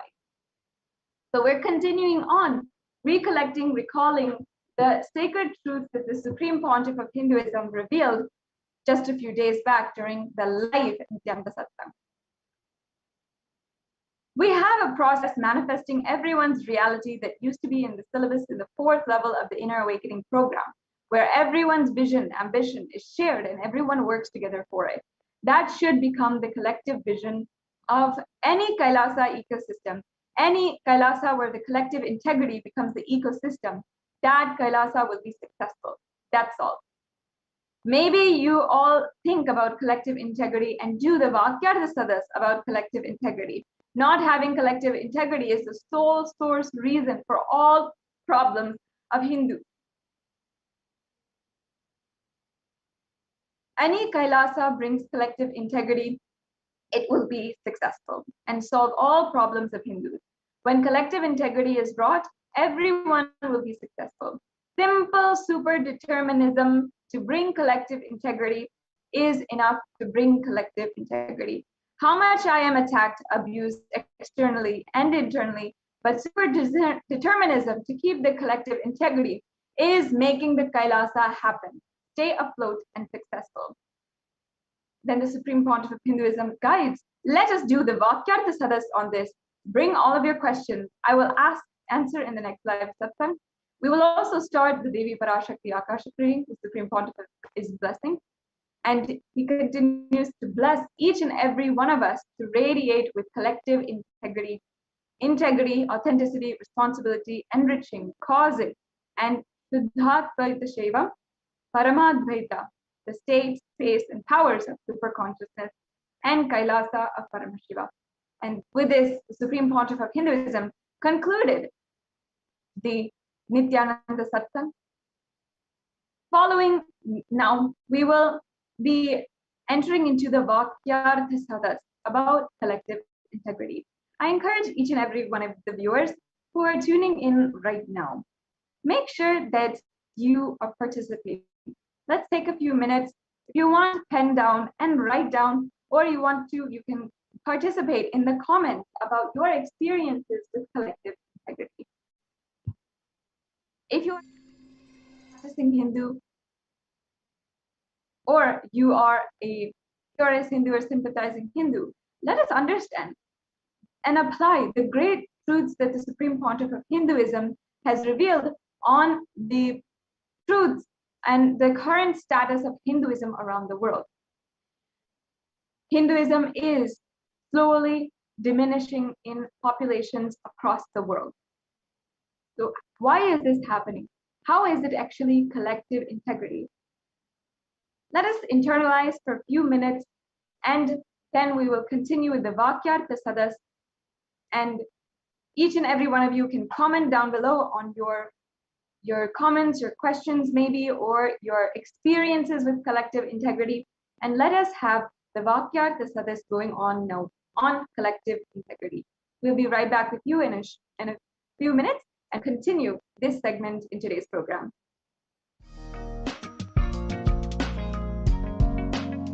We get you help. We get you ability to build beautiful relationships in your life. We get you direct spiritual support and we make sure you become wealthy.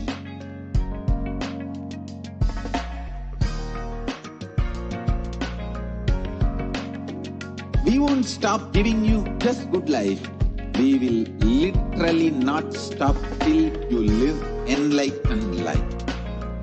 Manifesting the state of Paramashiva, space of Paramashiva, powers of Paramashiva, being of Paramashiva.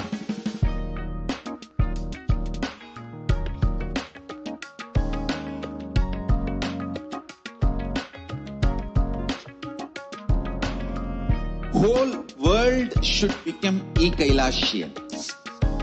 I want the whole world to know Hindus have something great to contribute to the world.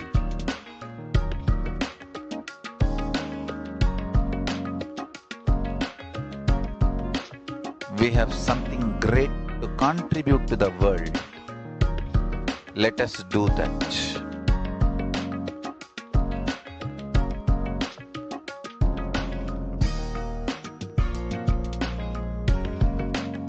Kailasa is proper customized spiritual service helping you to identify your root patterns of suffering. We have perfected the science of helping every individual from every cultural, religious, nationality background.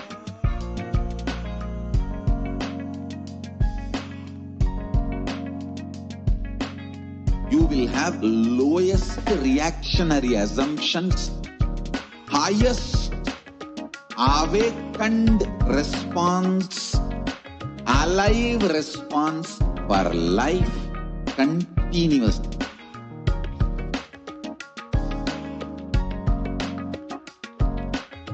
Kailasa is enlightenment ecosystem, literally enlightenment itself in your own home, wherever you are.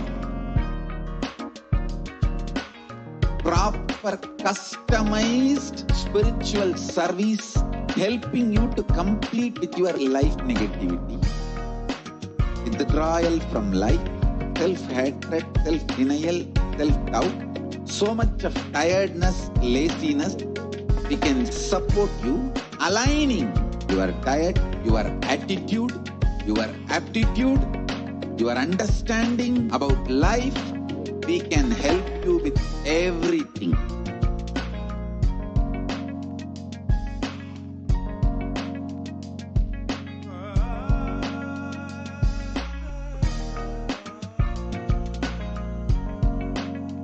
If you are interested in enlightenment, we will immediately bring this to you. If you are not interested, we will explain the whole science, inspire you and make you interested in enlightenment time.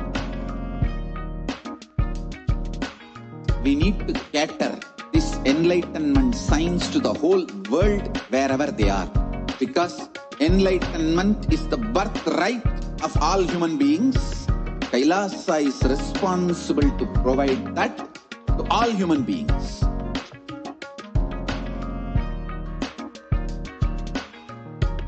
Kailasa is the totality of the knowledge I received from my gurus and practice manifested in my life, perfected by teaching millions of people from all cultures, time zones, backgrounds, genders, nationality, race, from every creed.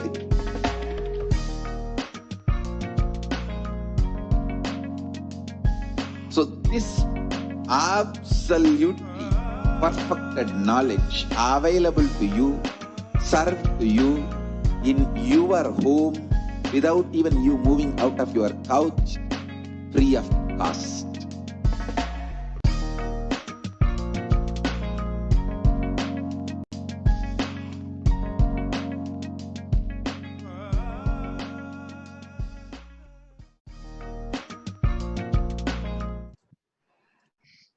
Nithyanandam, and welcome back. So we are going to be continuing the Vakyartha Sadas on collective integrity. We just heard the revelations of the Supreme Pontiff of Hinduism on collective integrity, and we are now going to enter into a beautiful Vakyartha Sadas. And those of you who are listening to us on YouTube Live, Facebook Live, we invite you to come online and share your thoughts on collective integrity. And we have joining us for Vakyartha Sadas now, Shri Nitya Gauri Paratananda from New Jersey, and who was famously referred to in the satsang as Akil, and he's here joining us today to share his thoughts on collective integrity. Nithyananda Maya. Nithyananda, thank you for the opportunity here. Yeah, so earlier when Swamiji spoke about collective integrity, I was thinking about it, and then I began to realize how the Hindus operate, right, and the historical Hindu way of organizing Varnashrama Dharma.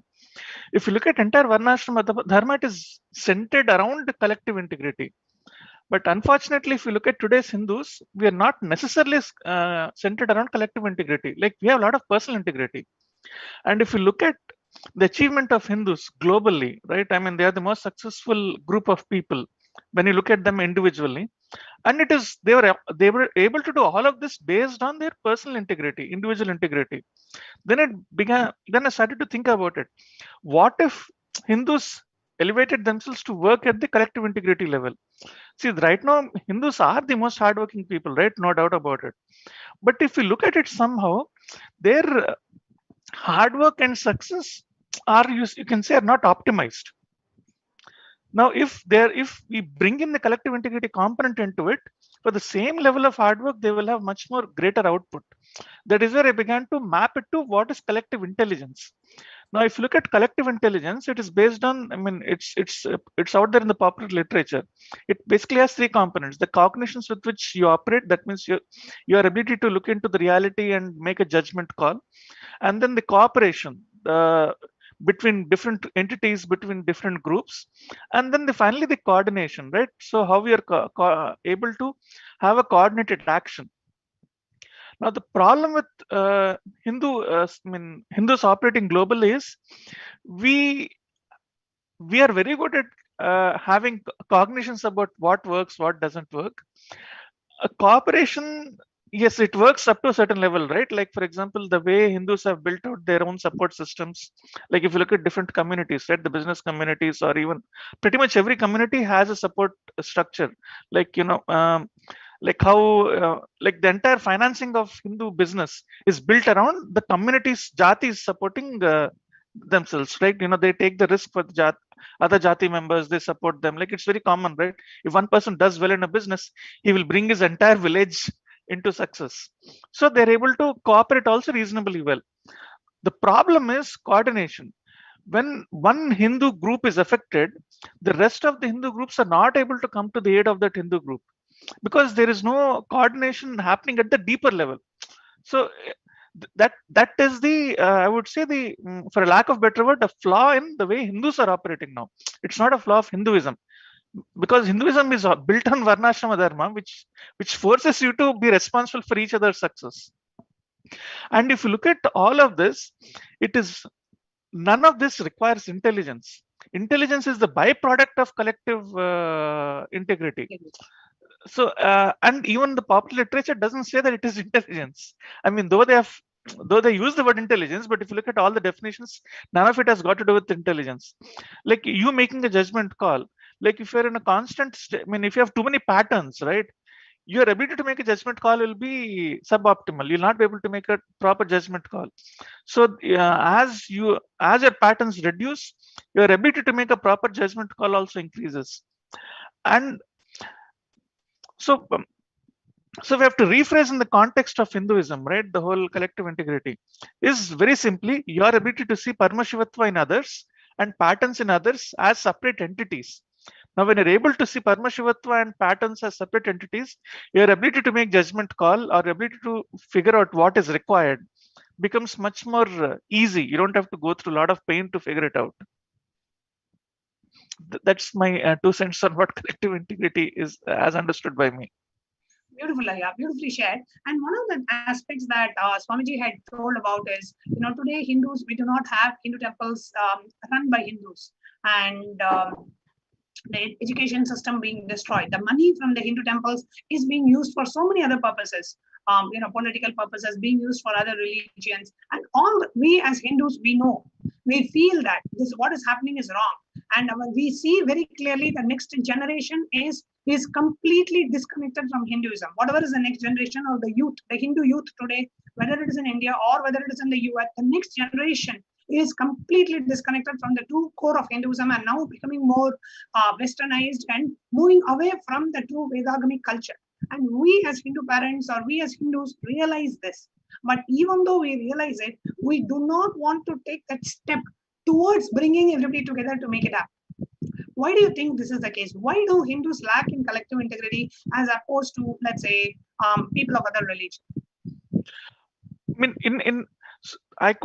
in my understanding, I could bring it down to two things. One, somewhere over the years, right, we got beaten down so much that we are still operating in a survival mode, even though we don't have to operate in a survival mode. So when you're trying to operate in survival mode, you're only worried about personal protection or personal optimization, because not everyone is geared up, right? See in Hinduism, what happened, not in Hinduism, generally what is happening right now to Hindus is, Hindus are put in a spot, right, where they have to choose between their life and their right. Okay. Now, anyone who stood up for standing up for their rights has been persecuted. And anyone who stands up for the rights boldly has been persecuted boldly, for lack of a better word. Now, this is what is happening to SPH, right? He has stood up as a tall figure in terms of standing up for Hindu rights. That is why he is being persecuted. Now, this unfortunately has it has a real impact, right? Now a lot of Hindus are scared to stand up for their rights. Now their conditioning is, okay, fine, let me stand up for my life, it is enough, without realizing by standing up for their life they're only actually ensuring the destruction of their next generation. Like they are not able to see that they're in a situation where if they have lost it, right? I mean, next generation is, nobody even disagrees with this. Okay, next generation, we don't know, right, what is going to happen to Hindus.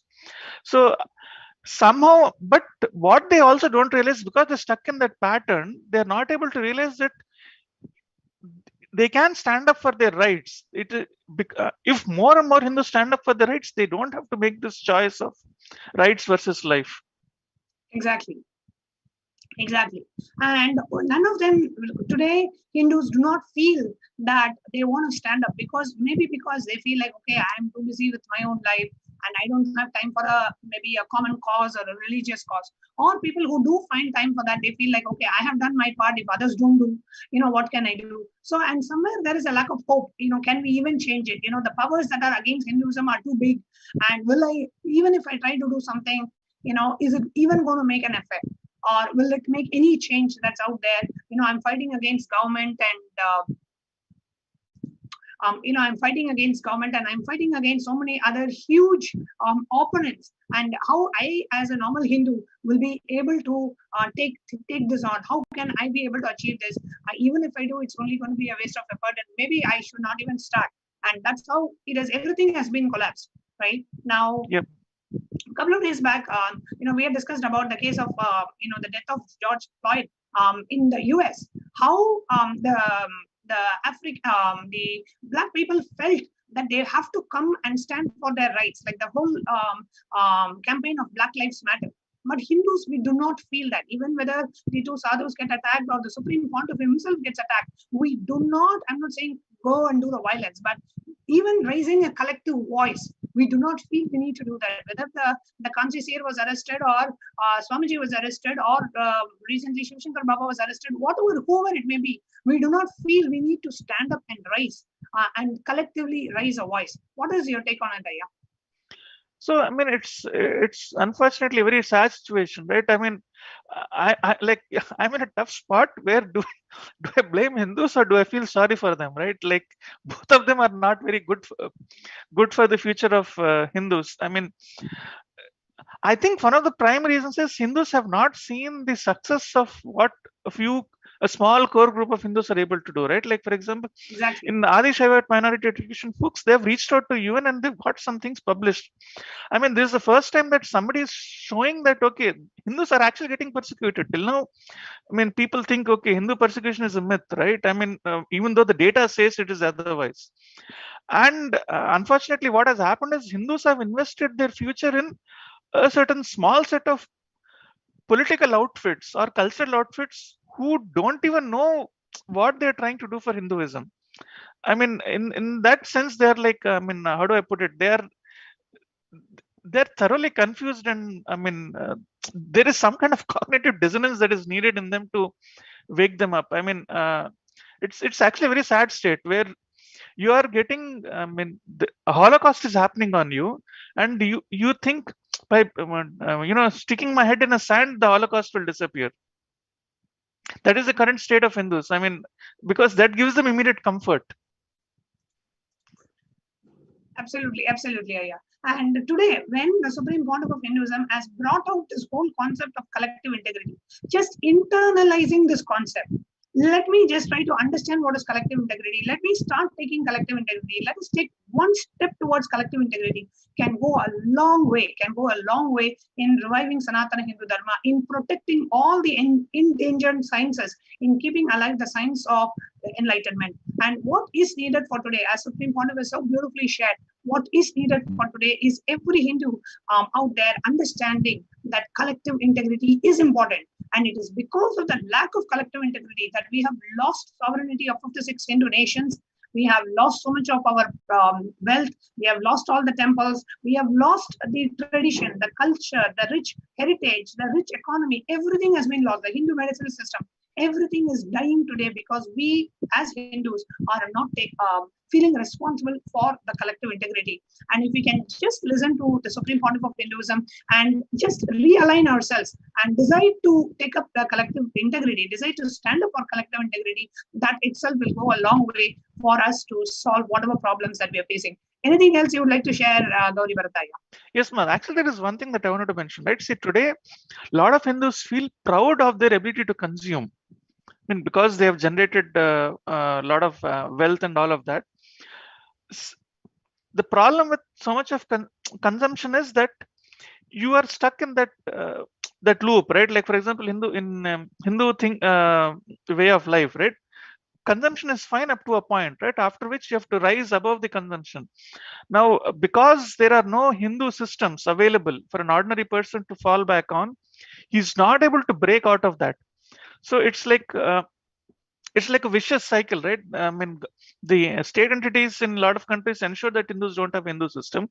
Because you don't have Hindu system, Hindus are not able to help themselves. So unless we make some kind of an intervention, like, finding like right now, because everything is online, the more and more we're able to do it online, give a fallback or a support system for Hindu to live Hinduism in some kind of way, right? That is the only way we'll be able to break out of this negative loop that we are in right now. Absolutely, Aya. Beautifully shared. So beautiful, Aya. Thank you so much for coming and joining us live on Nithyananda TV for today's Vakyat Service. Thank you, ma'am. Yes. So, dear viewers and whoever, if you have any thoughts on collective integrity and wanted to participate in the Vakyata Sadas, please do continue to comment on the YouTube live chat. We were going to be having many more sessions on the Vakyata Sadas of collective integrity, and we invite each and every one of you to come and join us in this session on collective integrity, and let us debate, let us do the Vakyata Sadas so we can understand what collective integrity is all about and how we can incorporate it so that the ecosystem, that whatever kind of ecosystem that we live in, that ecosystem radiates, becomes and operates like an enlightenment ecosystem.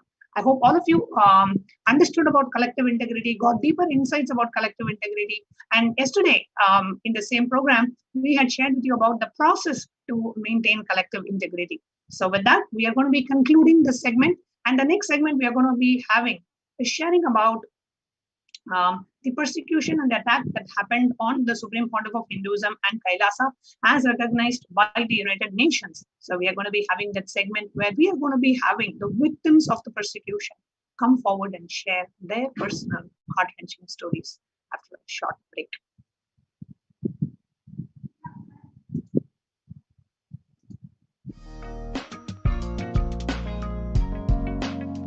We get you health. We get you ability to build beautiful relationships in your life. We get you direct spiritual support, and we make sure you become wealthy.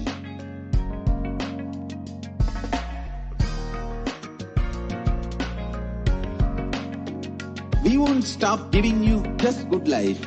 We will literally not stop till you live enlightened life. Manifesting the state of Paramashiva, space of Paramashiva, powers of Paramashiva, being of Paramashiva.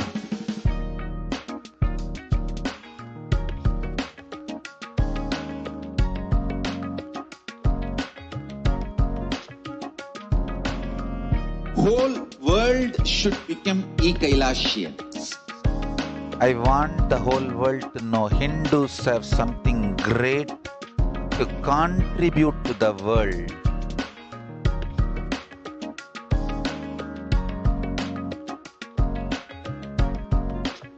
We have something great to contribute to the world. Let us do that.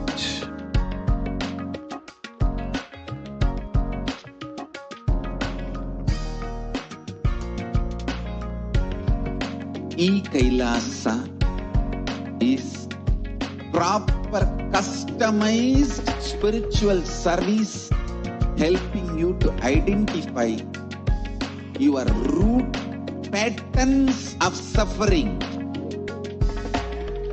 We have perfected the science of helping every individual from every cultural, religious, nationality background.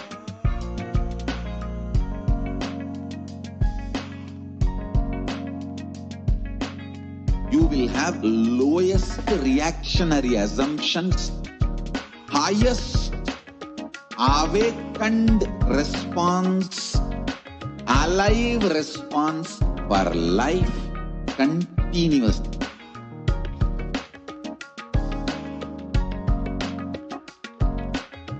Kailasa is enlightenment ecosystem, literally enlightenment itself in your own home, wherever you are. Proper customized spiritual service helping you to complete with your life negativity, withdrawal from life, self-hatred, self-denial, self-doubt, so much of tiredness, laziness. We can support you aligning your diet, your attitude, your aptitude, your understanding about life. We can help you with everything.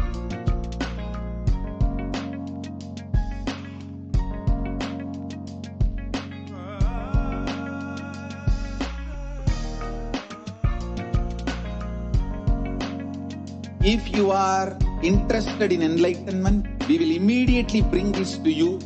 If you are not interested, we will explain the whole science, inspire you, and make you interested in enlightenment science. We need to cater this enlightenment science to the whole world wherever they are, because enlightenment is the birthright of all human beings. Kailasa is responsible to provide that to all human beings.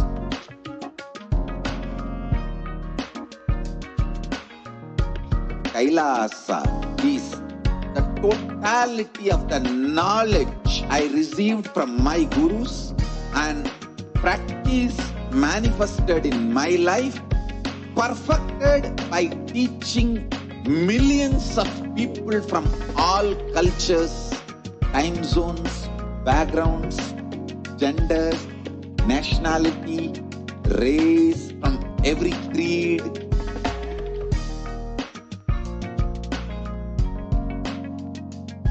So this absolutely perfected knowledge available to you, served to you in your home without even you moving out of your couch, free of cost.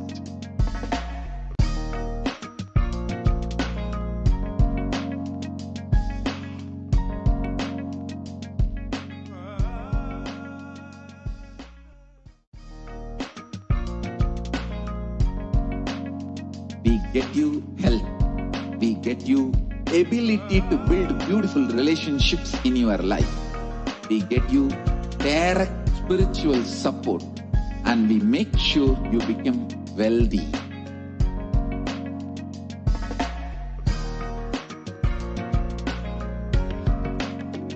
We won't stop giving you just good life. We will literally not stop till you live enlightened life. Manifesting the state of Paramashiva, space of Paramashiva, powers of Paramashiva, being of Paramashiva.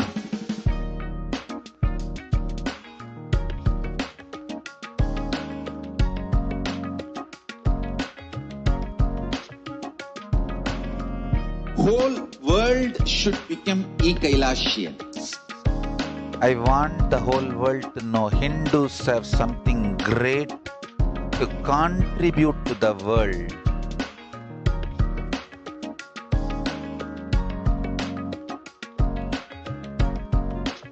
We have something great to contribute to the world. Let us do that.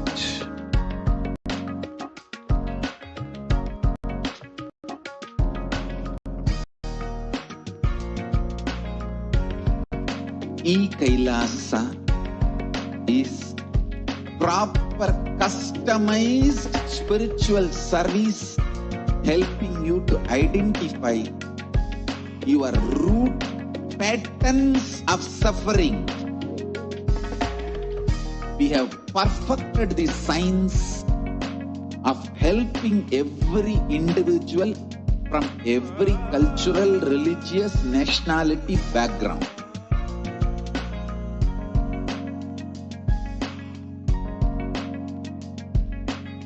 You will have lowest reactionary assumptions, highest awakened response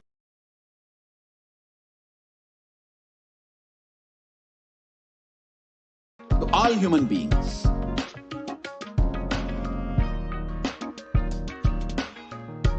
Kailasa is the totality of the knowledge I received from my gurus and practice manifested in my life, perfected by teaching millions of people from all cultures, time zones, backgrounds, genders, nationality, race, from every creed.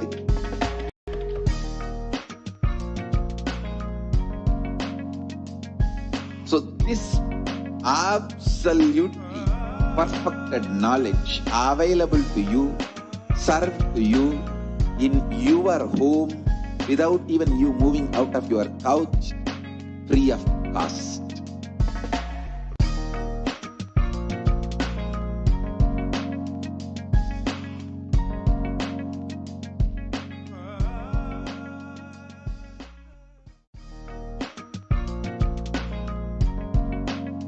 We get you health. We get you ability to build beautiful relationships in your life. We get you direct spiritual support, and we make sure you become wealthy.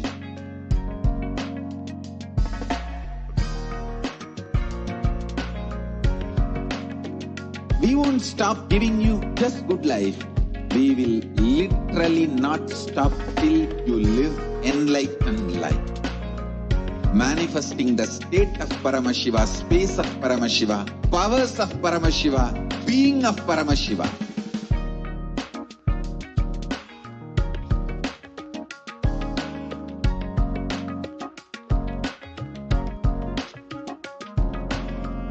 Whole world should become Kailasians. I want the whole world to know Hindus have something great to contribute to the world.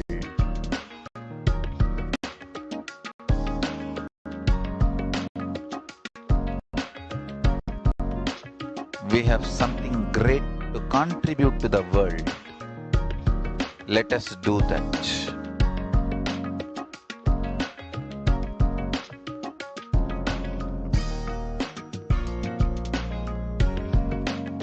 Kailasa is proper customized spiritual service helping you to identify your root patterns of suffering. We have perfected the science of helping every individual from every cultural, religious, nationality background.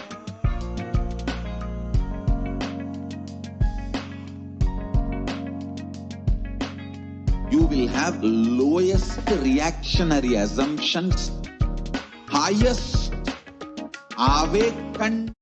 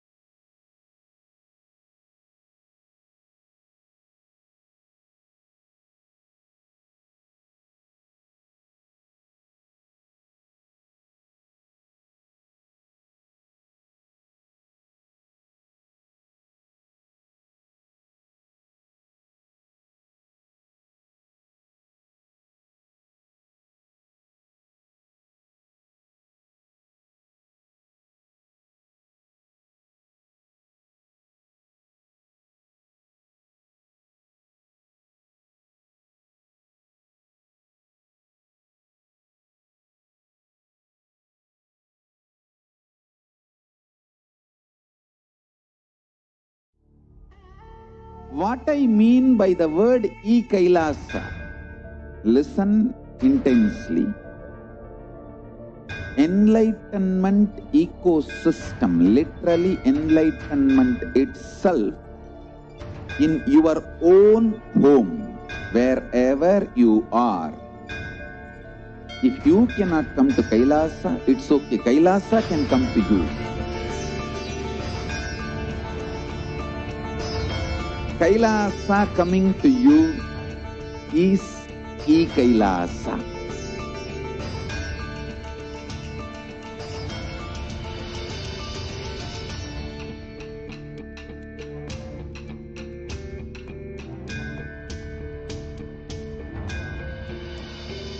I will revive Hinduism. I am a Hindu revivalist, not by any revolution, but by evolution.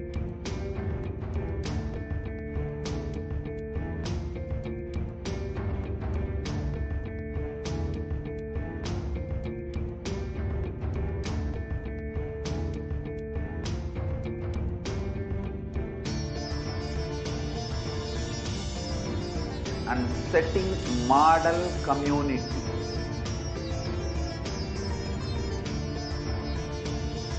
Kailasa, enlightenment ecosystems, Sarvanya Peethas all over the world.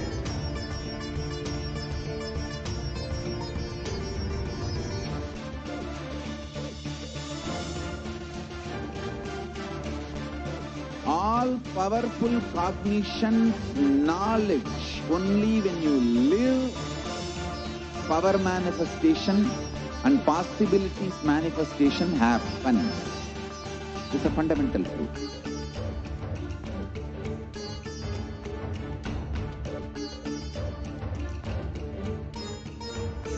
Hinduism cannot live exclusively as one sampradaya. No. All sampradayas of Hinduism is an ecosystem.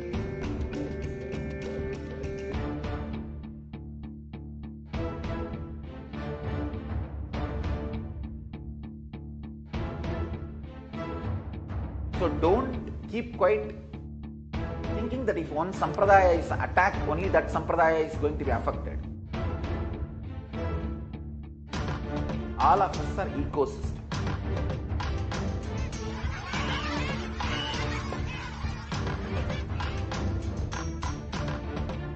I invite all of you to get involved and enjoy Hinduism by the principle of Dharmo Rakshati Rakshitaha. When you protect Dharma, Dharma protects you. We will make the whole planet flourish spiritually. The spiritual prosperity will happen to the whole planet. We all have to coexist together.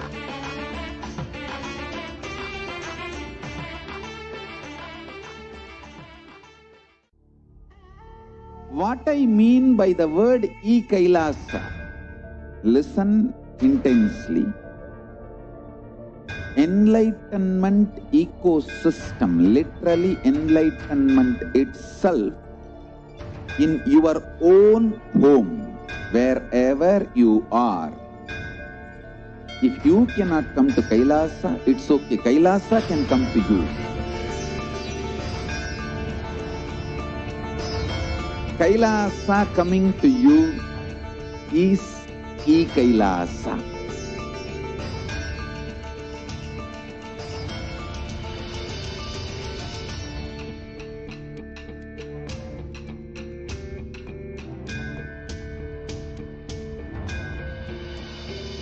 I will revive Hinduism.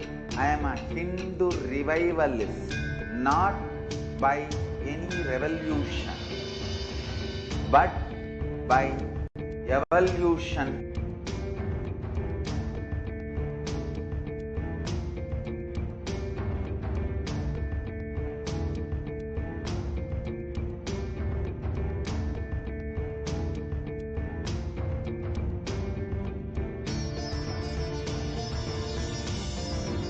and setting model community.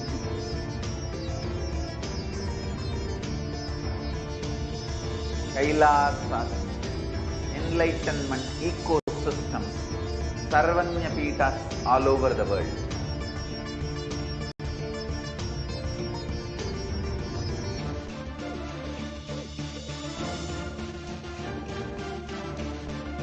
All powerful cognition, knowledge, only when you live, power manifestation and possibilities manifestation happens. This is a fundamental truth.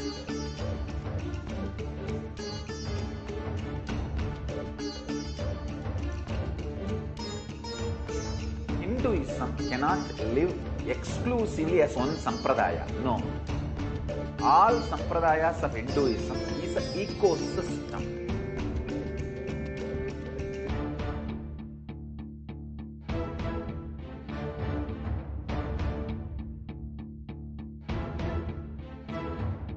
So don't keep quiet thinking that if one sampradaya is attacked, only that sampradaya is going to be affected.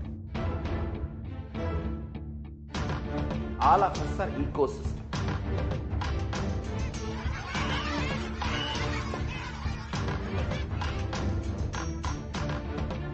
I invite all of you to get involved and enjoy Hinduism by the principle of Dharmo Rakshati Rakshitaha. When you protect Dharma, Dharma protects you. You will make the whole planet flourish spiritually. The spiritual prosperity will happen to the whole planet. We all have to coexist together.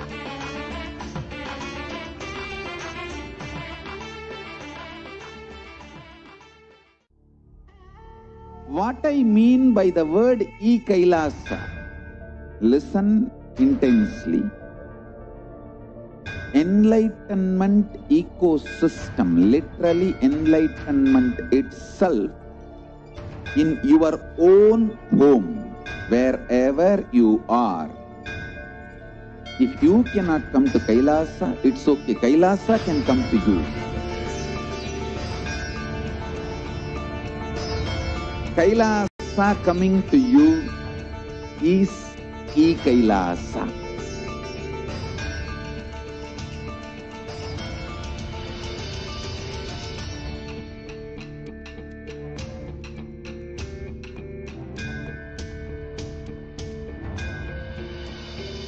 I will revive Hinduism. I am a Hindu revivalist, not by any revolution, but by evolution.